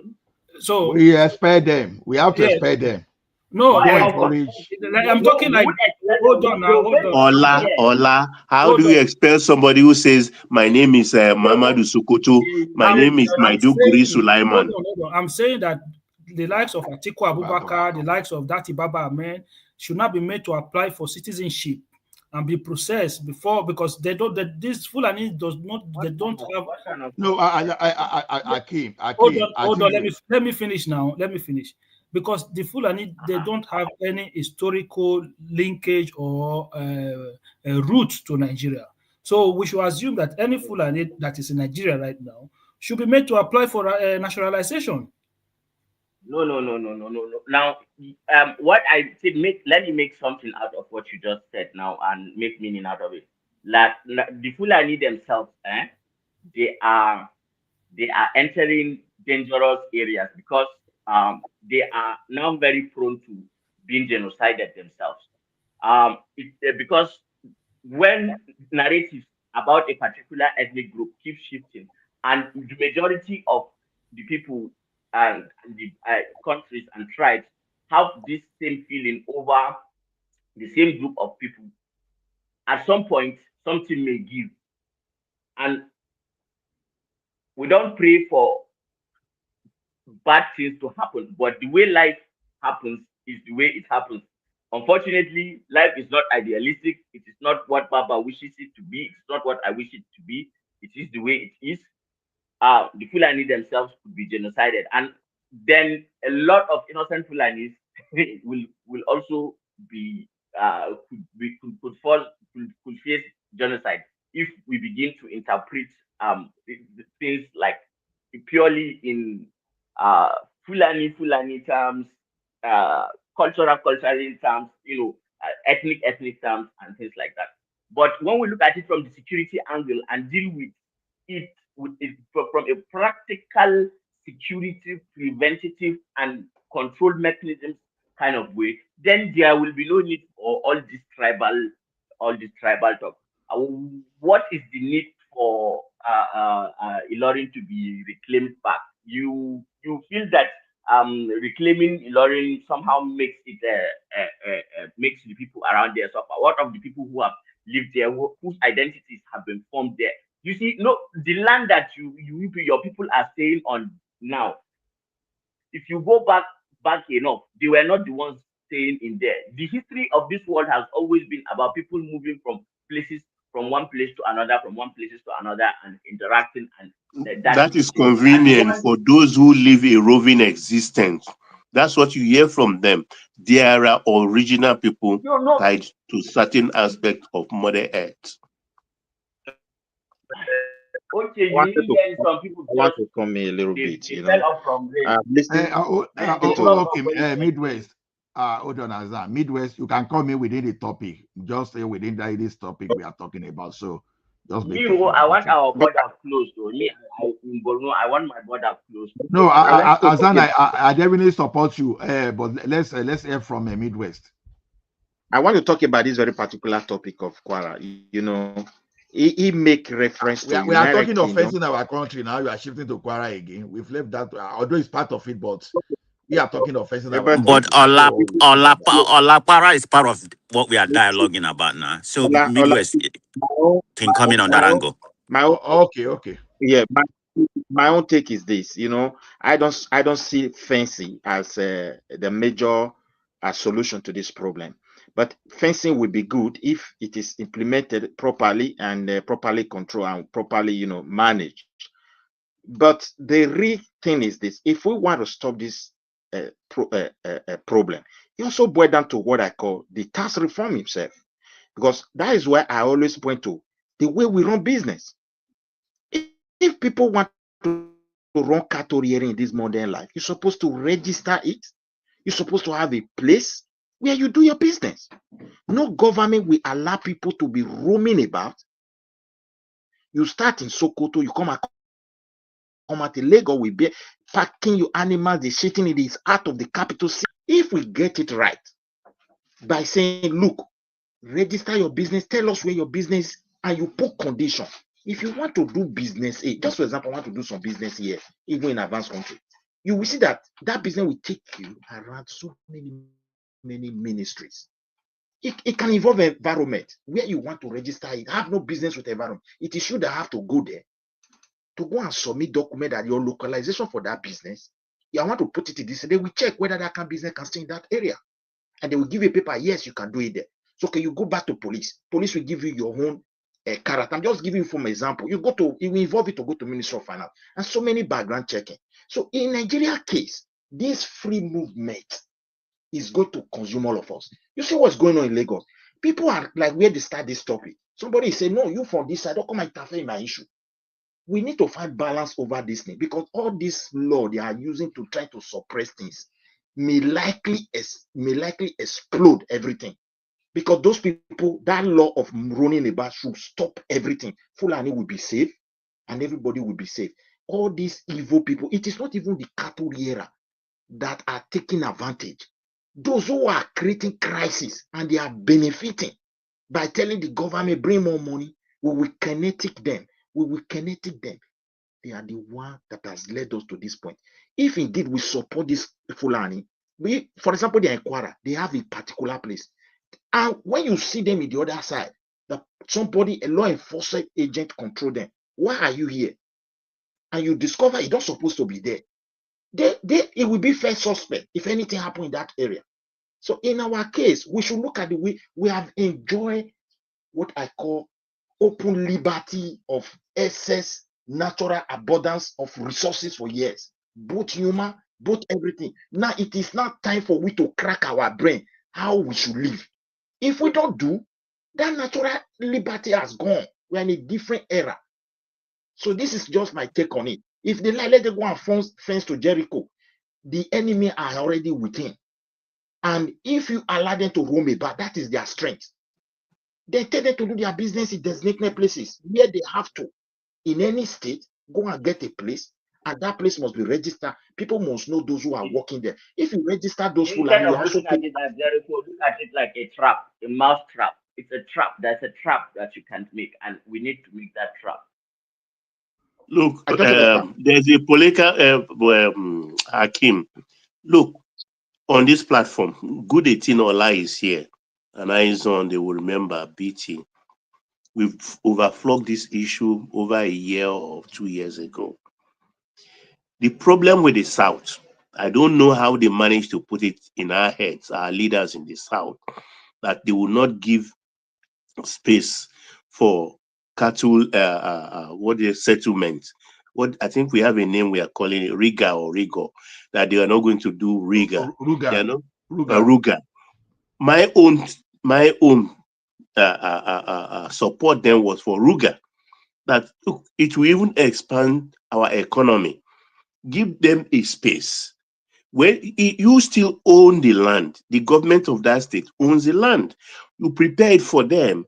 They come in, there is an economy about it because those that are going to grow the grass that the cow will eat, the Fulanis will buy for their cow, will of course come from that state. The Fulanis that will occupy that space will also be paying rent to that state. So you can restrict them now to a certain space. But our people said, no, Fulani must not gain 1 inch. Let me finish. Fulanis will not gain 1 inch in our state. We don't want to see them. In absence of that, that is what we're experiencing. 2 is that, look, of late, even the Fulanis themselves, the Nyemtiala, say, look, we will not, since we are a problem, we will not come again to the south. We will keep our flock in the north. We will kill our cows and refrigerate them and send them to the south. And then our south with our sweet mouth. We cannot eat ukweku. We cannot eat a frozen meat. That again becomes a problem. So what do we want to do? That's the big question. So what's up with Southern investing in cow business? What's up with Southern investing in cow business?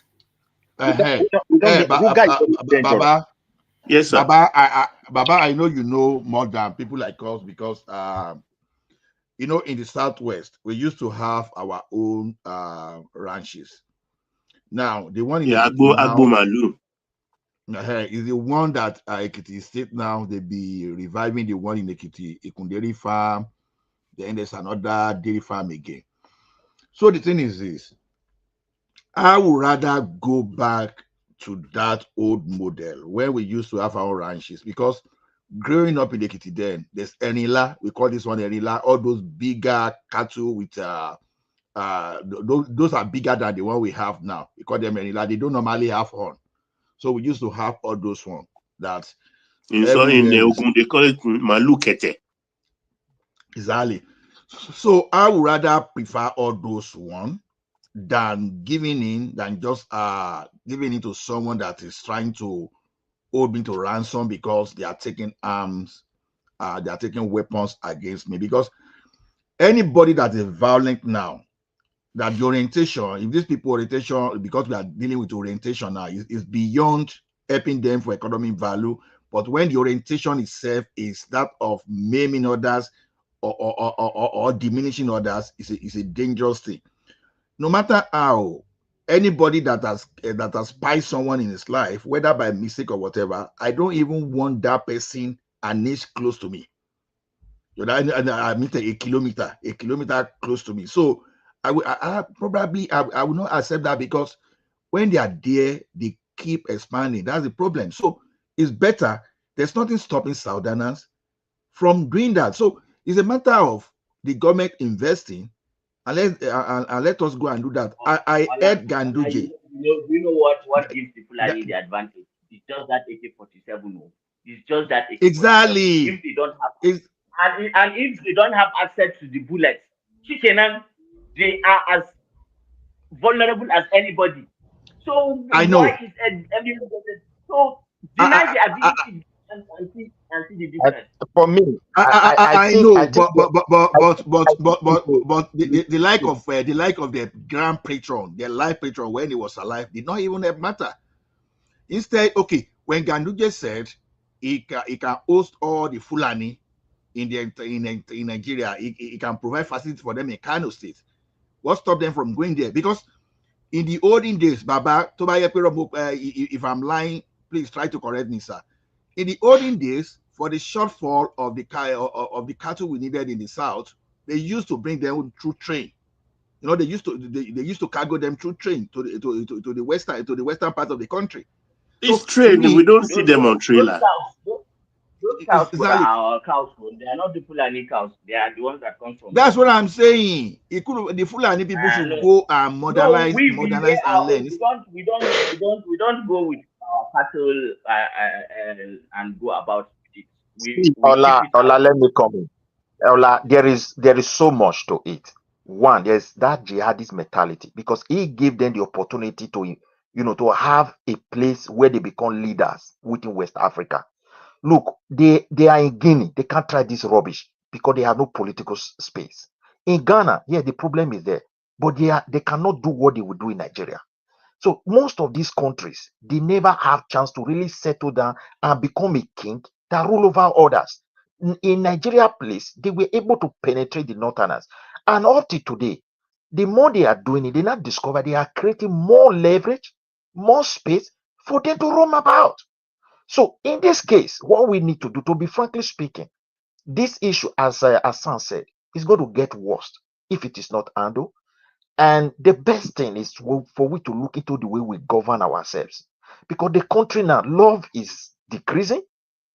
A kind of too much confusion about tribes, about religion, about everything. Why not sit down now and think of how possible? Midwest, do you know why I support Azan on this fencing? You see, the excuse we have now is this: there are thousands of borders, right? And those people that are tasked with with manning our borders, they will have excuses. So Babati raised an issue that, okay, what about wild animal migration? I say that I understand. But if you have thousands of borders, if you fence and you restrict it to few, let's say 50, 100, that you can properly man. Exactly. So that you can properly man. So we will know those people to hold responsible. But naturalizing some criminal that already come into our country, that will even has cause a population explosion. And meanwhile, these people we are talking about, just give me a minute, I round up. these people we are talking about, they never get tired of seeking power. That's where the problem is. And for me, from Yoruba, I know our people till all those criminals and all those deadly people we enter our midst, we will be rationalized, we will be doing political correctness. I can see. Maybe how come we have other Nigerians? I don't have problem with Hausa. I don't have problem with Kanuri. I don't have problem with all those things. Because the question is this: once you mention Fulani like this, you understand my antenna. You see the antenna in my head like this. It just going to so let me say this.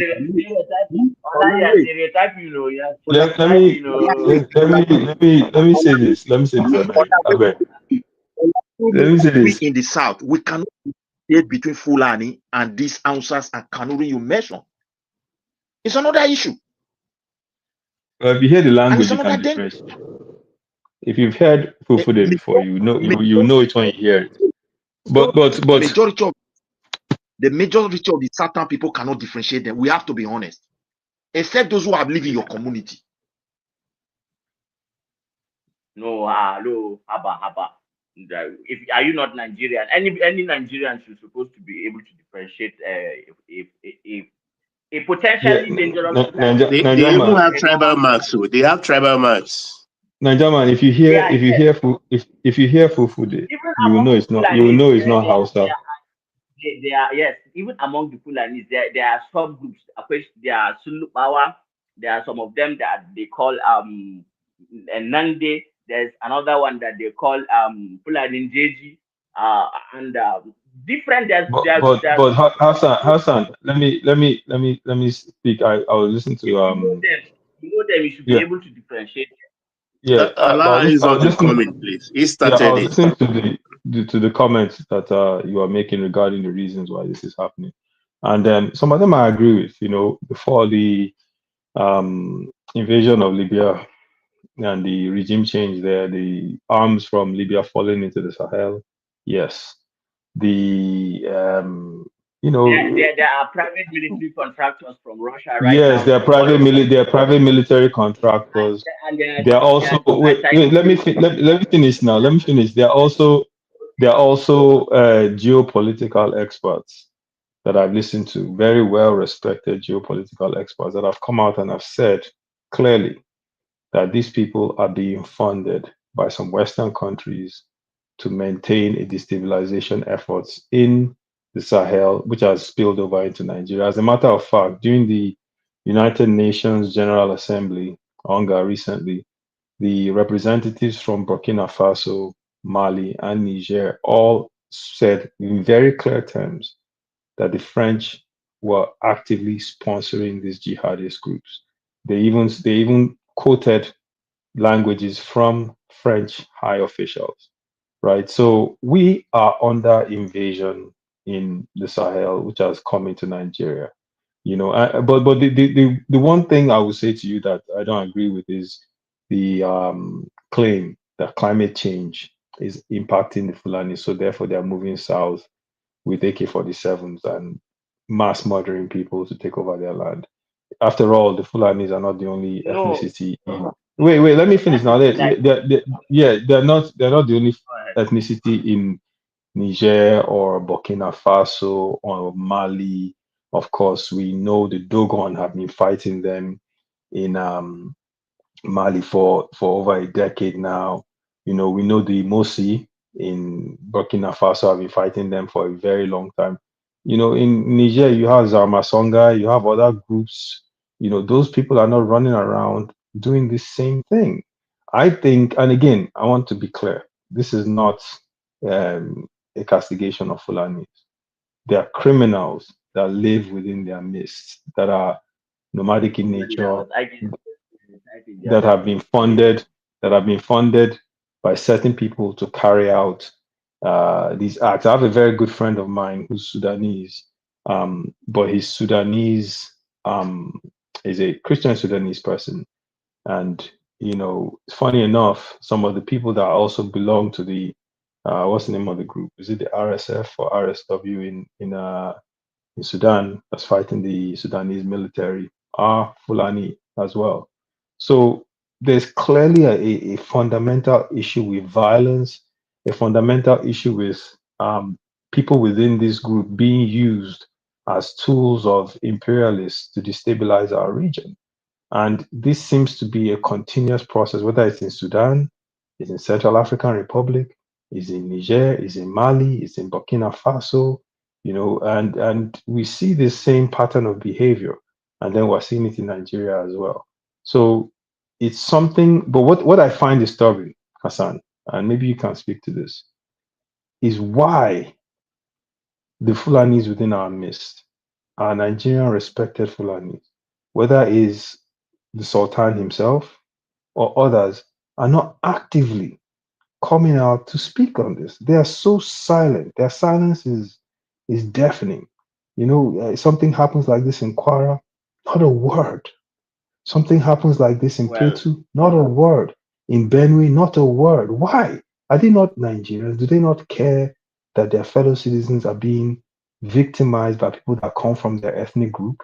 After all, if this happened and it was Yorubas or Igbos going around mass murdering people, the leaders from those communities will stand up, condemn, and in fact, they might be the ones to bring them to justice. So please, I don't know if you can speak on this because this is also a big, big problem. you Go see, ahead. in Maiduguri, we brought Boko Haram to justice. Like fathers pointed to their sons, uncles pointed to their nephews, sisters, snitched on cousins. That was the way it happened. That was how, like, we got rid of Boko Haram in Maiduguri.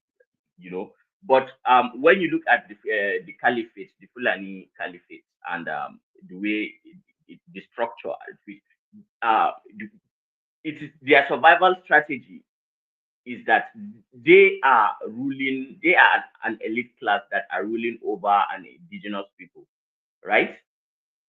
And so that makes them a minority. They are minority, and that being a minority puts their power always at a disadvantage, because when ethnic consciousness wakes up, then there's going to be a problem. But there's another factor that strengthens their case. That is religion. You see, religion diffuses your sense of identity to the point that you submit and you align to and obey authority because of religion. And that aspect of it puts the northwestern Hausa indigenous people, at a disadvantage. Somehow they are so beholden. They are more. There is a conflation of Arabism and Islam uh, that that comes together. So if you are not well lettered, if you are not like groomed in philosophy enough and the understanding of cultures, you will not understand what is Arabic and what is Islam. Like for me, I'm a Muslim, a hardcore Muslim, but I'm also culturally rooted. That I'm not. I do not want to do anything that is Arabian that does not sit well with me. We Yeah, and literally have Hassan, Arabic. and Hassan, I want to commend you for that because one of the biggest struggles I have had, my personal journey, is that I have encountered people from the Horn, Sudanese, Somalis, Somali, that are darker than me. They are darker than me, and I've had arguments with them about the fact that they claim they are Arabs. I've met And a lot of them too, and every time I cringe. I cringe. It is even worse than that those of the houses. But about not speaking, I don't understand why not, because they do not hold the power that they used to hold, the kings, the monarchs, because in reality, what they have is influence. Now, to jeopardize that influence among their ethnic base, they are finding it difficult. But the religious imams who have more listening ears, they are the ones that are supposed to take charge. And like most of the imams, like the what do I call them, and the big imams, the sheikhs in northwestern Nigeria are actually of Fulani origin. Like they're actually of Fulani origin. So and some of them are talking. They are really talking. But the problem is that they are talking to ethnic Nigerian Fulanis, indeed the ones that are of Nigerian origin. But then the ones that are coming in from Gambia, from Mali, from whatever, from wherever, those ones they don't even bloody care what they've got to say, and they have weapons. So and they are protecting certain interests around gold and some minings and some whatever, and they have a constant supply of all these weapons. So it is what it is Then in the what sense role that is Imietiala playing in all of that? When an uh, external Fulani party will come to their own territory and then cause mayhem. and Mieti Allah took very very long. It is about these people. I don't know whether they've done it. I think they did it, but it took very very very long for them to do it. Well, there is an issue of what makes the Fulani very susceptible to be used in this manner. I think it is unfortunate that because of their culture and increasingly the nature of the world where their culture thrives has gone, and it's a different era now. But they have not adapted as fast as and the times have demanded. It makes them the right tool for all these false flag operations. So they are being taken advantage of for all sorts of clandestine activities, and it is now coming into the core. They are very good Fulanis, like very very very good Fulanis who are even so modern that like you you won't even know that they are Fulanis. Like okay, you may look at them and understand that they're Yeah, of Fulani, course, but of then course. They you can't doubt those ones. They are more civilized yes, than them. I don't even think you yes, will even know unless they tell you. yes, Yeah, yes. Hassan, quick So question so for you. they still have, In terms of but they have no real control over because they are not listening. I'm telling you that they are this majority of the Fulanis that come into Nigeria and carry out this with weapons are outside Fulanis. Now they came and then when they met with our own indigenous Fulanis, some of our own indigenous Fulanis, Nigerian Fulanis, now joined them because they are uneducated and they are susceptible, and they are now also practicing with them. However, there are a lot of innocent normal Fulanis who have now been affected by this uh, coming of the ones with guns. They themselves are now being threatened. The rustling of cows. Do you know how many cows are rustled every year in northern Nigeria? Around 200 to 250,000. Like they rob them. The foreign Fulanis rob our native Fulanis of their cows. Can you imagine? And then they then form kidnapping rings and then take some of the bad ones among our own who can speak Nigerian languages, and then so that they can do the negotiation. Like the ones in that took a place in Sokoto, those ones, man, they don't even understand anything. It's only French. It's only French, and they are Fulani because of the dialect. Dialects are so different that even our own Fulani here can hardly understand their type of Fulani, but they are still Fulani.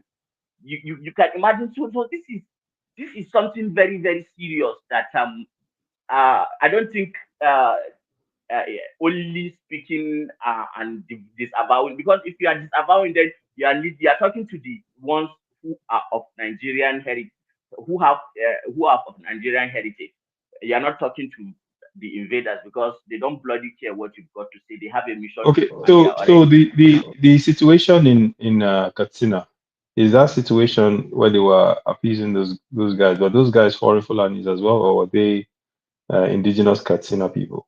That the villagers and in fact, all the dignitaries came there. These men were there in presence with their automatic weapons.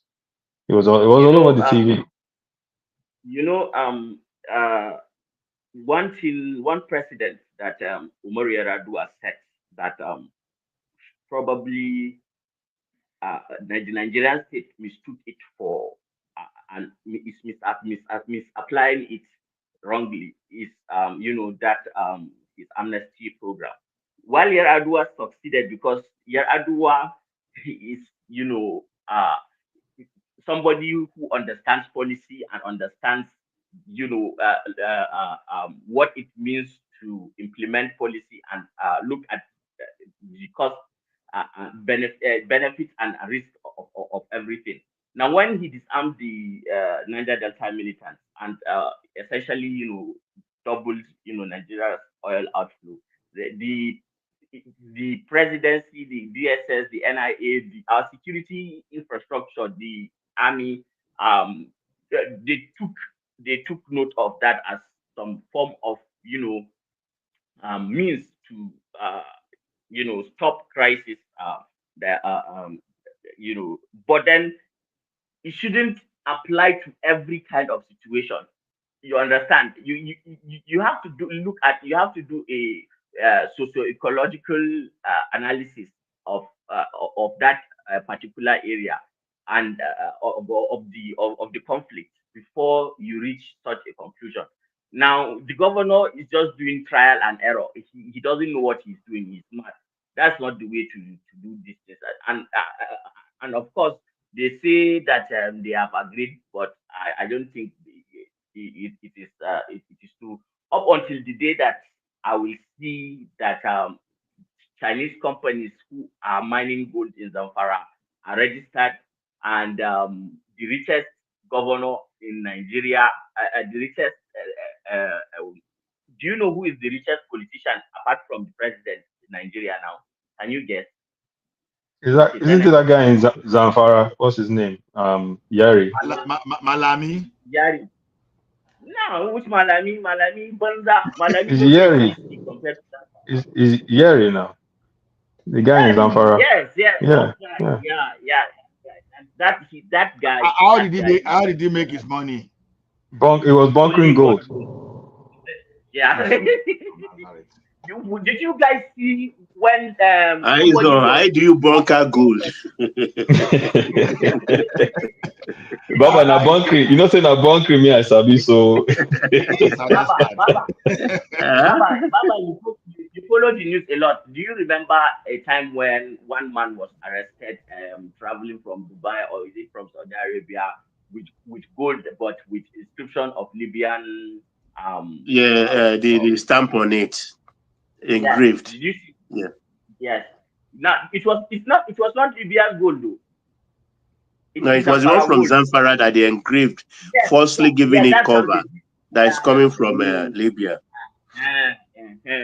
Now, that man is so rich that they had to placate him because if they were to do dollar to dollar with the present Senate president, he was going to beat him because he had the money. Now, like everybody knows now that this guy is like richest amongst them, and somehow he is untouchable. Not the presidency, not the DSS, nobody touches him, and somehow this thing is still going on. Well, I don't know, but anybody can make it. Yeah, well, Hassan, it takes it's political will. We can't look, in today's world, currencies don't mean much, right? Currencies fluctuate. That's the reason why a country like England that doesn't have one gold mine has most of the gold reserves. When you look at our country and all the gold we have, whether it's in Osun State or in Zamfara, these are key items that we can use to hedge our economy and build up our reserves as well. But if it's being stolen, then it becomes a major national security issue. And these are the things that political will, damn the consequences.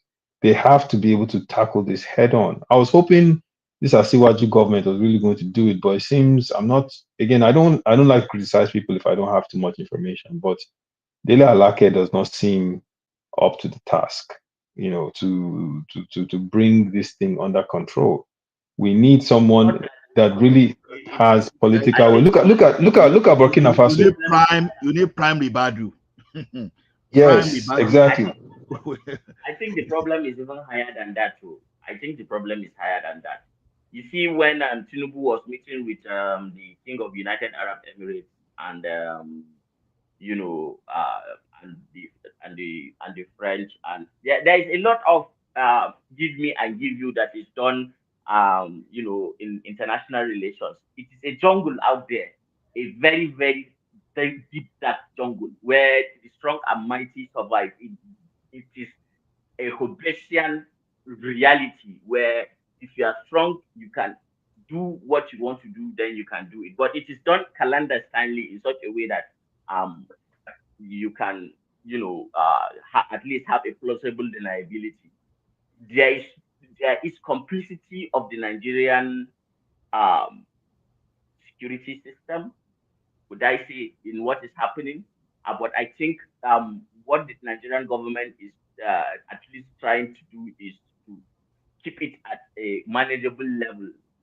But they agree that they don't want to bring those miners into the formal sector such that it can be, accounted for. What is being done behind like closed doors, then you don't know how much is taxable, you don't know how much money is being, carted away, you don't know who is doing whatever, and who knows who gets what cut and what, but something is happening that we are not privy to. But I No, hope one day and yeah, and know.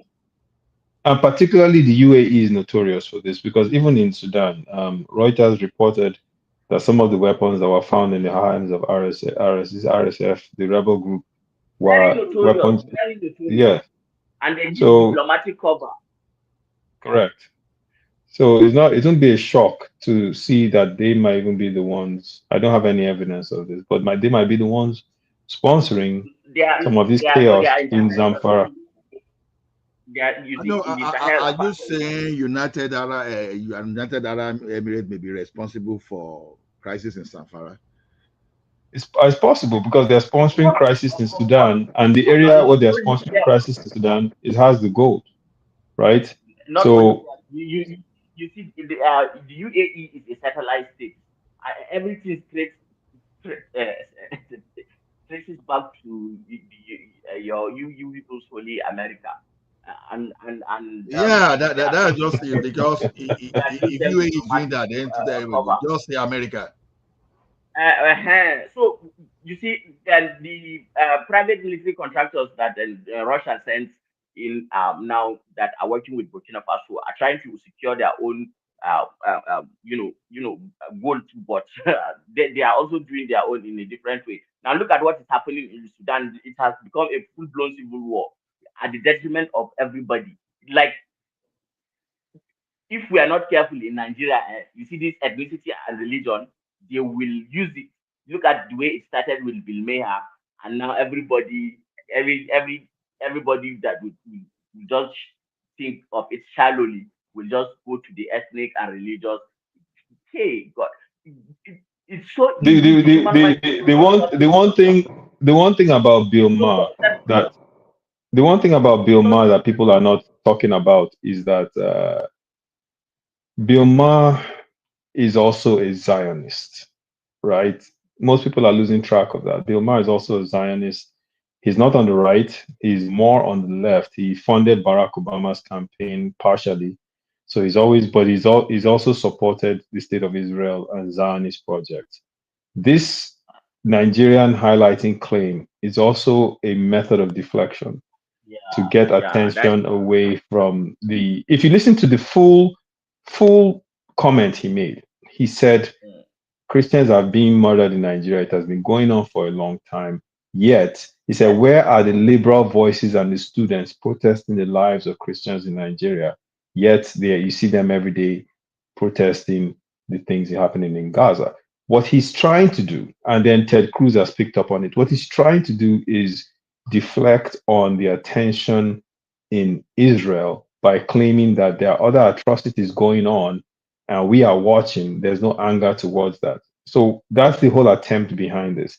And if Ted Cruz is successful in pushing his bill, then it starts to take attention. And next thing people start to talk about. And if you notice, this is all happening on the eve of Tony Blair being appointed as the person to oversee this so-called proposed peace plan that Trump is putting forth in Gaza, where he oversees the settlement or I guess redistribution of the people of Gaza. Hamas releases the hostages. It's a mess. But this whole Nigeria is a smokescreen. I don't know why somebody said it the other day here that the black man has like something of a curse that they cannot put themselves together and understand that they are more better together than apart. Like we are in an era now of where a lot of drastic change is going to happen in the next few years, whether we like it or not. And even our people that we have in the diaspora are supposed to be thinking of their home country first, rather than all these declining and depraved societies that they are living in. And I attended a conference where with a lot of anticipation of security risks were done regarding the African region. And one of the things that came up was the fact that there are a lot of satellites right now that hegemonic powers have out there that are pulsating beams, right back to the core of the earth, and are examining every molecule, every deposit of every mineral and where it is situated. And they have so scanned and they have understood that a lot of lands from the Sahel down to where we are to the Serengeti holds the reserve of these what do they call rare earth minerals. It's not even the gold or the uranium also, but they are all important because they all form part of what is needed for the next I would say industrial revolution. There was industrial, there was a farming revolution, but the next is the technology, this computer and automation and AI, whatever it will take.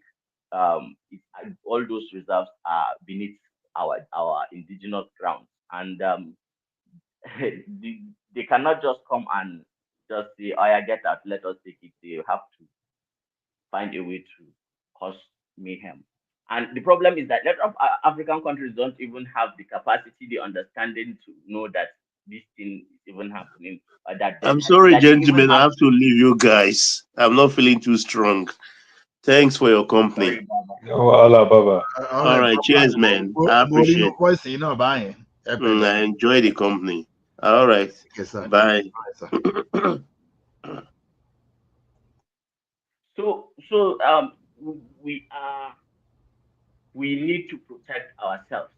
If if I had my way, if I could imagine what an ideal Africa would be, is that you see anything south of the Sahara should just band together and become one state, one army, or one army, and then different police for every region. In Nigeria, as small as we are in Nigeria, we can't even manage ourselves. Right? By the time we combine the So entire that is the problem of the black man now that we're talking about. If not, why not? Why not? Why not? Yeah, it's doable. It's doable. We just have to figure out a way. Like these conflicts. If it's Are you sons? yeah. Once there's religion, religion is the number one toxic thing because that one will be the first weapon some people will want to use to dominate. Yes. You understand? Yeah. Then when there's no religion, then they will default to ethnicity. So if you take religion away, first of all, if all of us believe that okay, we are men and everybody has the right to do whatever he can do as long as whatever you are doing is not it's not affecting others Harmful to negatively. anyone else. So that's fine. But because in the recent time I'll be advocating for issuing licenses to preachers these days, so that any preacher that preaches nonsense like this, take the license away. If the person need to go to prison, let the person go to prison. Because, In Borno, you cannot just come and preach now. Try it and see what Exactly. will happen to you. But I mean, that's what Kagame did in Rwanda. Now, No, Kagame but we did have that to in Rwanda. hand them. That's the problem. So, uh, like, some things can be anticipated and prevented, where yet our government uh, doesn't take that approach because they are massively overstaffed. The army is overstretched, and it is intentional. They keep bringing in small things to stretch them thin, stretch them up until they cannot handle it anymore, and then we'll reach a tipping point.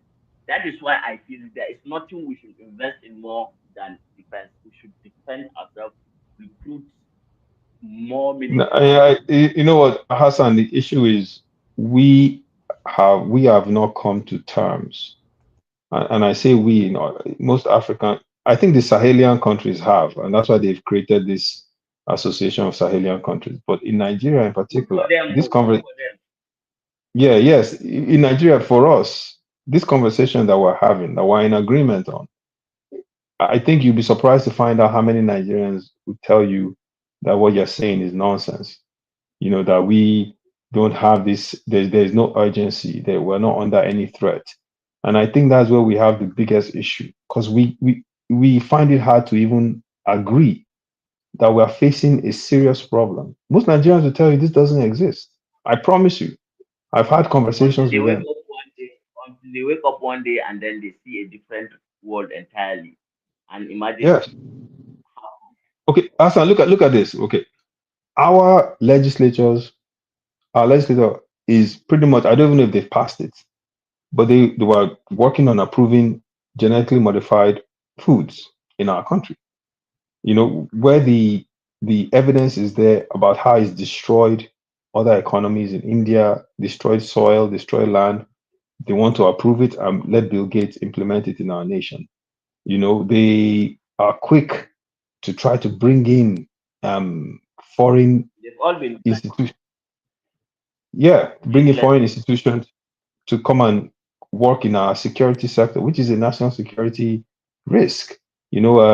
Christopher Musa was saying it, and I agree with him that we should manufacture our own weapons and find ways to create a way where we're independent in that field. That's something that is People also look an at issue. Christopher Musa as some form of a lunatic or thief or corrupt or something like that. I look at him and I see a brave soldier who understands the dynamics of the environment in which he is operating in, and who is Yeah. anticipating the risk associated with the present reality. Yes, I And like him a lot. I've taking listened to measures him. of I like him a lot. come on. I love him. I love that man.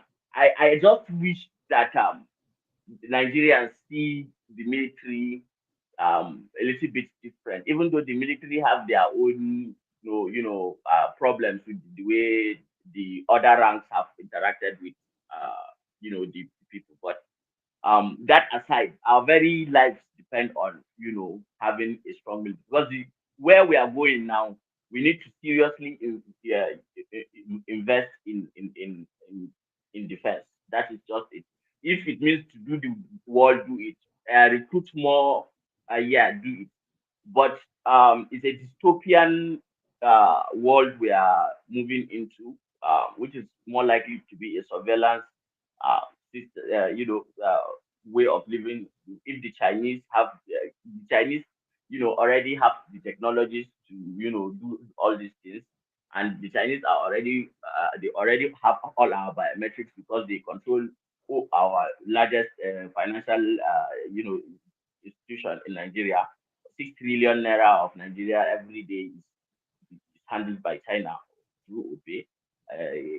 Kai, so That's much crazy. insecurity, so much The, the, security the, risk. I mean, And listen, if the way we are right now, if a country decided to invade us, it would be the easiest thing ever. Our presidents go to their hospitals. Our our food is reliant on a lot of what they bring in.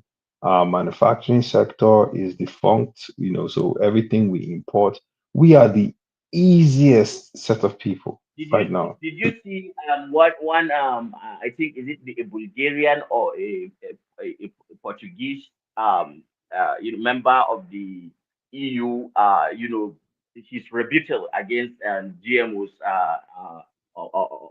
during one of their sessions, and he No, I did didn't say. oh my god, the way in which and manner in which he did it, like he first talked about how their indigenous, methods of farming and what has kept them, and that some Americans now want to substitute it with the seeds that then now they will control, and that they will have to pay for the seeds and then have to rely on them. I don't know how to rephrase it in a way that you'll understand, but I'll look for the video and probably send you the link so that you can see it. Yeah, But he please. said a capital no. He said a capital no, that thank you for this Trojan gift, that the people of Bulgaria will not participate in this Orwellian future that Very good. globalists are very succinct, direct, because really what they're trying to do is they have already done that with our ginger. Like Nigerian ginger now is gone. Nigerian ginger, Really, what yes, happened to the yes. ginger? So 3 to 4 years back, an American firm came and partnered with this farmers union, ginger farmers union, and then he brought them a cc of ginger and said that it's going to have more yield than the ones that they used to do, and then even gave them some funds and something and whatever fund some funds to do it, and borrowed them some and then give them the seedlings to go and plant it. Now majority of ginger farmers are in southern Kaduna, some parts of Taraba, some parts of Adamawa, and in the middle belt region of Nigeria, and all that. Do you know what happened? What? That year ginger failed in Nigeria. This is I think this is the 5th year. This was 5 years ago. Ginger failed.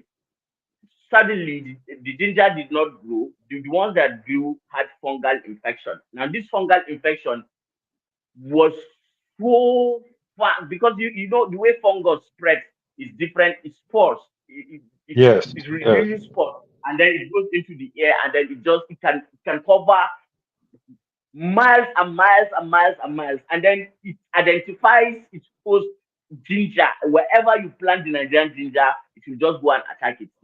Now we import ginger from China and India, and then Jesus. and ginger is now 2,000% more pricier than what it used to be just 5 years ago.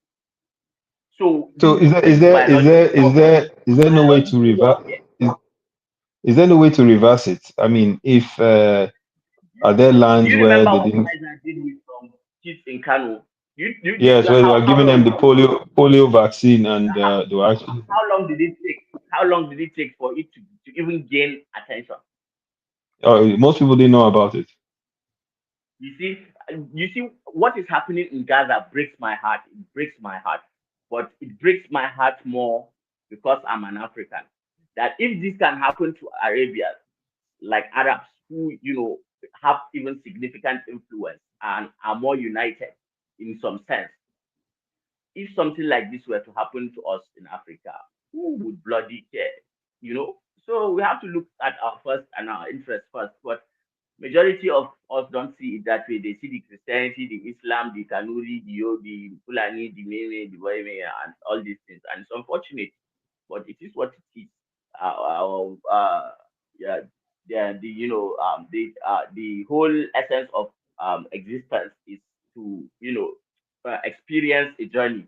I take life as a journey, where there are bumps, on the road, and there are some sharp turns and adventurous. Sometimes you go to bed hungry, and but then when you can wake up happy.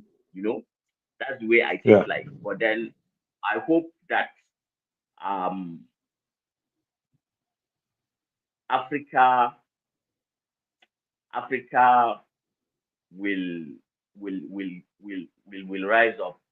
Especially, I'm talking of Black Africa. The day that Black Africa rises up, then that day everything will change. But Let me say waiting this. I think, yeah, I time is think one of running the out. so time is running out. I think one of the biggest issues for us, and I said this to as many Nigerians as I can, is we make the assumption that our unity will happen organically. It will not. Our unity is something that has to be worked on every day, has to be actively invested in every day. I mean, Gowon had the right idea by creating the unity schools. I went to a unity school, and because I went to a unity school in North Central, I was able to meet ethnicities I would have never interacted with. And it changed my view of how I see different ethnicities in Nigeria. And so, because of that, we should invest back into those unity schools. We should invest more into the NY Youth Service Program, where people have to go to different states to serve.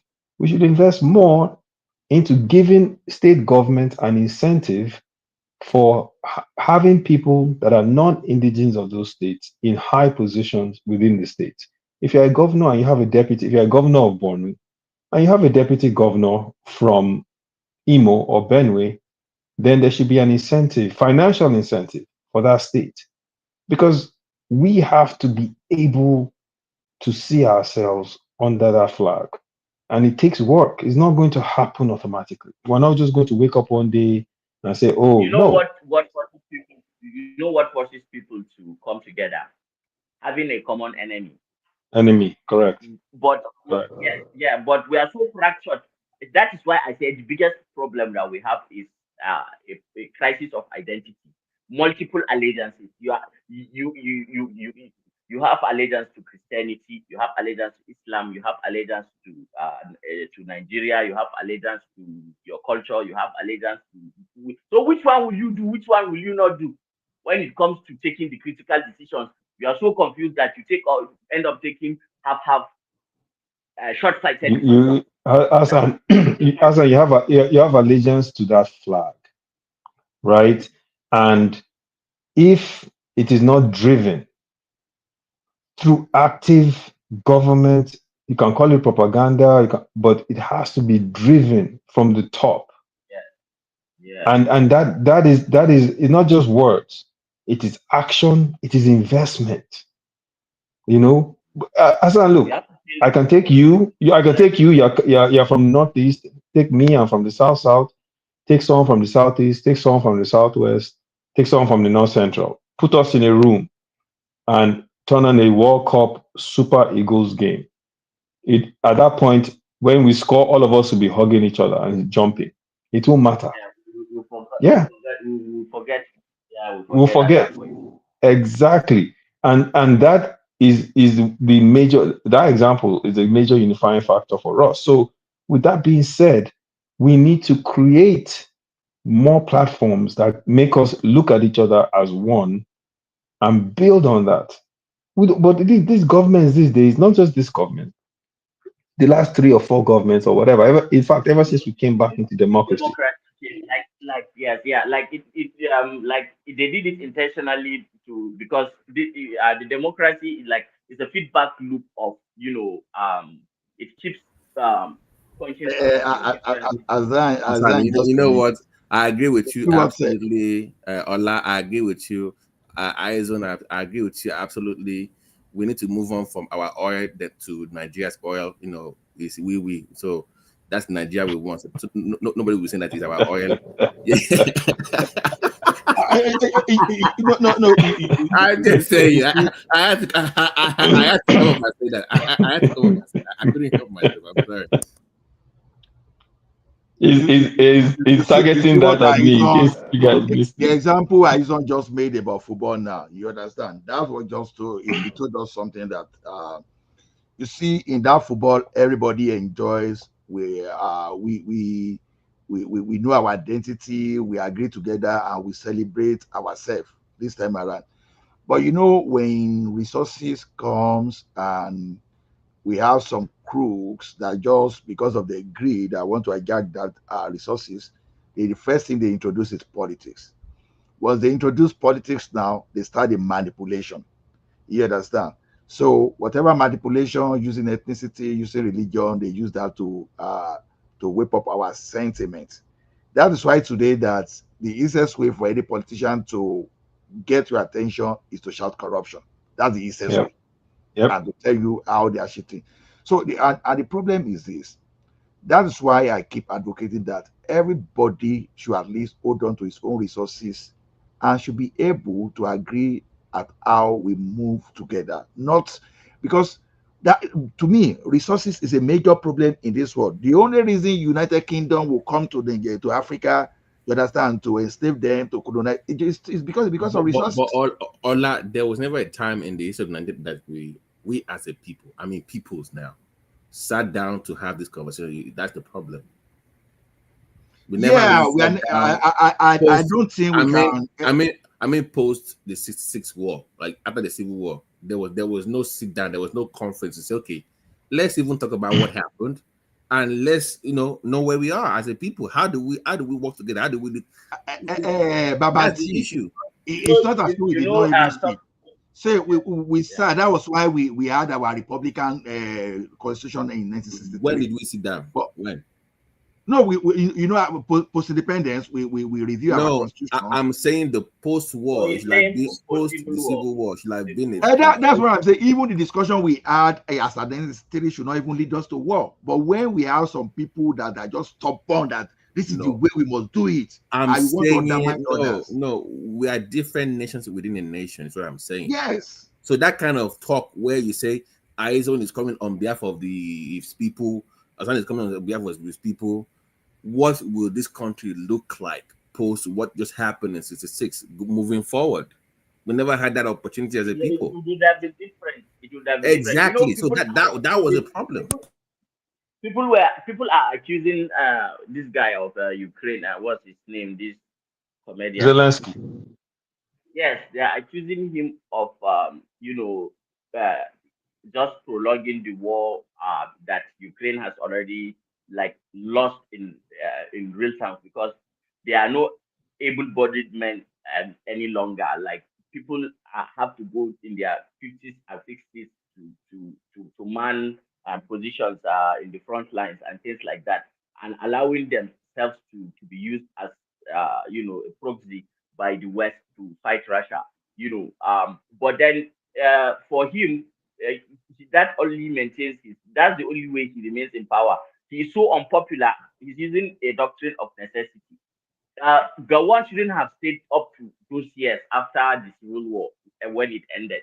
He shouldn't have stayed. Even though he did very well, and kudos to him, Gowon is a patriot.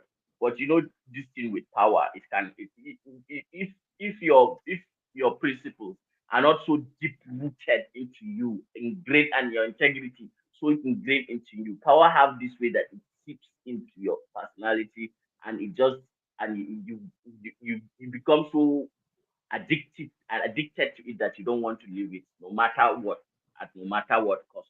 So it was that trap that we fell into. Was overstaying, and then you know getting cooled, and then counter cruise, and then it all went bad from there. But the starting point was the Civil War. Yeah, we've it was civil war ended, no vanquished, no vanquish, no whatever go on said at the end of that war. Um, and then we just moved on. Or supposedly we just tried to move on, but the wounds were still there, How do you and move every on now from that? How do you move on that kind of that is even in America post Civil War they have to sit down and say, guys, yeah, let's that's what I'm saying. But yeah, I agree with you. You don't just move on. You have to come to terms, and decide on how you build your country moving forward from there. We are a very diverse set of people with a lot of different, whether it's religion or ethnicity. These things have to be worked on, and there should be a zero tolerance policy towards any sort of behavior, right? Countries that are serious about this, if you notice, they have zero tolerance for any sort of behavior that really tries to separate, divide, or spark some kind of ethnic differences. They actively work on it, because the only way a nation can survive in this kind of situation is through a unified single view of how the country should move forward. If you lose that, you've lost everything. You've lost everything, and that is the key. And that unity maybe can come through having a really strong conversation on what do we do in terms of, do we want to become a unitary system, or do we want to go into a system where each region controls certain aspects? We have to have this conversation and come to terms with it. If not, you will continue to have this bickering and fighting under the table and people complaining. And today, when one person is in power, everyone is fine. Tomorrow, when they're not in power, everyone is angry, because everyone is fighting to get that national cake. But if we can create a system that works for all of us, right? And you create that system to say, fine, every region control its resources, but we work together as a unit, then there might be hope. But that takes everyone coming together and acting in the best interest of the country, which is one of the biggest problems we have today, because a lot of these politicians we have act in their own best interest. And damn the country. We're going to do what's in our best interest first. And so because of that, you see things happening that are against us. Now look at the GMO thing we're talking about now. A lot of these politicians have signed off on it in our House of Reps. They've already signed off. That is good. Bring it in. Not even doing the research, not even so trying to so so understand so the counter Aizen, argument.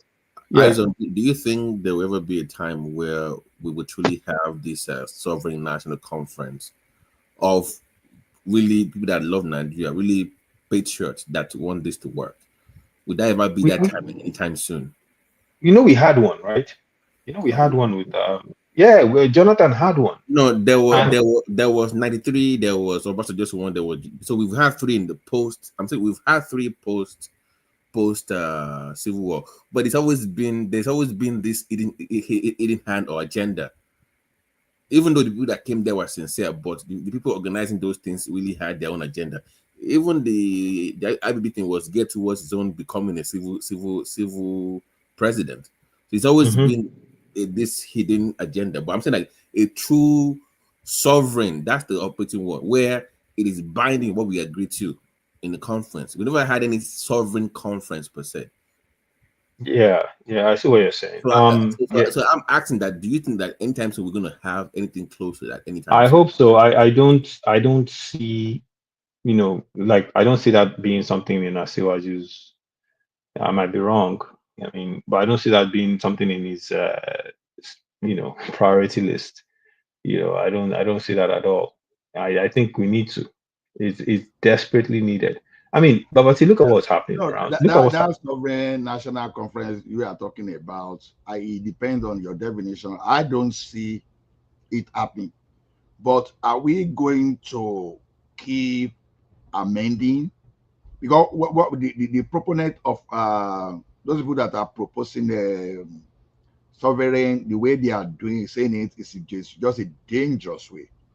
That you see that okay, you want to have sovereign national conference, it's as good as you want to subordinate government in power.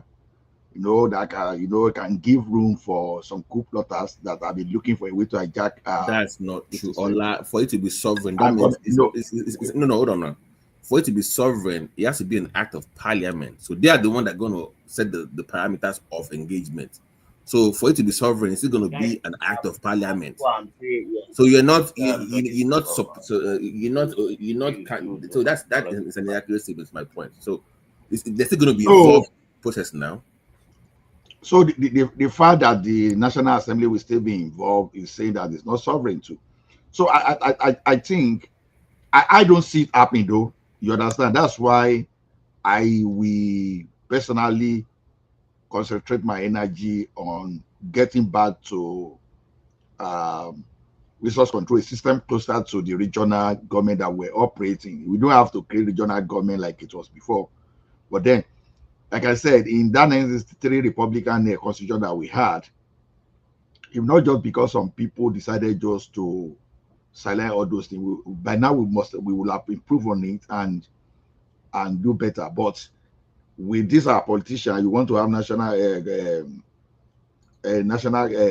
sovereign national conference. Maybe if they are no longer, if those guys no longer have their way to the National Assembly, or they no longer have their ways to the State House, yes, they can support you. But as long as they're there, they will just be okay. So how come that this is my time that you now want it sovereign? The only way such kind of sovereign can even favor them is say, okay, let us have this sovereign this thing so that even if you spend 8 years, you will continue. Or maybe they will listen to you. Because immediately you are raising it, they are suspecting you that you want to push them out of power. And that's the way the problem starts. So to me, amendment here, you get what you want a sovereign national conference. You want to control your resources gradually.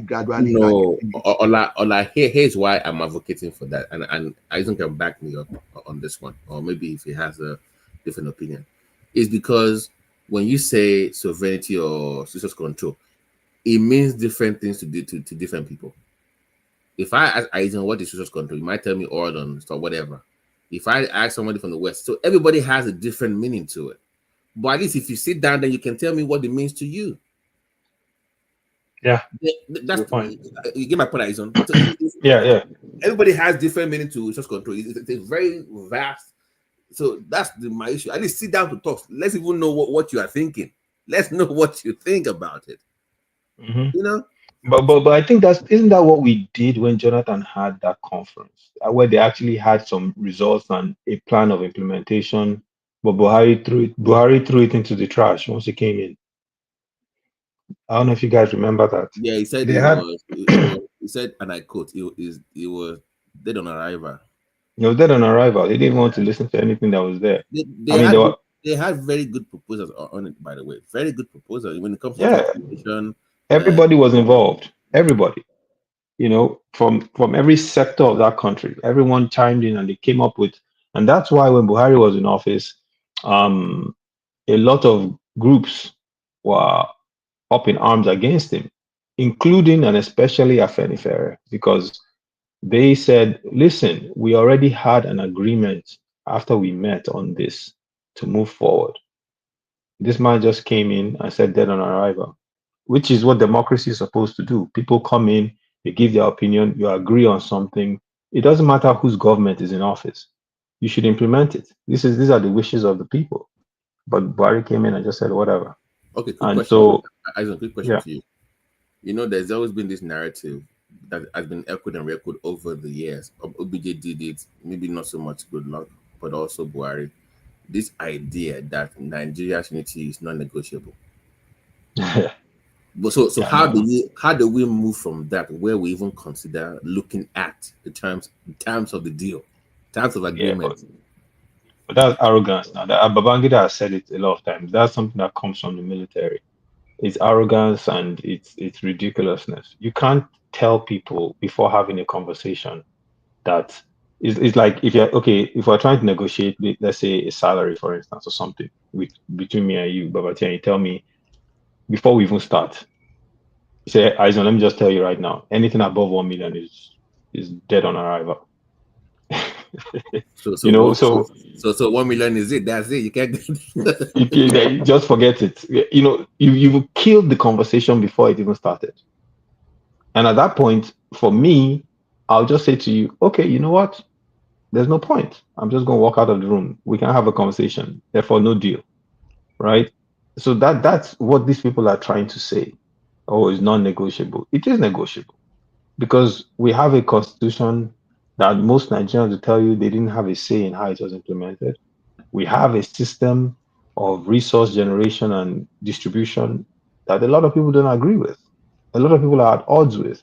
We have regions that feel if they control their self-determination, control their resources, they can develop at a faster pace, still be part of Nigeria, but develop at a faster pace.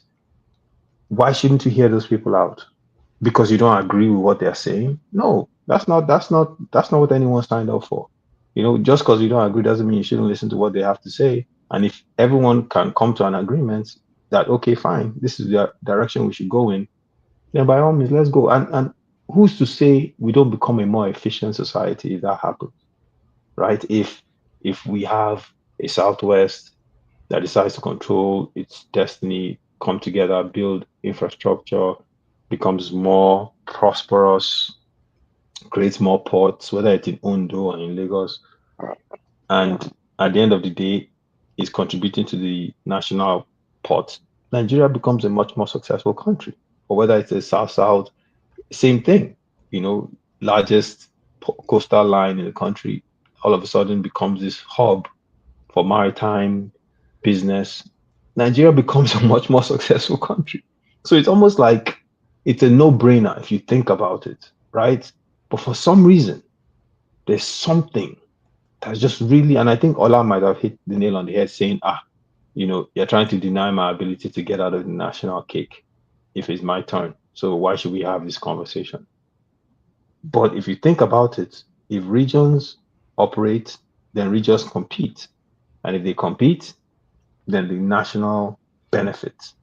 So why shouldn't we make sure that that's the kind of way we should operate? It just doesn't add up. But that's one of the several things that don't add up in that place. I think, people have said, Asiwaju, yeah, he has the second term he'll do it. I don't know about that. I'm not that optimistic. Honestly, Like I don't. after that, the only way that there has to be some things that he will do in the first time that I will lead into it. The first thing he has to do in the first time that I think everybody across party lines, across ethnic lines agree to is state police. I don't think anybody's against it. I mean, not publicly. Exactly. So no, you're right. Yeah. Give me that one first in the first time, like the easy one. Give me the easy one first. Like let's put that out there. Then if you can give me in the first 4 years, then I will look forward to the oil and gas and all those kind of things in the second term. But I've said that if it doesn't give me that one in the first time, I'm not going to take him seriously when it comes to that part of his administration. I won't take him serious in that, or I won't take his word for it. But if you can give me state police, even go more to discussing community policing, because look at what happened in Kwara. I was reading the report. They said Nigerian security forces came in and took away their arms. Wow.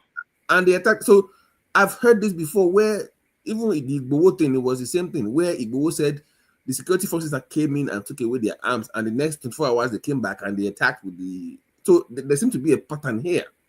So let's even go further than say police and even look at community policing where you can arm communities. Licensed, by the way. Do you think they're complicit? Absolutely. You can't tell me somebody's arm was taken away to 12 hours by the Nigerian Security Services, and within 2 days they're attacked by these people. Come on now. Yeah, it's a suspect for sure. Yeah, so I've had this like 3 or 4 times now. So if he has the power to, he has the political will. So what is stopping him from doing that? You can even say, okay, let's even start with maybe 3 or 4 states. Let's see what they do, right? Let's see who can afford it. Do a pilot somewhere. Yeah, pick a state exactly. and do a pilot. Yeah. Then let's see. Yeah, I don't know. You guys, I mean, I'm not, you know where I stand. I'm not a big fan of his anyway. You guys are the ones, he's your guy. But some things about him just baffle me. Like Quara being attacked, again, not a word from him. That frustrates me. because even if I don't support you, at least I see that as the bare minimum. I will tell you one of the reasons I'm a fan of Tinubu. You understand? When you take the first, when you take the First Republic away, and maybe to some extent, some aspect of the Second Republic, most leaders we have today, they are just opportunists. Most of them, the people that are never prepared to become leaders, they just they manage to see politics as just survivor. That just like, okay, you know, I don't have a job now. Let me go and pick that Uber. Let me go and pick that warehouse job. That's exactly who they are. So that's why when you look at how they messed that country up, you will see that they were not natural. Actually, they were not groomed to become leaders. Those people that destroy our republic in 1966, even Gowon himself, that got a state that was telling that he had problem on how to effectively manage Nigerian money, a leader saying that, then even down to Obasanjo, no matter the performance that we can credit Obasanjo into, you understand, he was just someone that never prepared. So IBB and co. So when you look at this current one and its approaches, because I know, I understand the sentiment against Tinubu, but when you really look at Tinubu himself, all his approaches is just taking the standard way that people will behave in the business world. Is replicating that kind of thing politically. You see, okay, this man was fighting when I realized why he was fighting, for example, for this local government and all this when he created those to develop development area, whatever. When I look at the model, and this guy was right. You understand why those leaders, why some of the military that created the unnecessary local government were doing that just to do compensation and to take money and to steal money, right? They were not looking at it from developmental angle. They are looking at it that, okay, we are getting, let's say we are getting 40 billion annually. Then how can we capture 30 to 35 billion out of it? That was their own mentality for them creating, creating state and creating local government so that they compensate, they share the money among themselves. But now, you now look at someone that now look at it from developmental angle, just like the like of Awolowo would do, and all those First Republic politicians would do. You understand? So his mentality is liking to those of First Republic set of politicians, not all these accidental leaders like IBB, Buhari. Honestly, when we look at, people never look at the type of plague that Buhari was on that country. You understand? So you understand why Nigeria, where we are now. You understand? When people was creating local government just to create, for example, create personal assistance just to do compensation to the people. That is how Nigeria has been run. But this is the first time that someone is running it properly. Now, I know that people are expecting this guy to start running after people, sledgehammer. Oh, you are corrupt. Come here. Sometimes you have to acknowledge that human being, we have limited energy we can dissipate within a particular period. Otherwise, Ola, honestly, I'm not even, for me personally, I can speak for myself, right? For me, I'm not even, that's not even my thing with him. The way I see that country is the fundamentals that you need for a successful nation are not there, right? And maybe, and I look at things. Just give example of those fundamentals. Yeah, clean pipe-borne water, right? I look at things maybe a little different. I look at it and think, okay, is it fair for me to be expecting the executive at the federal level to be responsible for pipe-borne drinking water across that vast country? Maybe that's not fair. Maybe it's not. Maybe. But what I'm saying, like, maybe that's not the expectation I should have. But I expect him to drive the conversation. After all, how many APC states are there? 20 Okay. something. There are about I 20 something of them, right? let me The point I'm making is, right, we're in the 21st century and most of that country does not have pipe-borne drinking water. That's a fundamental. We all know the power issue. Although I will give him credit for now states can generate their own power. I think that was progress. So now it's up I to saw your certain boy states. though. Who? From Bayelsa, they doing their own 63 kV power thing now in Yeah, Bayelsa. yeah. So shout out to Yeah. him. So he's making move. Yeah, go ahead though. He's a good guy. He has one more time and that's it. I wish I had started earlier. But I think, look, those are the things that you look at, Ola. And for me, I look at Nigeria, because Ola, if you look at it, if he provides the drink, not him, but if let's just pick a region, let's say Babati State, let's say Ogun State. Ogun State has pipe-borne drinking water. Ogun State has 24-hour electricity. Do you know what will happen to Ogun State? If I want to start a business in Nigeria, I'll go to Ogun State. If anyone wants, that's what to your point. I was listening to this lady from your region.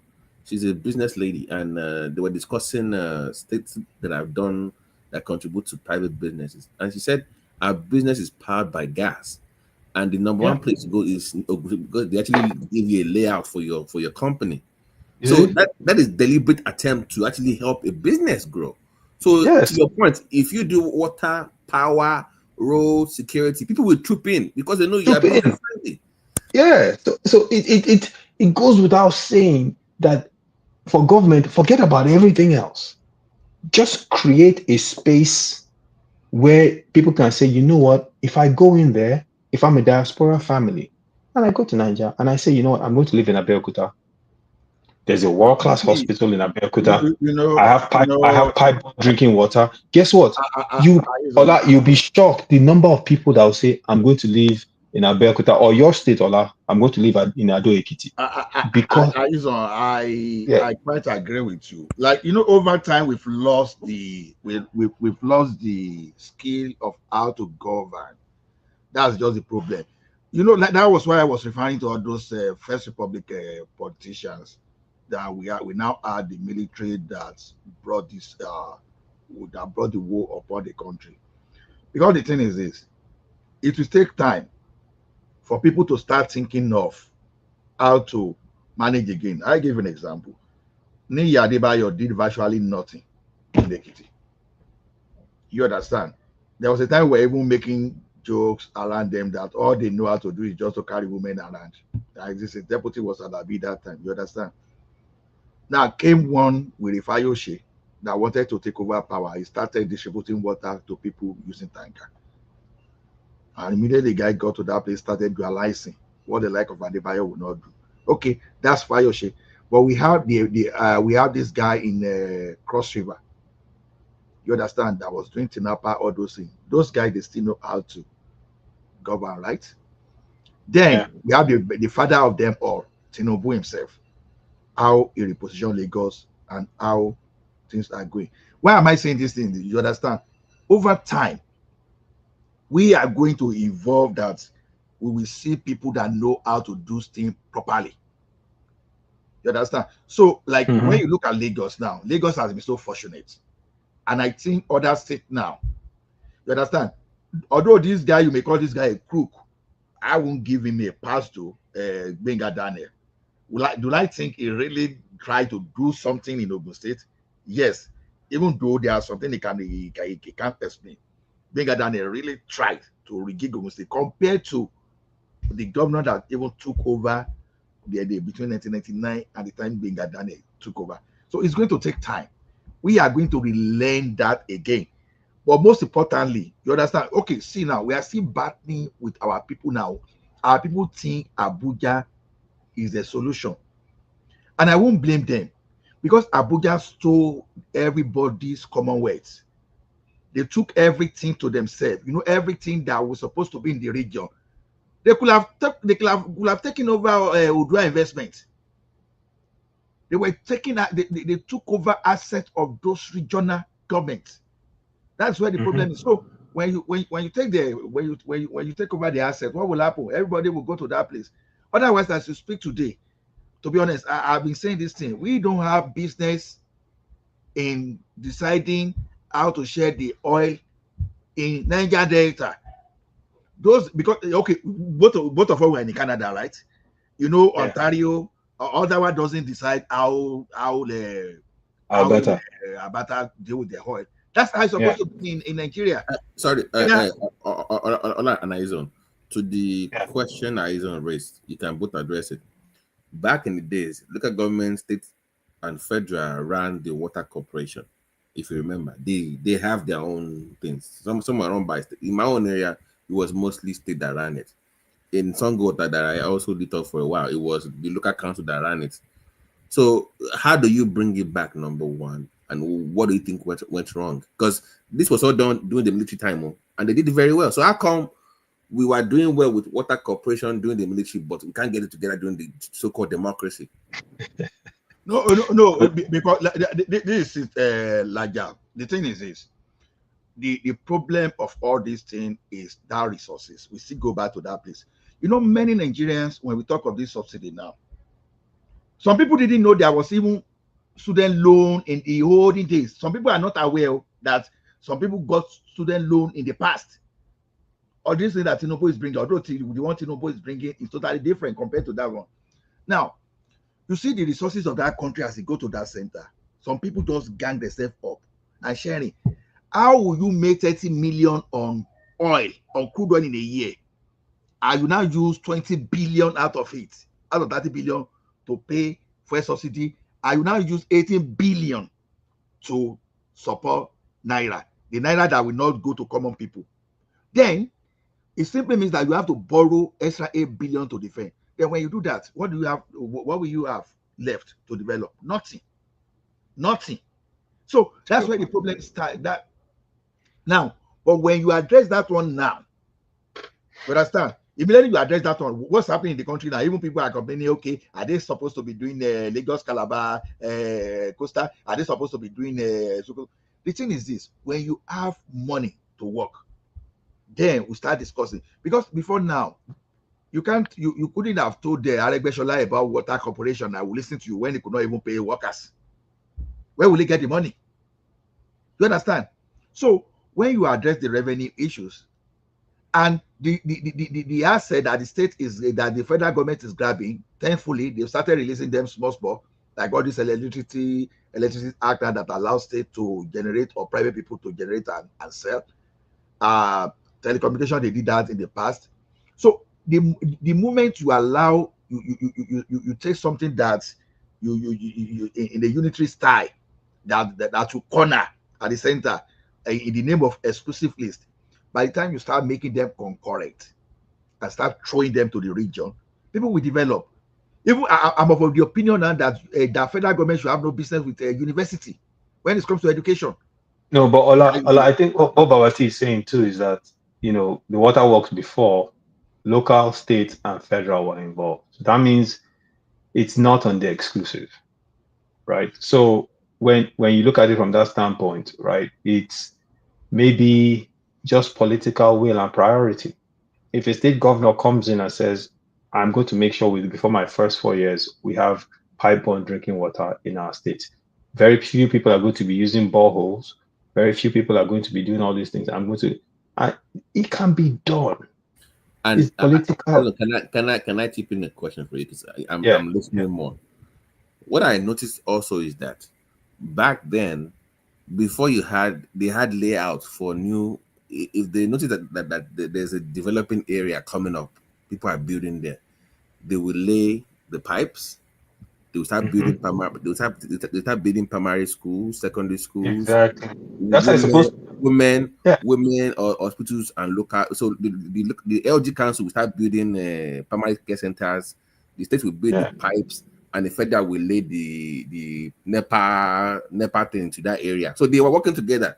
I think maybe the growth, they could not keep up. Maybe I'm just suspecting that maybe they could not keep up with the rapid growth. Or what do you think it was? Because that was what it was. I think But No, I no, think no. it was.